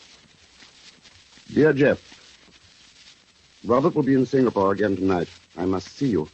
Oh, but I shall expect you at 11. I'm desperate. If you don't come, I won't answer for the consequences. Leslie. Well? Let me see that letter. Oh, why, this isn't even in my handwriting. No, it's a copy of the letter you sent. I never wrote such a letter. I swear it. Oh, Leslie, if the original is in your handwriting, it'll be useless to deny it. Howard, what does it mean? I'm afraid that's for you to say, Leslie. What would a jury be inclined to think it meant? That you had lied when you said you hadn't written recently to Hammond. You came to your bungalow that night at your expressed desire. I just wanted to talk to Jeff about buying Robert a new gun for his birthday. I'm desperate. If you don't come, I won't answer for the consequences. Is that the language of a woman inviting a mere friend to discuss the purchase of a new gun for her husband? And, by the way, why do you call him Jeff? Everybody did. Howard, don't you believe me? Leslie, I'm trying with all my heart to believe you. But whether I do or not doesn't matter, because I'm prepared to defend you to the very last ditch. Howard, don't let them hang me. Please don't let them hang me. Howard, please. Say, yes, be quiet. It's better. Who has the letter? A woman who'd been having some affair with Hammond. That creature. Does she want an awful lot, please? She's shrewd enough to know its value. How much? $10,000. Oh. What are Robert's circumstances? Well, he has some tin shares and an interest in a rubber estate. I suppose he could raise the money, but it would take time. The trial's tomorrow. We've got to have it now. Howard, you mustn't let them hang me. Leslie, I'm hard-pressed, but I'll put up the cash. I'll get that letter somehow. One more thing, terribly important. What's that? After the trial, I'll have to have my money back or be ruined. Well, I understand that. I could explain about the letter to your husband, make him understand that your meaning and the meaning a jury might put on that letter would be quite different. Oh, he'll pay you back, I'm sure. Robert loves me more than life. I know that.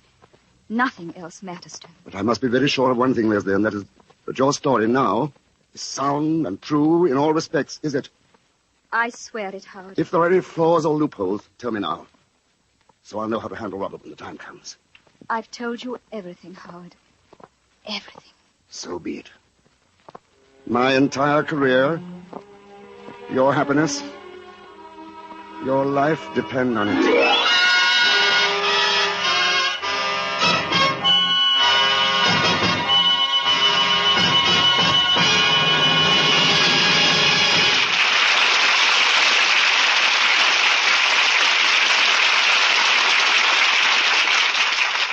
In just a moment, Act Two of Somerset Maugham's The Letter, starring Ann Todd, Vincent Price, and Herbert Marshall, with music composed and conducted by Johnny Green. 1, 2, 3. Yes, the engineers who created the Frigidaire cold wall refrigerator did 3 things so that cold would be more useful to you than ever before. 1, they designed the cold wall refrigerator in a revolutionary new way. Built chilling coils right into the walls of the cabinet. That cools the entire food compartment evenly, eliminates moisture-robbing air circulation, so foods remain fresh-looking and fresh-tasting for days without covering. 2, they developed a big super freezer chest that holds up to 35 pounds of frozen foods, plenty of ice. 3, they gave the cold wall special equipment for handling ice cubes. Quick cube trays for releasing them without a struggle. A special place for storing extra ice cubes. And then, to provide the cold this new refrigerator had been designed to use so well, they equipped it with a famous Frigidaire meter miser, the simplest refrigerating mechanism ever built. Remember to see the Frigidaire cold wall before you buy any refrigerator. Remember that it makes cold more useful to you than ever before. And remember, you're twice as sure with 2 great names. For Frigidaire is made only by General Motors.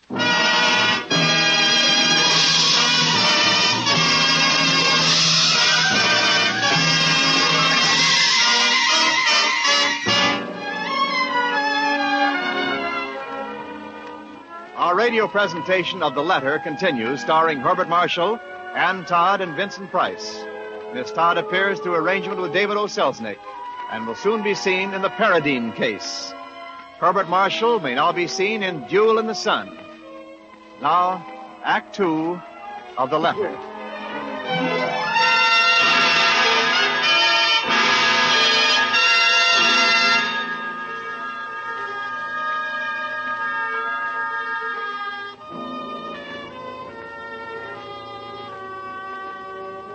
By stretching my resources almost to the breaking point, I was able to buy that damaging letter that would have hanged Leslie Crosby. And with Leslie herself nothing short of magnificent on the witness stand, the verdict was a foregone conclusion. Not guilty. After the verdict, we drove back to Crosby's bungalow on the river plantation to relax with some long, cool drinks. Oh, it's good to be home again after that dreadful jail. Yes, darling. If you can ever call this bungalow home again. I'm going to try to forget what happened here, darling. I'm afraid you never will here. I'm going to take you away from here just as soon as I can. Oh, could you? I'd give anything in the world to get away. I think a holiday would do you both a world of good. And I'd be so thankful to get away, even for 2 or 3 weeks. No. We must get away from here for good. What about your work here, Robert? I'm buying a rubber plantation of my own in Sumatra. Buying? It'll cost a lot of money. $30,000. A bargain. But, Robert, do we have that much money? Well, we have the $10,000 down payment. Robert, darling, really, I don't want you to take such a risk on my account. But only a moment ago, Leslie, you said you'd give anything to clear out of here. Robert, listen to me a moment, will you? No, not at this precise moment. I'm going to fill up your glasses again. What you people need is some more of this liquid courage, and I'm going to supply it. Leslie, he can't spend that $10,000. He owes it to me. I need it desperately. I know. You'd better tell him about the letter. Are you quite sure now that there are no loopholes in your story? Oh, yes, quite sure. Then I can tell him about the letter if I have to and still keep you in the clear. Shh, he comes back now. Some of this tiger sweat pounding through your arteries, and you'll be two very different people. There you are. Seriously now, Robert. Won't this new venture of yours take a lot of money for the risk involved? It'll take every dollar we have. But I consider it worth the risk. Oh, why are you so obstinate, Robert? Leslie, upon my word, I don't understand you. First you tell... Robert, I will tell you. Tell me what? $10,000 isn't all you have. It's exactly $10,000 more than you have. What? What are you driving at, Howard? Robert, there was a certain letter that Leslie wrote to Jeffrey Hammond on the night he came here. Letter? What letter? A letter inviting Hammond to come over to discuss a birthday present Leslie wanted to buy you. Well, what about... Nothing except that Leslie must have been in a nervous and overwrought state, probably because of your absence. And the letter, therefore, was... Well, it was written in rather over-emotional terms. What the devil is this, anyhow? A jury might easily have misinterpreted that letter. So I bought it from the party who had it. All right. I can understand a thing like that. How does a matter of a couple of $100 or so bear upon my general financial condition? It wasn't a couple of $100, Robert. All right. How much was it? I'm ready to pay the price. The letter cost me $10,000. What? I shouldn't press you for the money, but I'm in a bit of a fix myself. I could wait a month or two, but if you were to sink the cash in this estate... $10,000? Why, it's a fortune. Yes. Well, do you mean to say it was absolutely necessary to suppress that letter? If you wanted your wife acquitted. What could that letter have said? Howard has told you, Robert. I wanted Jeffrey Hammond to drop over so I could talk to him about getting you a gun for your birthday. A gun? Yes. But I went into Singapore that very night to buy Bertie Cameron's gun. How should I know that? Because I told you. Oh, I'd forgotten. Leslie, you told me that... Oh, never mind. You, Howard, you were committing a criminal offense when you bought that letter, weren't you? It isn't the sort of thing a respectable lawyer does. It was a criminal offense. Yes, I suppose it was. I want to see that letter. I have no right to show it to you. Listen, Joyce, I've got to pay $10,000 for that letter, and I'm going to see it. Robert, I tell you... Let him see it, Howard. Very well. Here. What does it mean? Purely a matter of interpretation, Robert. An hysterically written note which to a jury might signify things which... Well, I'm sure there were things furthest from Leslie's mind. That is, if they were misunderstood, if they were... You know, if they were given a wrong meaning. Well, for example... Oh, stop it, Howard. I've had enough. The letter means that Jeffrey Hammond was my lover. Leslie. Oh, no, Leslie. No. We've been seeing each other secretly for years. But I've trusted you. I've loved you. Then lately he began to change. I couldn't believe he didn't care for me anymore. Oh, if you only knew the agonies I endured. I knew he didn't want me anymore, and I couldn't let him go. Leslie, oh, Leslie. I didn't want to love him. I couldn't help myself. He was everything in the world to me. Oh. And then I heard he was having an affair with that woman they found out about. A horrible, painted woman with her gold bracelets and her vulgar necklaces. Oh, I was so ashamed. So humiliated. That night, I couldn't stand it anymore. I wrote him that letter.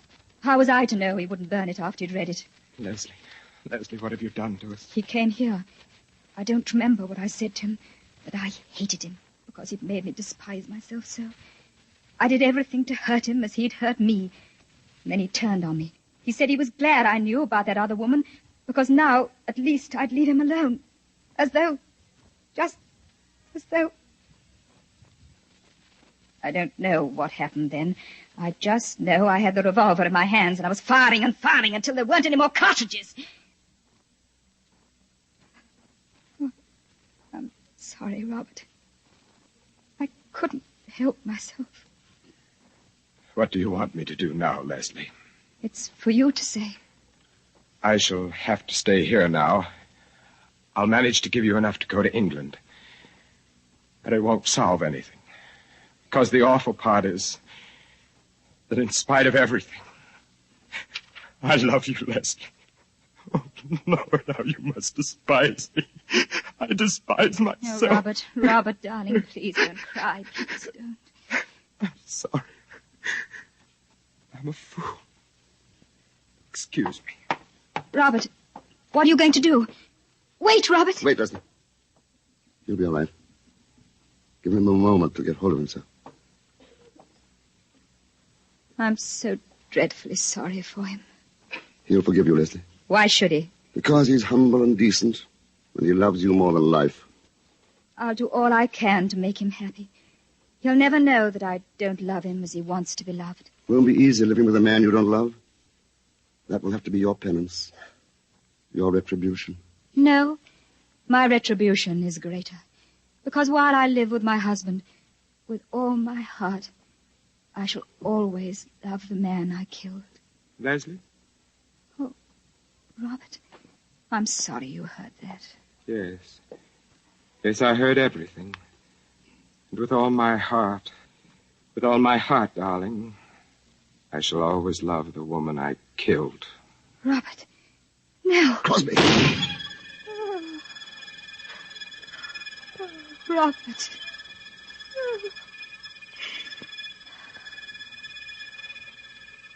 Howard, will you be good enough to call the police?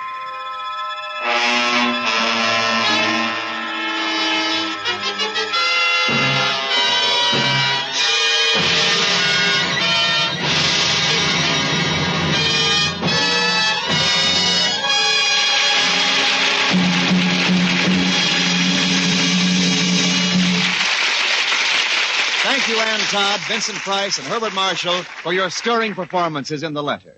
In just a moment, our host, Herbert Marshall, will return to tell you about next week's Star and Story. Vincent Price will soon be seen in the RKO release, The Long Night. Hollywood Star Time is presented each week with the best wishes of your Frigidaire dealer. We'll invite you to come in and learn about the famous line of Frigidaire electric refrigerators, electric ranges, electric water heaters, home freezers, and a wide variety of refrigerating and air conditioning equipment for homes, farms, stores, offices, and factories. Now, here again is our Frigidaire host, Herbert Marshall. It's outrageous. It's the talk of the town. It would be serious if it weren't so funny. You see, Marguerite Chapman hides Cary Grant up in her attic, and Cary Grant is wanted for murder. Meanwhile, a fuddy-duddy professor of law named Herbert Marshall lives on the second floor. Marshall gets to like Grant and goes out on a limb to prove him innocent. Pretty nice of it, don't you think? Of Herbert Marshall, I mean. I mean Professor Lightcap. Oh, I don't know. You better clear this up for the folks, Wendell, please. It'll all come to light next Saturday at this time when Frigidaire presents Cary Grant, Herbert Marshall, and Marguerite Chapman in The Talk of the Town. And your host, as ever, Herbert Marshall. Hollywood Star Time was directed by Jack Johnstone. The script was written by Milton Geiger. And this is Wendell Niles speaking for Frigidaire, made only by General Motors. This is CBS, the Columbia Broadcasting System.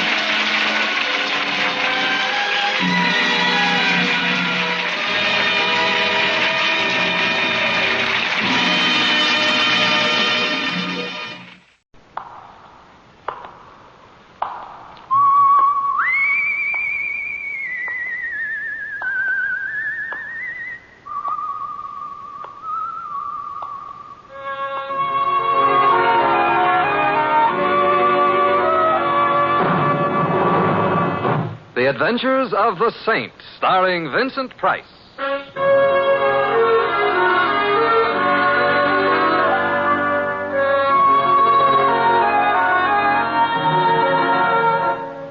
The Saint, based on characters created by Leslie Charteris and known to millions from books, magazines, and motion pictures. The Robin Hood of modern crime now comes transcribed to radio, starring Hollywood's brilliant and talented actor Vincent Price as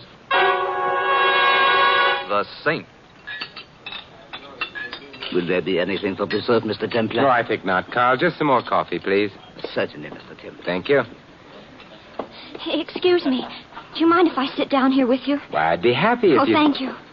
I hope you realize I wouldn't approach a perfect stranger if it wasn't a matter of life or death. Oh, I'm sure And it is a matter of life or death. That's why I had to sit down with the handsomest man in the room. You. Well, But you certainly aren't much of a conversationalist. Well, happily, you fill the gap. Now, how may I be of service in this matter of life or death? Do you think you could gaze into my eyes as if I was the only woman in the entire world? But don't make it anything personal. Well, I consider it a thespic challenge. I want you to hug me with your eyes while I spurn you proudly. La belle dame sans merci. Well, now, how's this for an ardent yet humble gaze? Oh, not now. He's not watching. Sorry, I didn't mean to be fresh. Who's he? Marvin. He's over there with that woman. Oh. He's looking at her the way I want you to look at me. This I shall have to see. Oh, don't turn around. They're leaving. They'll see you. Well, shall I start hugging you now? I'm sure it will be good for the muscles in my eyes. Yes, hurry up. I'm hugging. Stop. Why? He never even noticed me. He walked right on out. Oh, men. Here you are, Mr. Templar. Oh, I'm sorry, Carl, but would you mind changing that coffee to a double brandy? Right away, sir. But I never drink. Not for you, dear. Me. Oh. Did he say Mr. Templar? Not Simon Templar. Simon Templar. The saint? The Robin Hood of modern crime? Mm-hmm. Fate has led you to me. Yeah, I must have a word with fate. And before fate entangles us further, what's your name? Alice. Alice Parks. But you can call me Alice. Thank you, Alice. Could you give me an explanation of this in a few thousand well-chosen words? You mean to say you haven't figured it out? And you, a perfectly marvelous detective? Well, I'm a little slow, Alice. A heavy meal. Well, that was Marvin. Marvin Hickerson. We were engaged, practically. And? And then he came to the city.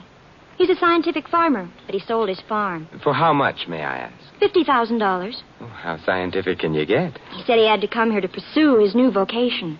To the city, I mean. And what is his new vocation? Oh, he's a private eye.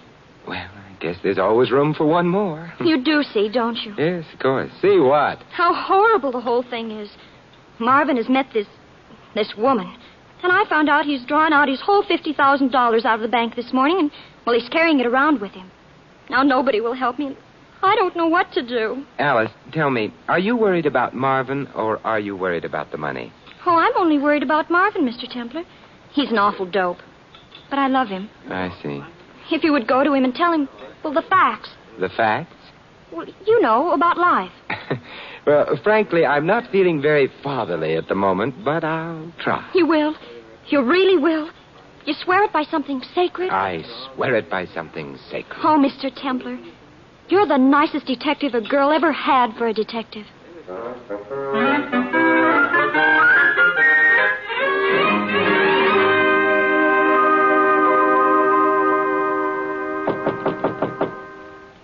Come in.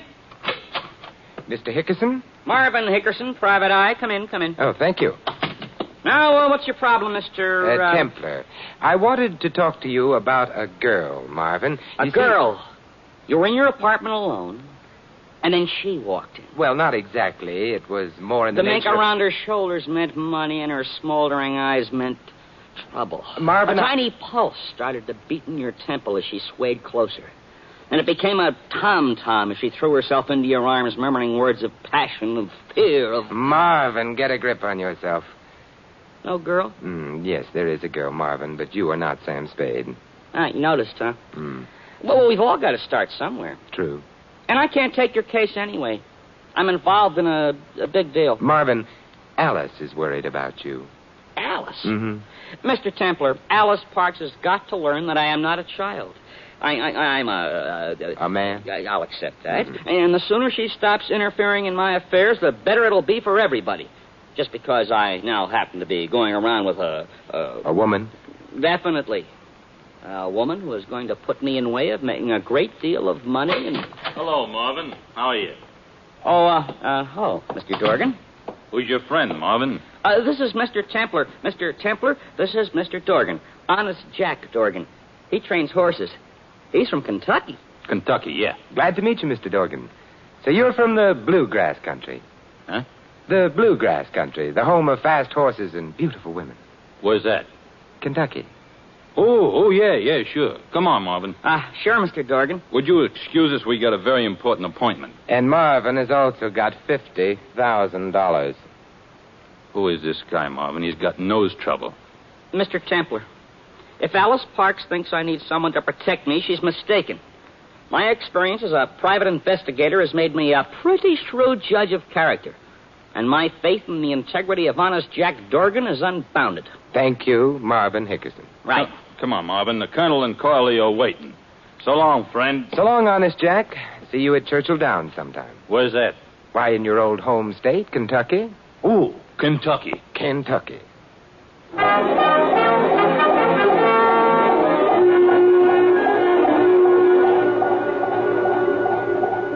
Mr. Templar, I'm worried about Marvin. Why doesn't he come? I'm a little worried about him myself, Alice. I didn't have quite the same faith in Honest Jack as Marvin did. In this penthouse.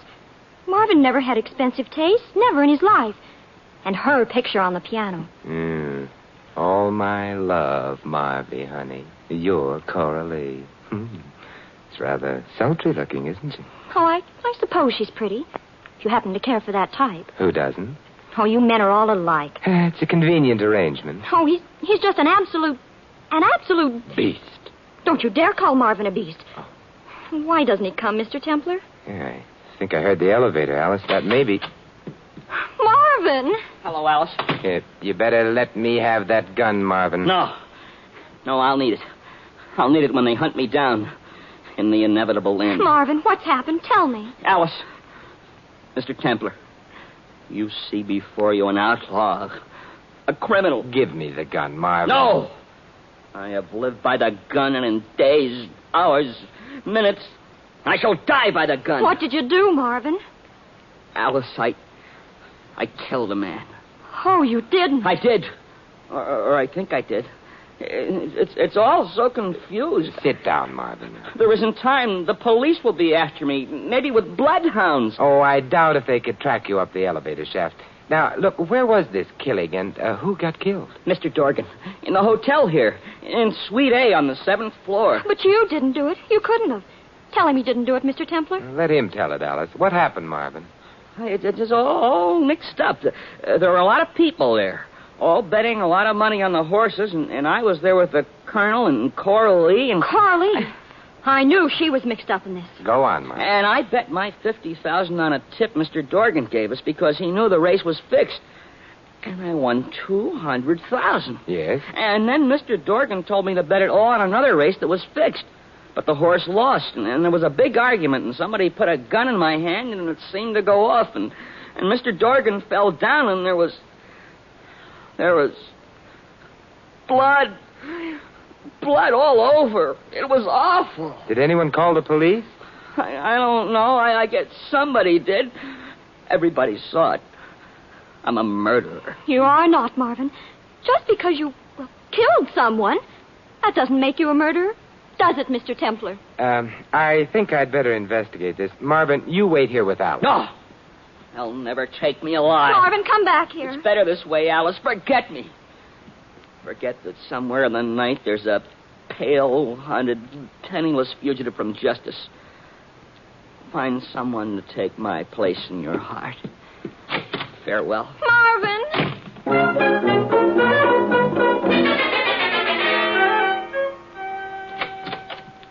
Oh, Mr. Templar, didn't you? No, Alice, I didn't. He was already in the elevator. Oh, what are we going to do? Did he really murder someone? I think we'd better go find out. Come on, Alice. Where are we going? To Suite A, 7th floor, to see whether honest Jack Dorgan has really gone to his old Kentucky home.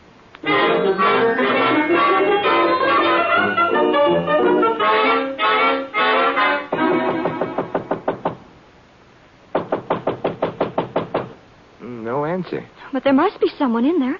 Marvin said the room was filled with people. Now, let's try the door. It's open. It's dark in here. Wait till I find the light switch. Well, do you have to turn on the lights? Can't we just leave? Well, we have to find out, Alice. There.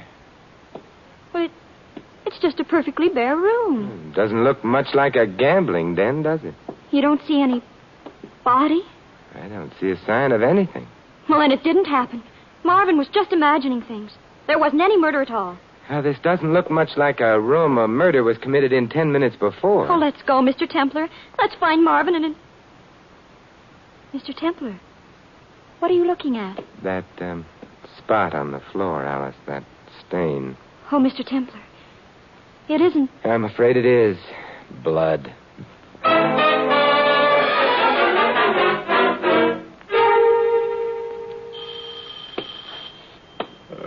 I'm coming.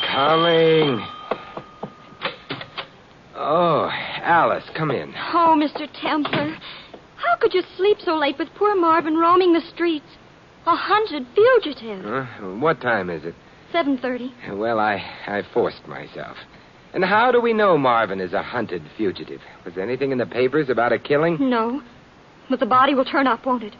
I mean, they always do. Usually. What are you going to do to find Marvin? I think I'll go out and make a few bets on the horses. What? You're going to spend the day in carefree abandonment while poor Marvin is roaming the streets, a hunted fugitive? I'd like to find out more about Marvin's friends, Coralie and the Colonel. Talking about horses in the bar of the Croydon, well, it might be a way of getting acquainted. You're going to get acquainted with her? Well, I'll go along to protect you. Thank you, but no. You won't turn into putty in her hands. She won't mold you as she wills. Maybe even a fate worse than death. It's a pleasant way to go. Well, all right, I trust you. Thank you. You're nice, Mr. Templar. And I want you to know that if it wasn't for Marvin, why, I might seriously consider you. No. And here you are, working to save your rival. Why, it's like Sidney Carton. It is a far, far better thing I do than I have ever done before. This is... goodbye, Alice. Goodbye, Sidney.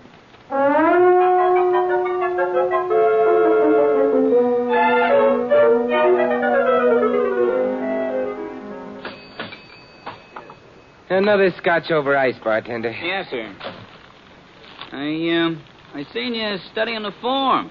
Got anything good going today? Not a thing, but my luck generally is bad anyway. You and me. Going out to the track today? Well, I generally like to place my bets elsewhere. I bet fairly large amounts, and at the track, this brings down the odds. Brings down the... You're kidding. Oh, I generally lose, but then everyone has to have a hobby. Yeah. Everyone has to have a hobby, doesn't he, Miss Carstairs? Yes, indeed, Joe. Excuse me. Would you all think I was just terrible if I started up a conversation with you? Just as bold as that? I would think it was terrible if you didn't. You all, that is. Oh, you're making fun of my accent. I'm from Kentucky, the horse country. That's why I couldn't resist when you started talking horses. The fraternity of horse players. You wouldn't be going out to the track today, Miss... Carstairs. Coralie Carstairs. And your name? My name is Heathcliff, Coralie.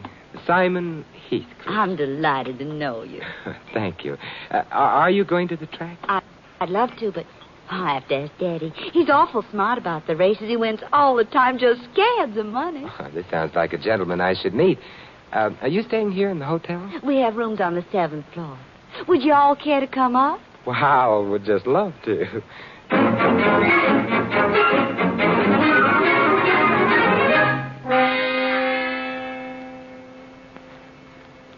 Daddy, I'd like to make you acquainted with a friend of mine, Mr. Heathcliff.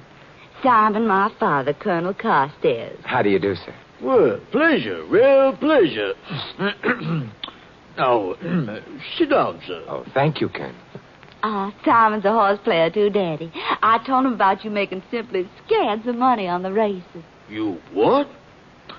Coralie, I've asked you time and again not to mention my business to strangers. But, Daddy, all I said was you made scads of money. I must apologize, sir. You see, the fact is, you look like a gentleman I can trust. The fact is that, I bet on races only when I have definite information. You mean fixed races? Well, you might put it that way, yeah. Sad that the sport of kings should have fallen to such low estate, but as long as it has, there's a profit to be made by knowledge, handsome profit. And I don't mind saying I have such knowledge. Could you give him a tip, Daddy? Oh, I couldn't ask anything like that. Oh, well, perhaps you can do me a favor, sir. I have a horse going in just a few minutes. But the horse parlor down the hall here has been refusing my bets. You see, I'm too heavy a winner for them. If you would care to place the bet for me... Why, I'd be delighted. Good. And, go, a little something for yourself. Just down the hall there, just down the hall, Suite A. Shall we go? Oh, by all means.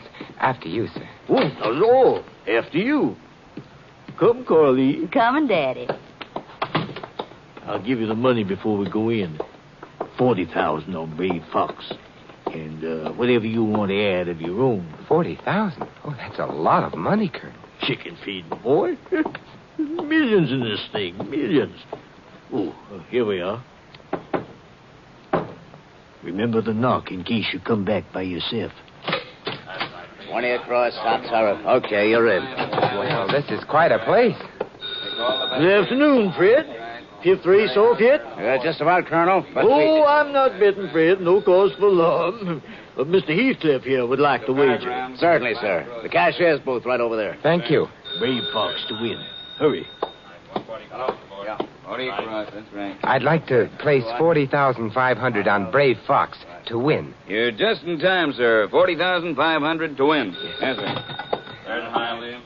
40 across. Did you make the bet, Carl? Right, and I bet 500 for myself. It's all I had with me. Well, small dividends first. Big ones will come later. Okay, fellas. Quiet down. The books are closed. And there they go. Oh, Simon, listen, here's the race. Oh, how exciting. At the habit, Owner's Choice by a head.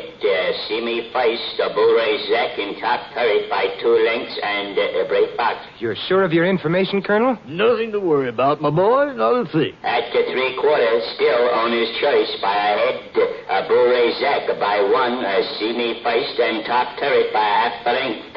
And the Brave Fox is trailing. Daddy, what's the matter with that little old horse? I don't know. I can't understand why he... Bull Race Zach is taking command by 2 lengths. Owner's Choice is second, and the top turret, See Me First, and the Brave Fox is beginning to close ground on the outside. Come on, Brave Fox. Can he do it? He'd better. They're coming down to the line of finish. It's Bull Race Zach and top turret with Brave Fox on the outside. And now it's a Bull Race Zach and Brave Fox.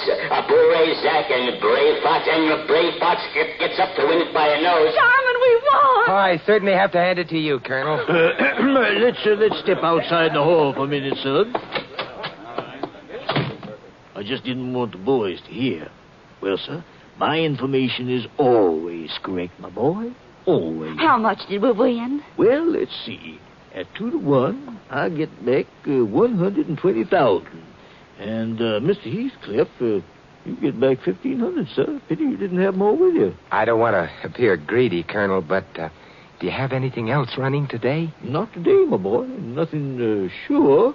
And, of course, I never bet unless it's sure. Tomorrow? Well, you have the fever, don't you? Yes, I have something tomorrow, or will have. Meet me back here at the same time if you want to get in on it. Could I draw some real money out of the bank to bet on it? Much as you like, my boy. Of course, that's purely up to you. Of course, I make no guarantee. Oh, certainly, it's a pretty risky business, eh, Colonel? Why, I might lose my shirt. Yes. Yes, indeed, sir.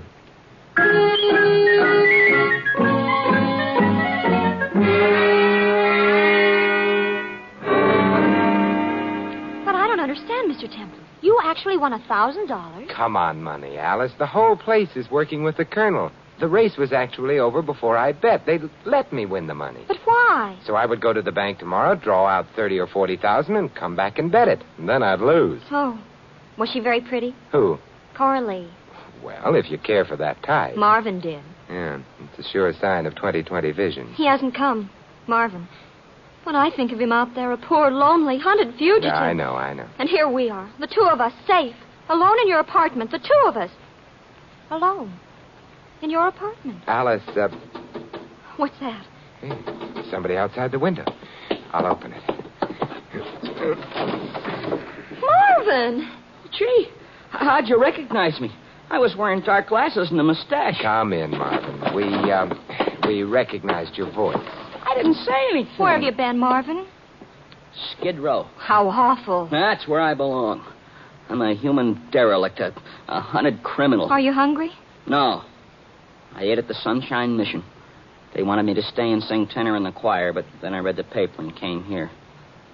Is there any hope? Marvin, look, I want you to stay here tonight. Tomorrow you're going to the police and give yourself up. Never. It may not be as bad as you think. You're going to give yourself up and then send the police over to Suite A, the 7th floor of the Croydon, where I will have just been swindled out of my money just as you were. I was swindled? Gee, they had a nerve swindling a private eye. Yeah, some crooks just have no decency. But Coralie wasn't a crook. Was she? I'm afraid so. Gee. Marvin. Oh, I suspected her, of course, all along. Now, look, here's the plan, Marvin. I'll be there at 2 o'clock. You walk into the police station at 2 and send them over. That would give me enough time to lose the money. Have you got that? Sure. I'll give myself up. Well, I'll go with you, Marvin. No, Alice. A woman's place is in the home. You wait here until I get back. How long will you be? If I'm lucky, 10 years. Oh, Marvin. Alice. Oh, brother.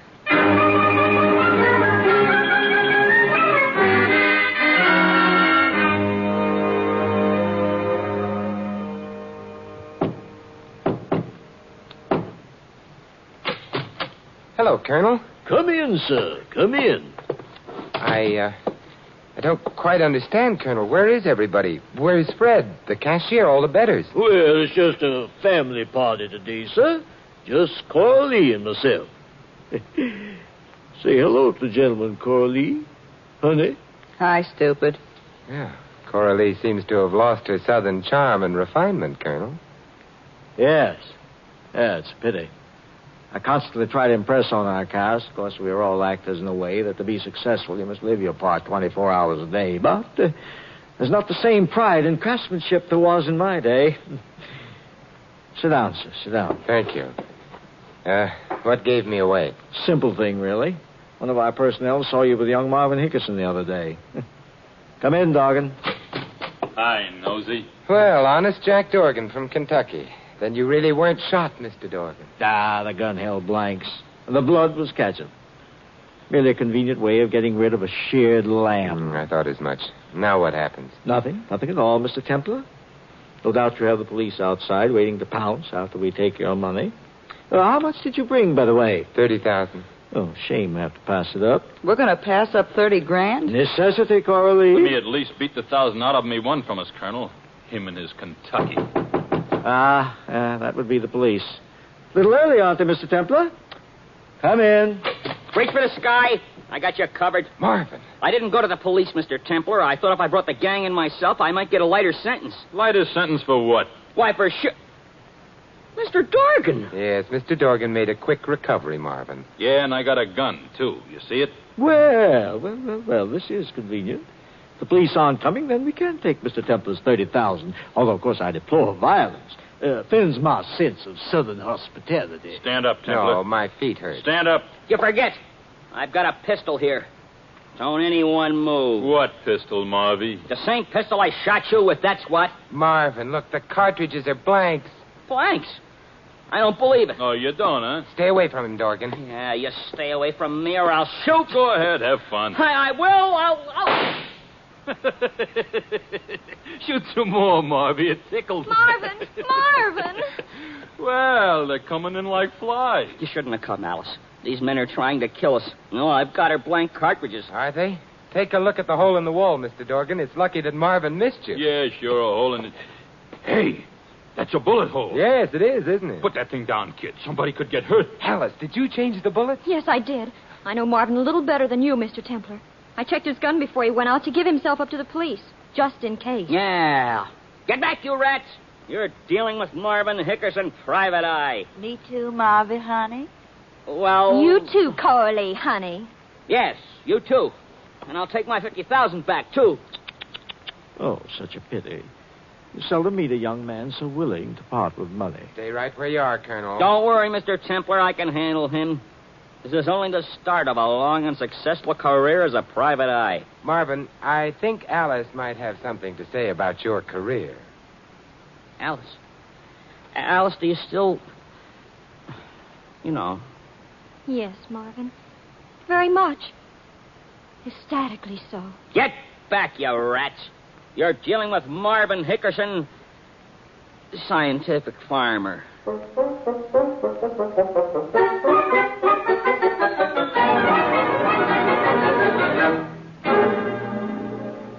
You mean this is goodbye, Alice? Marvin's waiting outside, Mr. Templar. I guess that, well, it just wasn't meant to be. You and me, that is. C'est la vie. I agree. But I want you to know that I'll always remember you, Mr. Templar. From the first moment in that restaurant, when you hugged me with your eyes. That was a moment, wasn't it? Golden. And when the first child comes, we'll name it Simon, after you. No. Yes, Simon, forever and ever. I'll be very honored. Just think, by tomorrow, I'll be Mrs. Marvin Hickerson. I wish you'd promise me one thing, Alice. What, Simon? Don't ever take the hick out of Hickerson.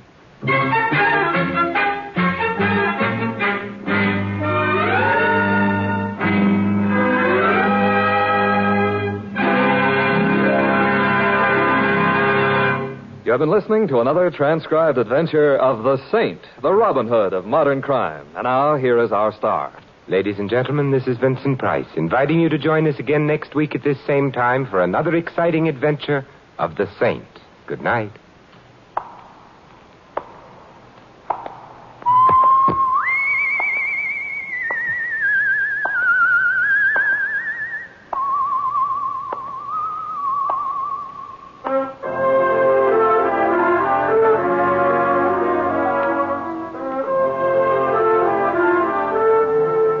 This story of the Saint was written by Dick Powell. Our cast included Leslie Banning, Maggie Morley, Victor Rodman, Edmund McDonald, Herb Vigran, Bill Tracy, and Barney Phillips. The Saint, based on characters created by Leslie Charteris, is a James L. Safier production and is directed by Helen Mack. Vincent Price is soon to be seen co-starring with Errol Flynn and Michael and Prell in William Marshall's production of Bloodline. Your announcer, Don Stanley. 3 chimes mean good times on NBC. Tonight, The Big Show, your hour and a half of comedy, music, and drama, includes Tallulah, Margaret Truman, Fred Allen, Danny Thomas, Douglas Fairbanks, Mindy Carson, and many, many more. And Theater Guild on the Air tonight brings you Carousel, starring Patrice Munsell and Cornell Wilde. Remember, Margaret Truman and Doug Fairbanks join The Big Show today on NBC.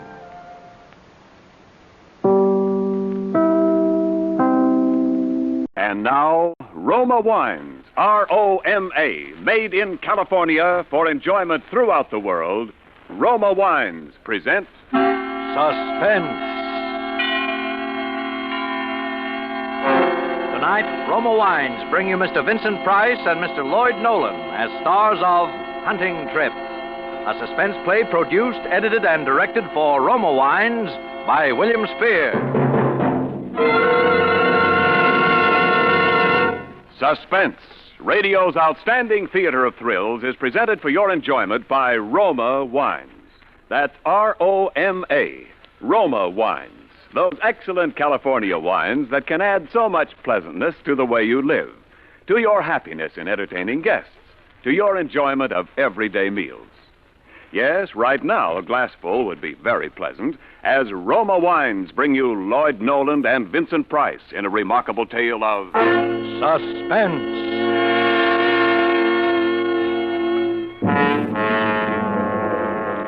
It began with just a little hunting trip for the two of us, Eric and me. I hadn't seen Eric for several months, since before Karen died, in fact. When I bumped into him at the club, he suggested that we run up to his cabin in the mountains for a few days. Grab a bit of fresh air and relaxation, see if we couldn't bag ourselves a moose or a deer. And yet, almost at the outset, I had an uncanny feeling about that trip.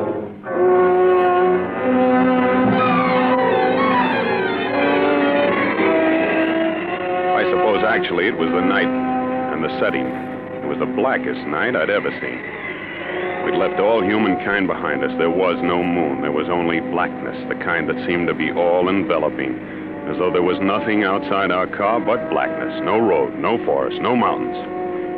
Well, I'd admit I was nervous. I was boring my feet into the floorboard of the car as though somehow that would help. What are you laughing at? You, Stan. You don't look as though you're having a very good time. Well, I'm not. Frankly, shouldn't you be driving a little bit slower? Why? Why? Good heavens, Eric, if you make just one little slip at the wheel, we're done for, that's all. I doubt if they'd ever even find us down in those canyons. Nonsense. I know every crook and turn in this road. Oh, yeah? I don't think you're much of an outdoors man, Well, Stan. maybe not. I love this kind of country in the daytime, but I'll confess I'm not so keen on it at night. I don't like what I can't see. Funny, I'm just the opposite. There's a challenge in the darkness that stimulates my senses. It's exhilarating. It stirs my imagination. Well, sure, I suppose it would. But I'm not equipped to grapple with the mysteries of the universe. Stan, you're much too modest. You always were. You've gotten out of life pretty much what you wanted, haven't you? Well, yes, I suppose so. And then don't always be belittling yourself. It's an effective technique, Stan, but I'm on to you. You're as clever as the next fellow, in your own way.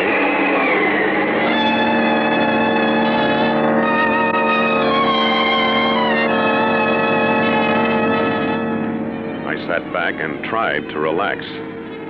Things weren't quite as Eric had pictured them. I was born with a silver spoon in my mouth, as they say. Eric had come up the hard way. I was average and soft. He was brilliant and hard. We'd known each other a long time, going to school together, being in love with the same girl, Karen. When I married her, he was my best man, and yet I didn't pretend to understand him. He was still pretty much of a stranger to me. I glanced over his way. He actually seemed to be enjoying himself. It crossed my mind that he was rather enjoying seeing me in a bit of a lather, too. Well, it's not far now, just around the next bend. Well, thank the Lord. Well, am I amusing you again? No. I was just thinking what a perfect spot this would be for a murder. A murder? Honestly, Eric, I believe that's all you think about. It is almost. When I buy a newspaper, I read about murder the way you study the stock quotations. Murder is fascinating to me. I spend most of my time figuring out ways and means to commit murder. Now you're trying to sound like a mental case. Who knows? Perhaps I am. I have a mind. Well, here we are, old man. Yeah. You see, I've delivered you safe and sound, all in one piece.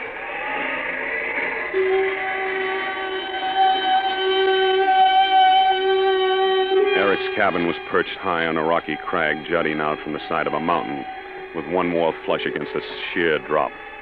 In front, there was a steep path leading down to a lake. I could hear the lapping of the waves. Eric fixed us something to eat, then went outside.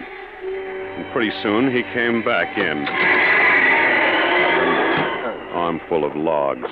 His face was red and healthy. I don't think you like my place, Stan. Huh? Oh, yes, I do, honestly. I'm just tired, I guess. Well, we'll turn in directly. Oh, thanks. Cigarette? Yes, thanks. I believe I will. I like it here. All the privacy in the world. Mm-hmm. Say, Eric. Yes? Why do you read about murder? Why do you read about stocks and bonds? Well, because they interest me. It's my business. My business doesn't interest me. I read about murder because I'm interested in people. Murder is emotional. And when people are being emotional, you get to see more of them. Why are you so interested in people? Oh, I think I'm more curious than interested. Well, all right. Why so curious? Well, it amuses me. I find out about people. I write down what I find out, and I write my impressions of how those people will react to a series of circumstances. It's a good way to get rid of one's inhibitions. Sort of a frightening hobby. I think stamp collecting is frightening. You're too darn clever, Eric. Why too clever? Well, I mean you see through people. Well, what's wrong with that, unless, of course, they have something they want to hide? Oh, I suppose it's all right, if your friends don't mind. Do you? Mind? No, heavens no. Why should I? That's right. Why should you? Well, how about hitting the hay? We have to be up early.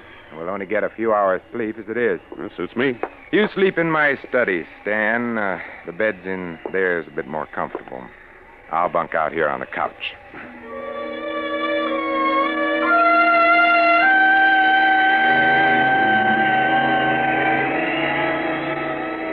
I had undressed and gotten into bed and was reaching over to put out the light on Eric's desk when my eyes fell on a stack of typewritten sheets.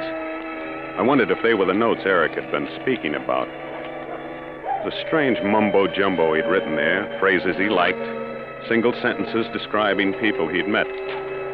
There were a few clippings pasted on sheets of white paper, clippings describing murders, by strangulation, by pistol, by drowning, by poison.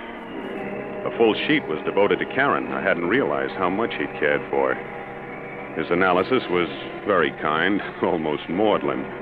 He spoke of his shock at hearing of her suicide, and he tried to reason it, to find causes. A small memo pad caught my eye, however. And on the last page, I saw my name carefully printed. I read it eagerly. I read Eric's arguments for not hating me because I had married Karen. I read Eric's cold analysis of my character. Not exactly flattering, but it was pretty accurate.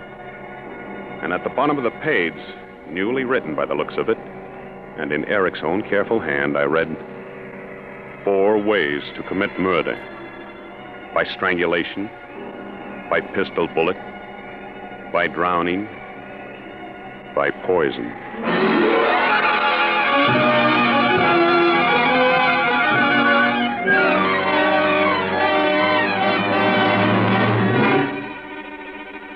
For Suspense, Roma Wines are bringing you Vincent Price and Lloyd Nolan in Hunting Trip by Paul Bernard and Lee Horton. Roma Wines' presentation tonight in radio's outstanding theater of thrills, Suspense.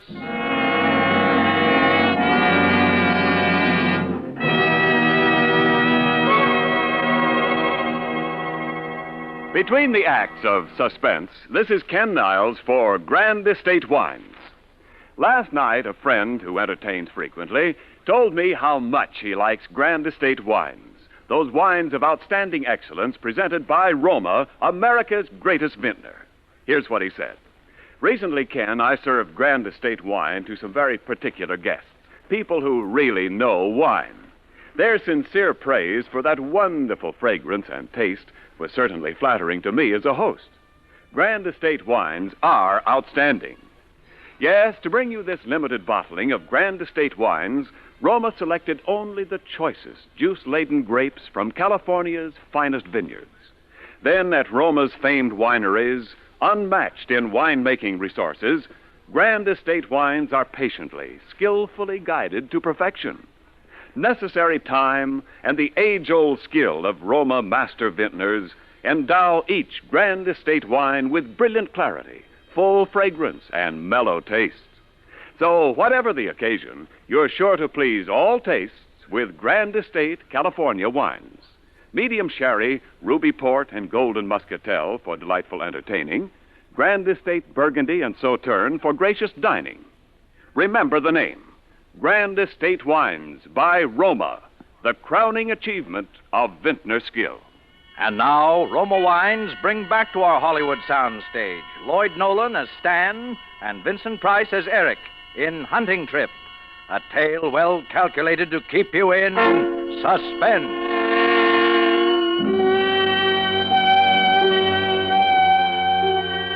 I suppose I slept that night, but it seemed as though I had only just dozed off when I heard the door open quietly.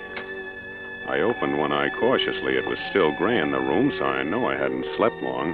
I was about to open both eyes to save Eric the trouble of waking me when I thought, he hasn't come to wake me. My mind threw 2 words at me. By strangulation.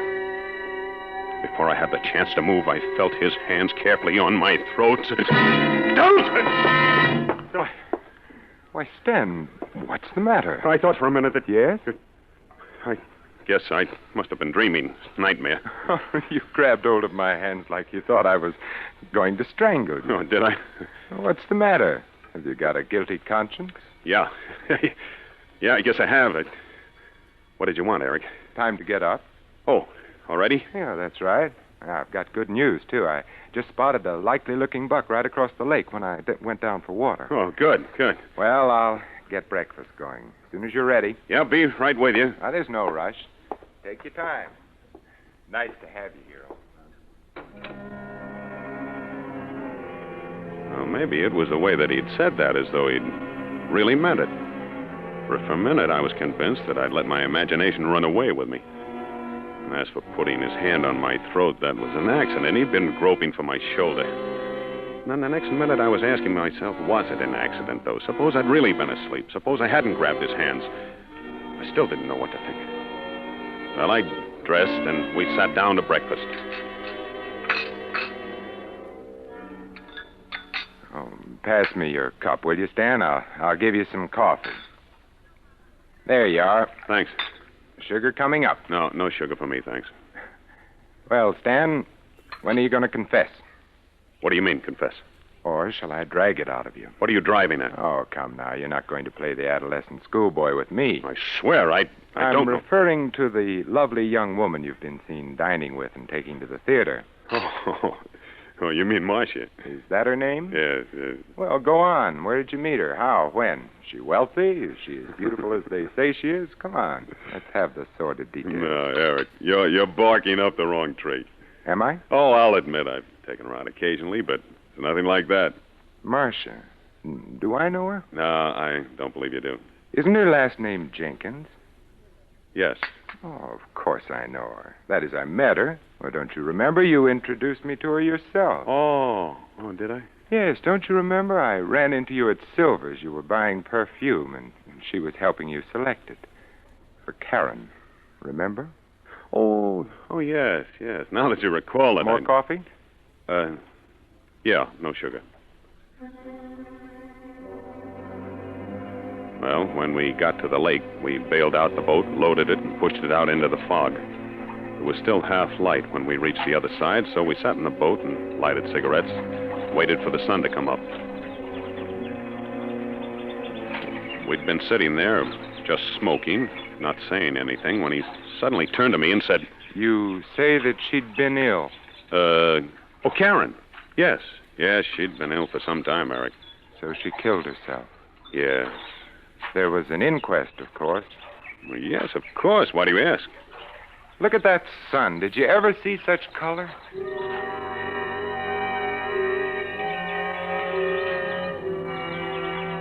4 ways to commit murder. I'd almost forgotten about Eric's hands on my throat. Now the incident jumped vividly back to my mind because now I knew that Eric had a reason. He looked away after he asked me about the inquest. He didn't answer me when I asked him why he wanted to know. Somewhere in that strange, dark corner of his mind, he was still obsessed by love for Karen, even though she was dead and gone. He thought that she'd still be alive and happy if she hadn't married me. My legs were weak when he motioned me out of the boat. A deer blew somewhere near us. We stopped. Hey, did you hear that? Yeah. Listen. It's moving west. Yeah. Stan, you work west, just about half a mile or so ahead of us. You'll come to a clearing. Mm-hmm. Take your stand there. Right. I'll strike north and west and then work toward the clearing. Good hunting. This is it, then, I thought. He'll hide somewhere along the way to the clearing and shoot me in the back. Now that I knew what to expect, I felt somewhat relieved. At least I'd be ready for him.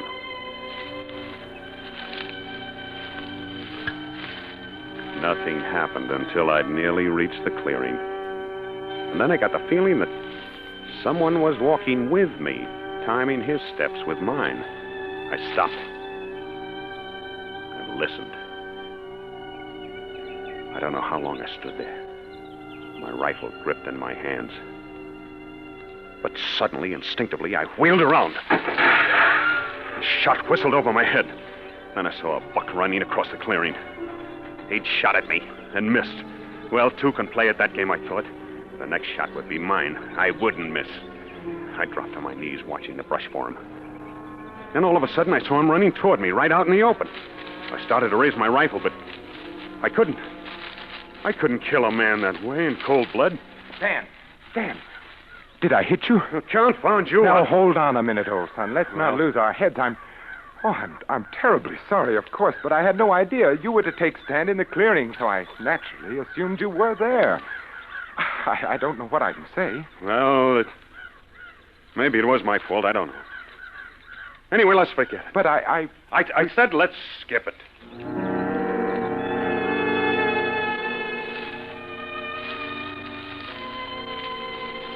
I stuck close to Eric after that. I gave no more opportunity for a shooting accident. It was dusk when we headed back toward the cabin. We didn't get out, Buck. Not that I cared, and I'm sure Eric didn't. He was after different game. Then I saw a boat on the beach. By drowning.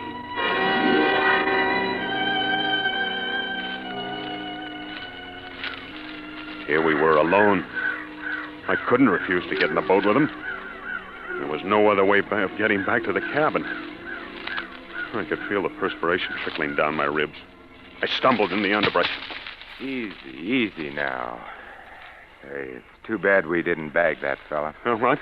That buck. Better luck tomorrow, maybe. Yeah, better luck tomorrow. You seem preoccupied, Stan. Do I? Yes, I have the ghastly feeling that I'm failing you as a host. I don't think you're having a very good time. I think this is a marvelous country, Eric. You've exercised phenomenal restraint, old son. What do you mean? About expressing your admiration for it. I'd never have suspected that you liked it so much.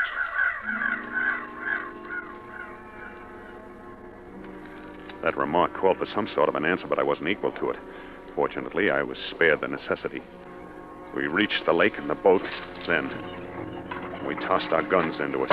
Eric started to push out to the shore. Hop in, Stan. Easy does it now. Hang on to the oars, will you, while I climb in? All set? All set. Splendid. Here, now, you better let me row. I know this lake. There's some treacherous spots in it. What do you mean? Oh, some nasty boulders sticking up. Some of them that aren't easy to spot. Come too close to the surface for comfort. I see. If we were to hit one of them, we'd turn over in a hurry. You don't swim, do you, Stan? You know darn well I don't. Oh, that's a shame. It's a mistake not to learn to swim, don't you think?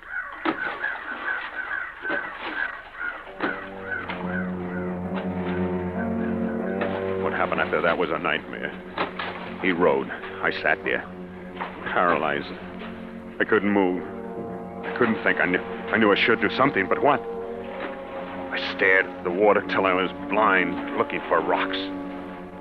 Eric's face was a blur.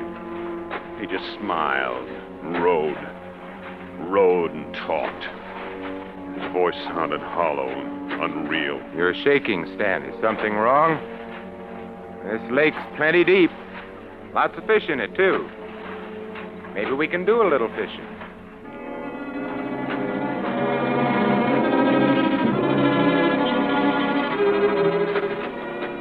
He stopped suddenly. He'd seen something in the water. He turned around, pulled hard on the oars. We'd reached the spot. He knew it. And then... No! No, Eric! No!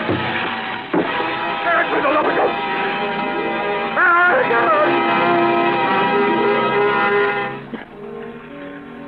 When I came up, Eric was there in the water near me. He didn't speak. He just grinned. And then I saw his face above mine, grinning. Saw him raise his face to strike me, and that's the last I remember.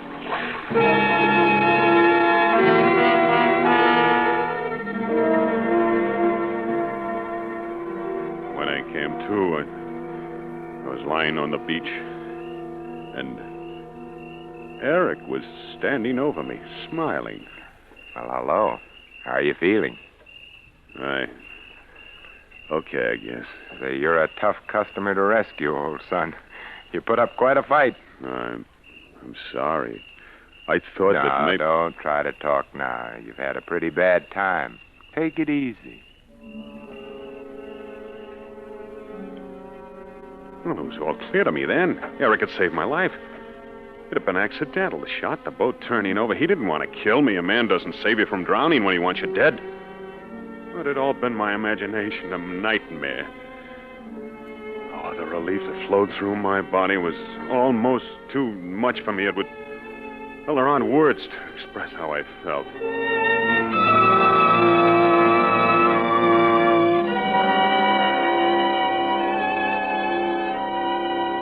A little later, Eric helped me up to my cabin, and I stretched out on the couch.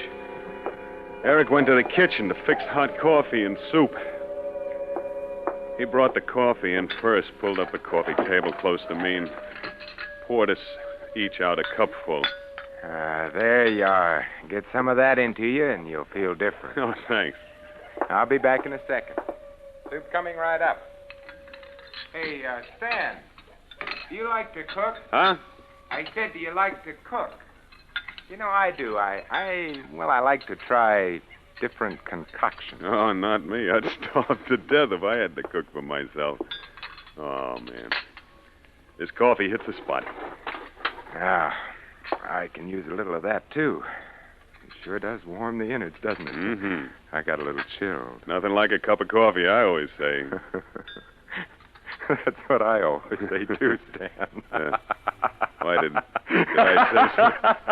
say something funny? Am I amusing you again? Immensely. Yeah? In fact, Stan, I think that's probably the funniest thing you ever said. How did you like it, Stan? 4 ways to commit murder. You read it, of course.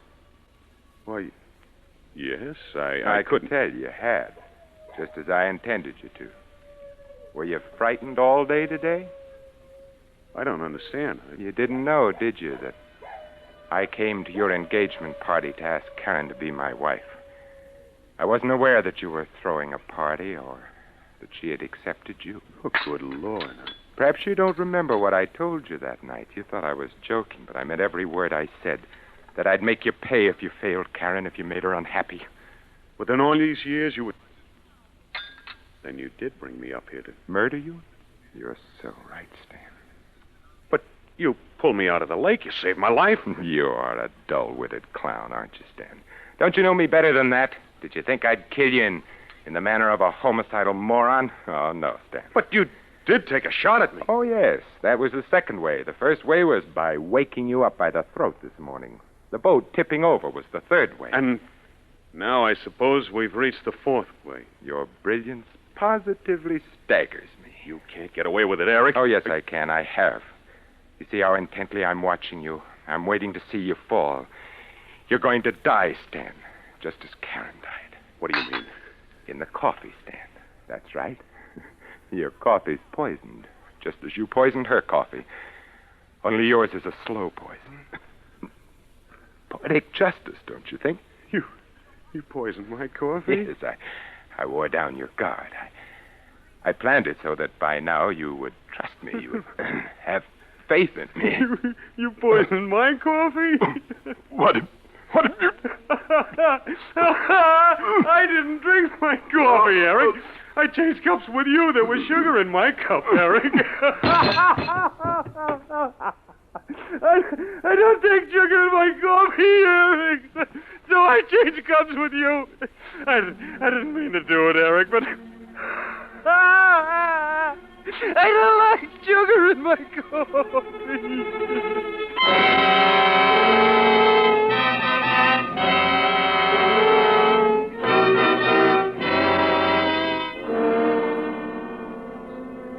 So you see, I didn't kill Eric, really.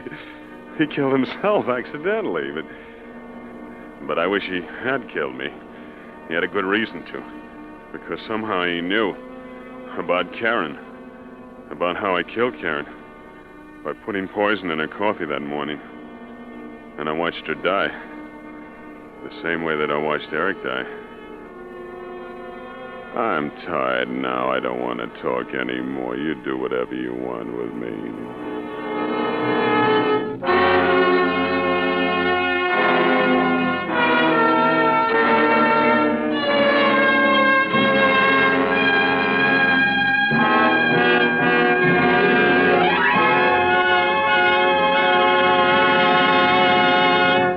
Suspense.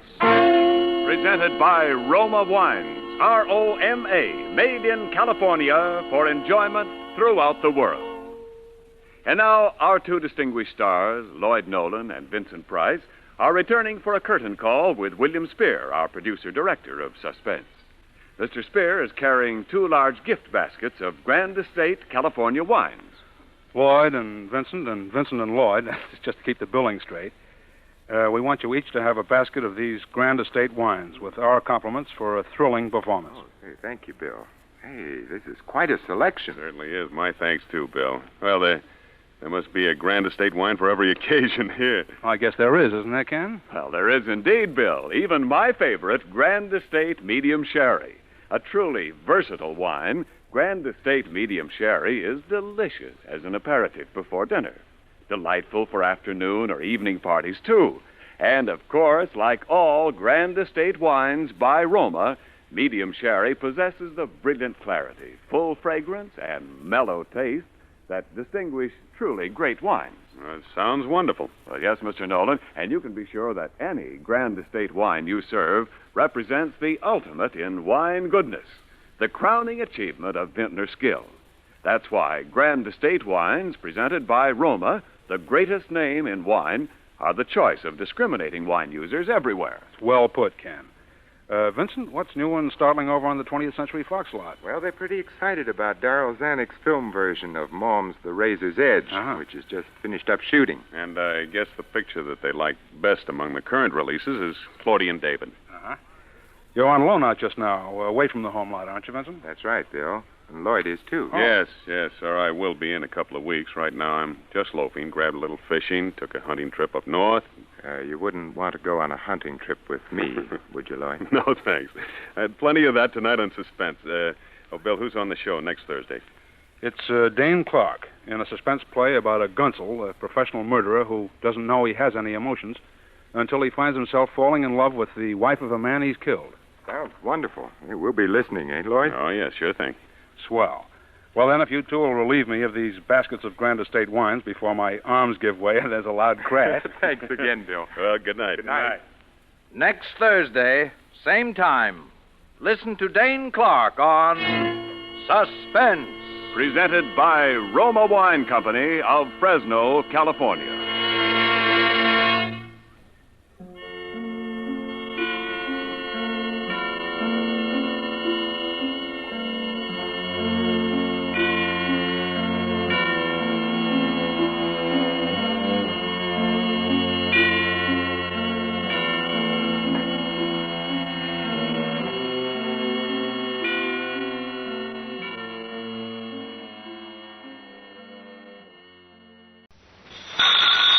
It's Duffy's Tavern, the Friday night transcribed feature on NBC's All-Star Festival of Comedy, Music, Mystery, and Drama. Brought to you by RCA Victor, world leader in radio, first in recorded music, first in television, and by the makers of Anacin for fast relief from pain of headache, neuritis, neuralgia. Here we go, friends, to Duffy's Tavern with our guest, Vincent Price, and starring Archie himself, Ed Gardner. Hello, Duffy's Tavern, where do you eat meat to eat? Archie the manager speaking. Duffy ain't here. Oh, hello, Duffy. Guess who's coming down tonight? One of the finest actors of our day, Duffy. No. Not Dustin Farnham. No, not Hobart Bosworth. Duffy, I said our day, not yours. It's Vincent Price, Duffy.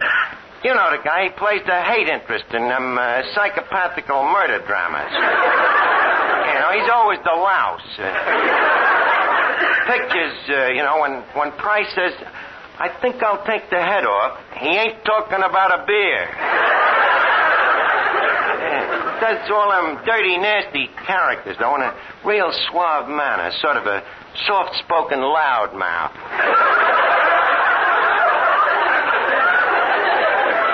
With that sweet, soothing kind of a voice. You don't know whether you should listen to it or pour it on a wapple. But in person, Duffy, he's different. He's every inch a gentleman, with lots of savoir-faire, the type of a guy you just know that he looks dignified in his long underwear.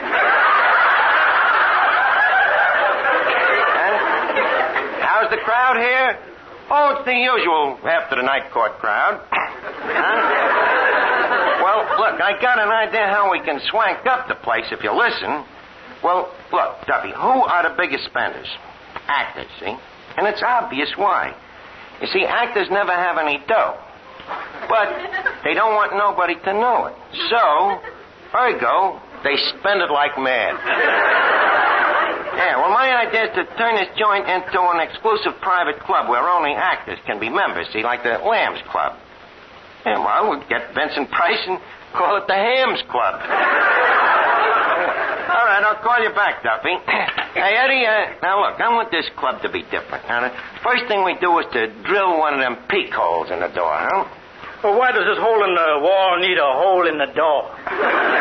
Eddie, every club's got one, so that sort of management can look out and see that nobody gets in but bona fide members. Well, if you put a peek hole in the door, nobody is going to come in. Why not?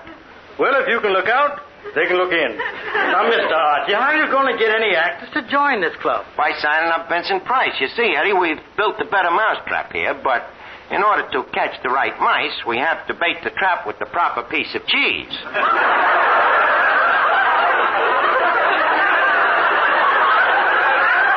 Namely, Vincent Price. Mr. Archie, what could a man like Mr. Price do in a dump like this? All the things he's accustomed to. Not if he's accustomed to breathing. Okay, so we'll air condition the joint. We tried that once, and you remember what happened? What? There, we crawled back into the bottle. This time we'll hold it out with pliers. Now, what else do we need for the club? Oh, yeah, we'll need a game room. Game room? Yeah, that back room where we keep the pig's feet. Yeah, that's pretty gamey, all right. Yeah, now what else do I'm having them private clubs? Oh, yeah, library. Well, what's going to be the library? We'll dust off that World Almanac over there. Look, Mr. Archie, in the first place, that almanac is from 1914. In the second place, one almanac don't make a library. Leave me take your objections in order. Firstly, about the almanac being 1914, the Declaration of Independence is a great work, ain't it? Yep. When was it wrote? 1776. Touché. Now, for your secondly objection, that one almanac don't make a library, to that I reply the word is almanac, not almanac. Ergo, touché again. Yeah, I think you're slightly touchéed in the head. Yes, Miss Duffy? I want to ask you something very important. What is it? If a fella says, "Dearest beloved, I love you more than the sun, the moon, the stars, more than life itself. Be mine, beautiful Miss Duffy, be mine." Is that committing himself? Well, yes and no. What do you mean, yes and no? Yes and no guy in his right mind would say it. Well, it so happens that it was said to me by my boyfriend, Rodney Maximilian Haybinder. Miss Duffy, you still interested in that bum? Bum? You heard me. Archie, it so happens that at Barnaby's Barber College, Rodney is the only one to hold a safety award. Really? A safety award? Yes. He's the one man in his class that they trust to singe sideburns without the professor standing by with a fire extinguisher. What'd they give him for the reward? A hot towel with his name lathered on it? Are you kidding, Miss Duffy? This guy really goes to a barber college? You think I run around with illiterates? Here, look at this letter. Let me see. Darling Miss Duffy, I thought about you all today at shaving class. Look, this letter is a little too mushy for me. Maybe you better read it. What happened to him at shaving class? Well, let's see. So, dearest, the professor gave me 4 demerits. Just for a tiny nick a customer noticed on his earlobe. And, darling, I'm really surprised he noticed it, as the earlobe was on the floor at the time. Then, in my confusion, I made matters even worse by giving the customer somebody else's earlobe. I don't know what kind of a barber this guy is, but he certainly writes beautiful love letters, doesn't he? Don't be sarcastic, Archie. It happens that there are a lot of X's at the bottom of the letter. X's, huh? Are they sort of smeared in red? Now that you mention it, yeah. Miss Duffy, you know, you're really a lucky girl. It's a lucky thing that the guy didn't go to a guillotine college. Customers be walking around without heads. Hello, Arch. Oh, hiya, Finnegan. Hello, Finnegan. Good evening, Miss Duffy. My, you look pretty. Thank you, Finnegan. Every day you look better. Yesterday you looked better than the day before, and today you look like the morning after. Well, thank you. Oh, don't mention it. See, Arch, I hear you're starting a new club. That's right. Is it going to have dames in it? No, Finnegan, no dames. It's going to be strictly non-sextarian. So in that case, I think I'll just stick to the YWCA. Finnegan, the YWCA is for women only. It is? Yeah. No wonder they keep throwing me out of the steam room. Look, Finnegan, the club that I'm going to have here is just going to be for actors, but if you'd like to join, I'll use my influence to get you in. No, thanks, Arch. I'm too particular.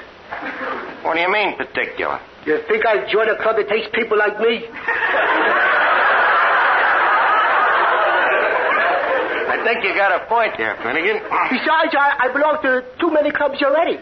What clubs do you belong to? Oh, the Lonely Hearts Club, the Al Flairden for President Club. That was disbanded, by the way. Nobody told me why. Oh, then I belong to the Book of the Month Club. You belong to the Book of the Month Club? Yeah, I have a special membership. They just sent me the pictures. That's a very good club, that Book of the Month Club. Do you attend their meetings? It's a funny thing, Arch. They don't have meetings. Really? Nope. No meetings, no parties, no ball team. Personally, I think the whole thing is a scheme to sell books. To me, you sound more like you just came out of the Canadian Club. Please, Arch, I got enough trouble with books. What would I do with a Canadian every month? Would you like to have some fun? Why don't you go over to that stove in the kitchen and stick your head in the oven? Maybe your brains will expand. Good idea, Arch. I'll set the oven for a slow broil. And every 5 minutes, I'll come in and baste you. Now, Eddie, did you start fixing up the game room? Not yet. Well, when you do, I got a terrific idea. See, we'll get a dartboard and some dots so that the actors can really have a lot of fun with themselves. How? We'll cover the dartboard with pictures of their agents.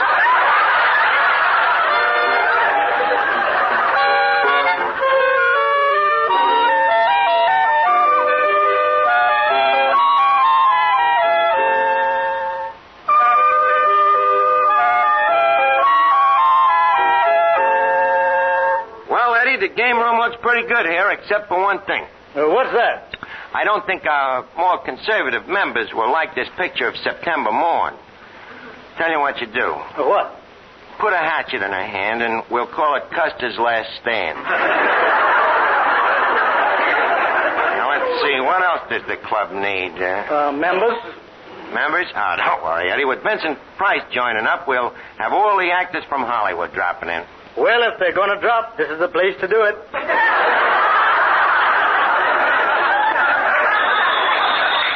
Hello? Oh, hello, Duffy. You've been thinking it over and you want to join the Actors Club? Duffy, you an actor? You get stage fright when you have to call out your floor in a crowded elevator. But, Duffy, I'm telling you, the place is strictly for actors. Now, look, holler and take it off, but a burlesque show don't make you no actor. I'll tell you what I'll do. I'll compromise you. I'll make you the chairman of the membership committee. But remember, no fair blackballing guys just 'cause they ain't Irish. Okay, Duffy. Now, Eddie, I gotta get this dart game set up. Where's the pictures of them agents? Right here. Yeah, the agents' pictures, yeah. You know, they ain't gonna be easy targets. Why not? Even in the pictures, their eyes keep shifting back and forth. Wait a minute, Eddie. Eddie, did you notice that? What? A dart just hit that agent right in the middle of his package. Then our first actor must be here. He is. The spotlight, if you please. Well, it's Vincent Price.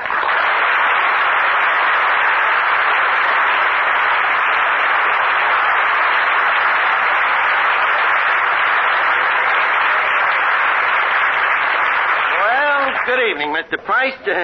Leave me W welcome to this distinguished establishment. And furthermore... Thank you, Archie, and may I say... Just a minute. Leave me further say, Mr. Price, that seldom have we behooved such an august presentment to these confines. And further besides... Now, Archie, if you don't mind, I'd like to... Please. I ain't through. The man is in love with the sound of his own voice. Now, let me see. Oh, and feel assured, Mr. Price, that your visit is a bereavement from which we will not soon recover.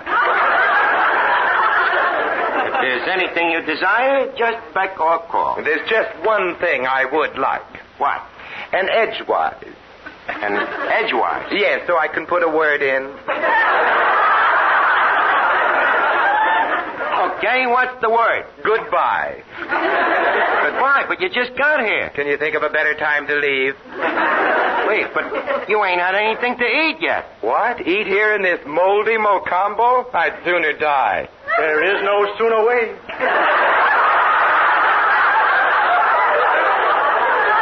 Quiet, Eddie. Well, Vincent, I'm glad I'm finally meeting up with you, especially after so many of our friends have said that we resemble each other.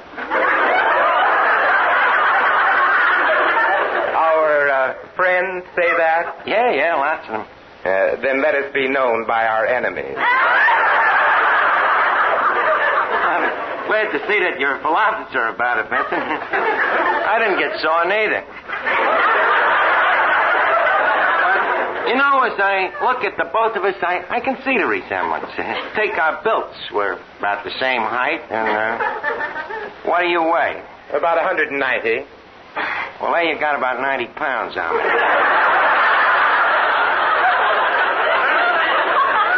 Of course, me shoulders is a little narrower than yours. Oh, Archie, they only seem narrower because your ears stick out so far. Well, that's logical. But you believe me, Vincent, you darken me up a little, give me an hour with a curler, dab a little makeup on me, and I'd look enough like you to spit at your image. But there's one way in which you and me is different. Thank heavens for that. What is it? Our diction. Oh, yes, of course. Our addiction. Yeah, yours is lousy. Yeah, me, I like to use big words, Big words, huh? Yeah. Well, I can think of one right now. Oh, yeah? What's yours? I hesitate to tell you. I bet I can think of an even longer one. In fact, I started using big words the minute I learned how to talk. Oh, how old were you when you learned how to talk? 19. See, and by that time I was already in college. You went to college? How do you think I got so cultured? You are cultured? You don't believe it? Recite some Shakespeare to me. I'll show you how intelligent I can look. Well, I doubt it, Archie, but you aroused my curiosity. Very well. He jests at stars that never felt a wound. But soft what light through yonder window breaks. It is the east, and Juliet is the sun. Hey, Arch. Yeah, Finnegan? Who's the mushmouth?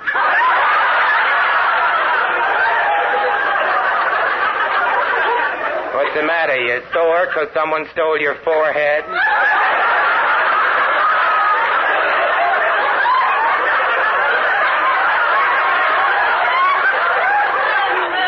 Hey, Arch. Can I punch this guy in the nose? Please, no. Just reply in a gentlemanly manner that you never had a forehead. Okay. Look, bud, I never had a forehead. Arch, now can I punch you in the nose? Vinny, please, no fisticuffs. Mushmouth here happens to be a gentleman. Perhaps I better introduce you. Vincent Price, Clifton Finnegan. Highbrow, no brow. Okay, bud. Let's shake hands and be friends. Isn't there a more sanitary way? Hey,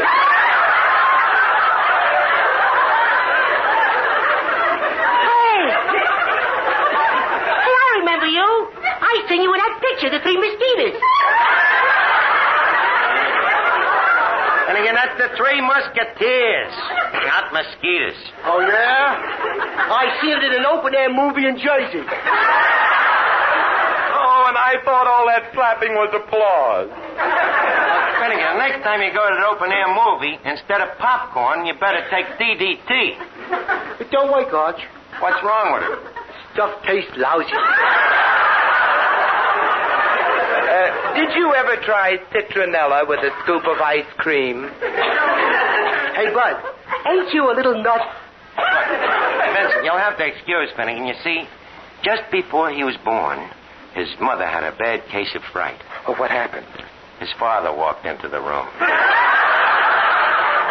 Well, at least you met the guy. Thanks, they Arch. Oh, good heavens, he's back in a wig.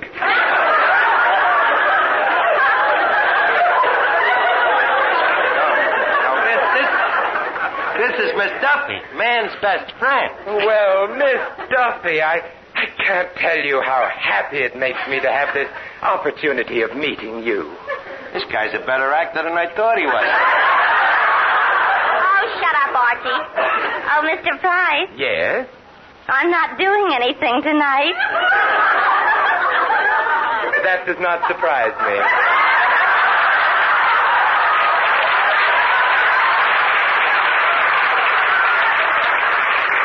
You didn't give me a chance to finish. He was hoping he wouldn't give you a chance to start. Archie, please. What I was wondering, Mr. Price, is whether you would like a date with me tonight. Oh, but Miss Duffy, what about my wife? I'll let her get her own date.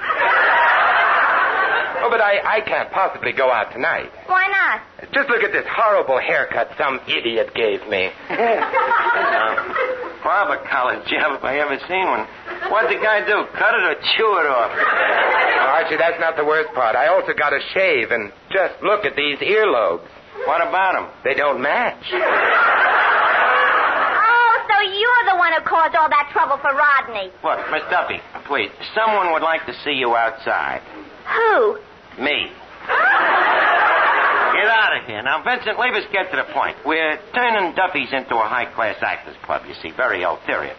And, we'd like you to be the first member. The first and only?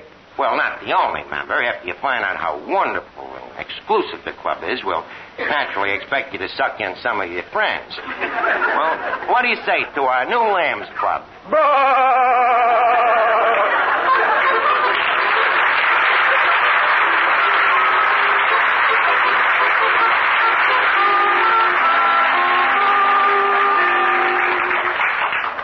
If you suffer from pains of headache, neuritis, or neuralgia, you should discover what many thousands have known for years, that Anacin brings incredibly fast, effective relief.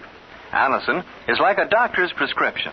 That is, Anacin contains not just one, but a combination of medically proven active ingredients in easy-to-take tablet form. Probably at some time you've received an envelope containing Anacin tablets from your physician or dentist. Thousands of people have been introduced to Anacin this way. Try Anacin yourself the next time you suffer from the pains of headache, neuritis, or neuralgia. You'll be delighted at how quickly relief can come. Anacin is spelled A-N-A-C-I-N.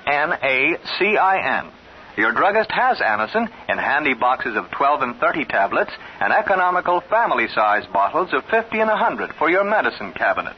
Ask for Anacin today.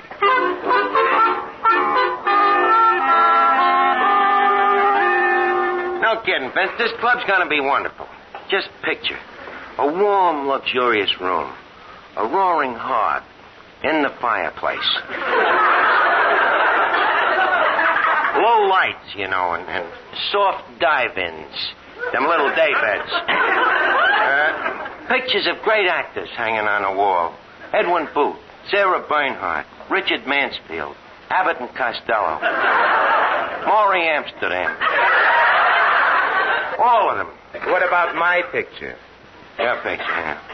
I think I have the very place to put it. Oh, no, you don't. Oh.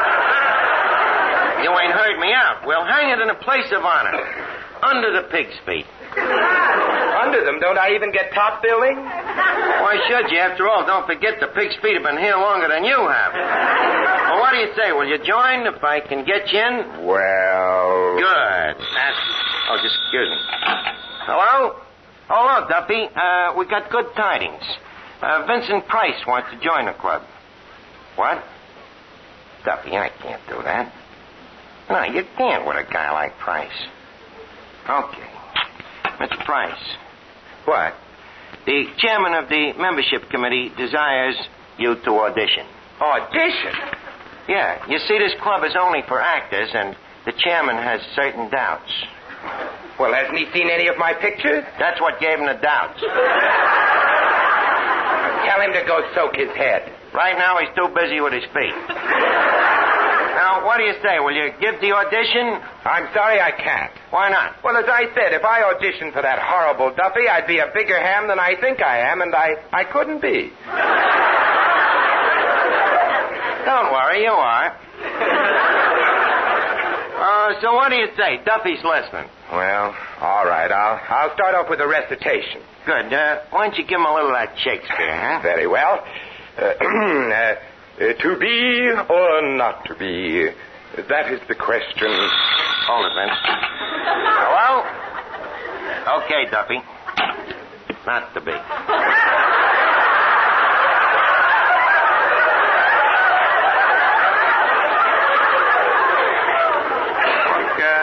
Vince, don't you know no songs or jokes? Yes, I know some jokes. Well, go ahead and spring one. Duffy likes jokes. Oh, well, very well. Here's a very funny one. Great so far.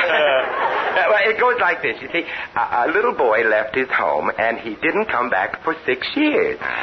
When he returned, he knocked on the door, and his mother said, "Hello, Cookie." So the little boy said, "Why do you call me Cookie?"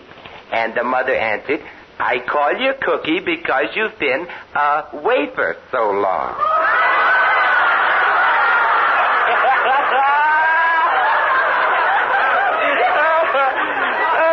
A wafer so long. Do you get it, Archie? I got it, but I don't think it's going to stay with me. Well, I know an even funnier one. Impossible. How does this one go? Well, it goes like this. Pop says to Mike, he says, "I just received a letter from my sister. She must be very ill." So Mike says to Pat, "Really? How do you know?" So Pat replies, "Well, she started the letter by saying, 'I'm in Chicago sick.'" Oh, Archie, I'm afraid I messed it up. I should have said, "I'm in Chicago ill."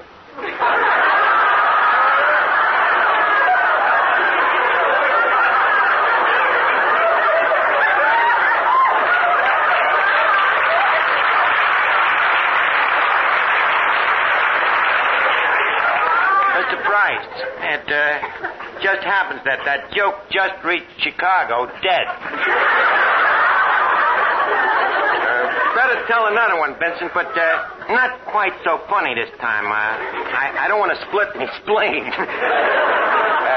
Well, Archie, do you think Duffy knows the one about the woman who says, "I just bought a dog," and the man says, "Spit?"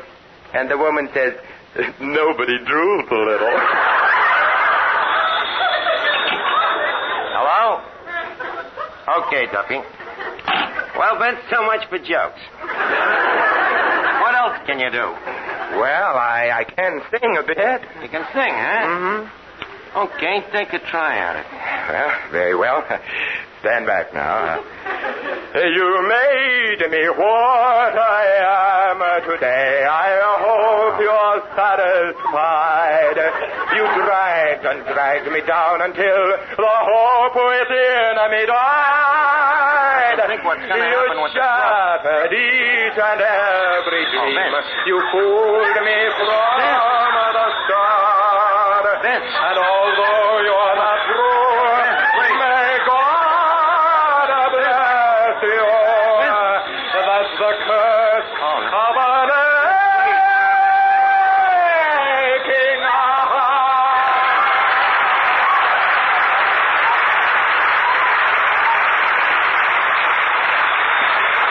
Hello? What? Well, how would you like to be standing right here next to it?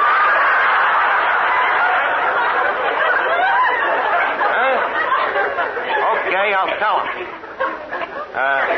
Mr. Price. Yes? The chairman of the membership committee has decided your case in the affirmative. You're out. Furthermore, the chairman has asked me to dissolve the club, so you have earned a rare distinction, Mr. Price. Well, what do you mean? This is the first time in history that an entire club has resigned from a member.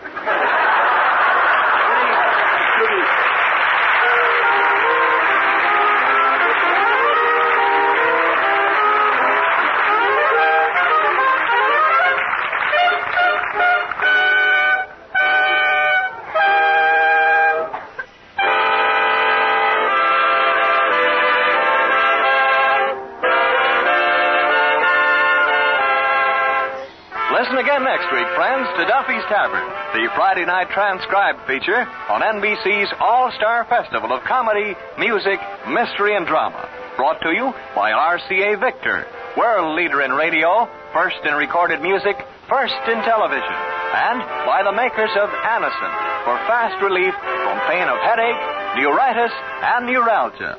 Listen tomorrow evening for The Man Called X, starring Herbert Marshall, the Saturday night feature of the All-Star Festival.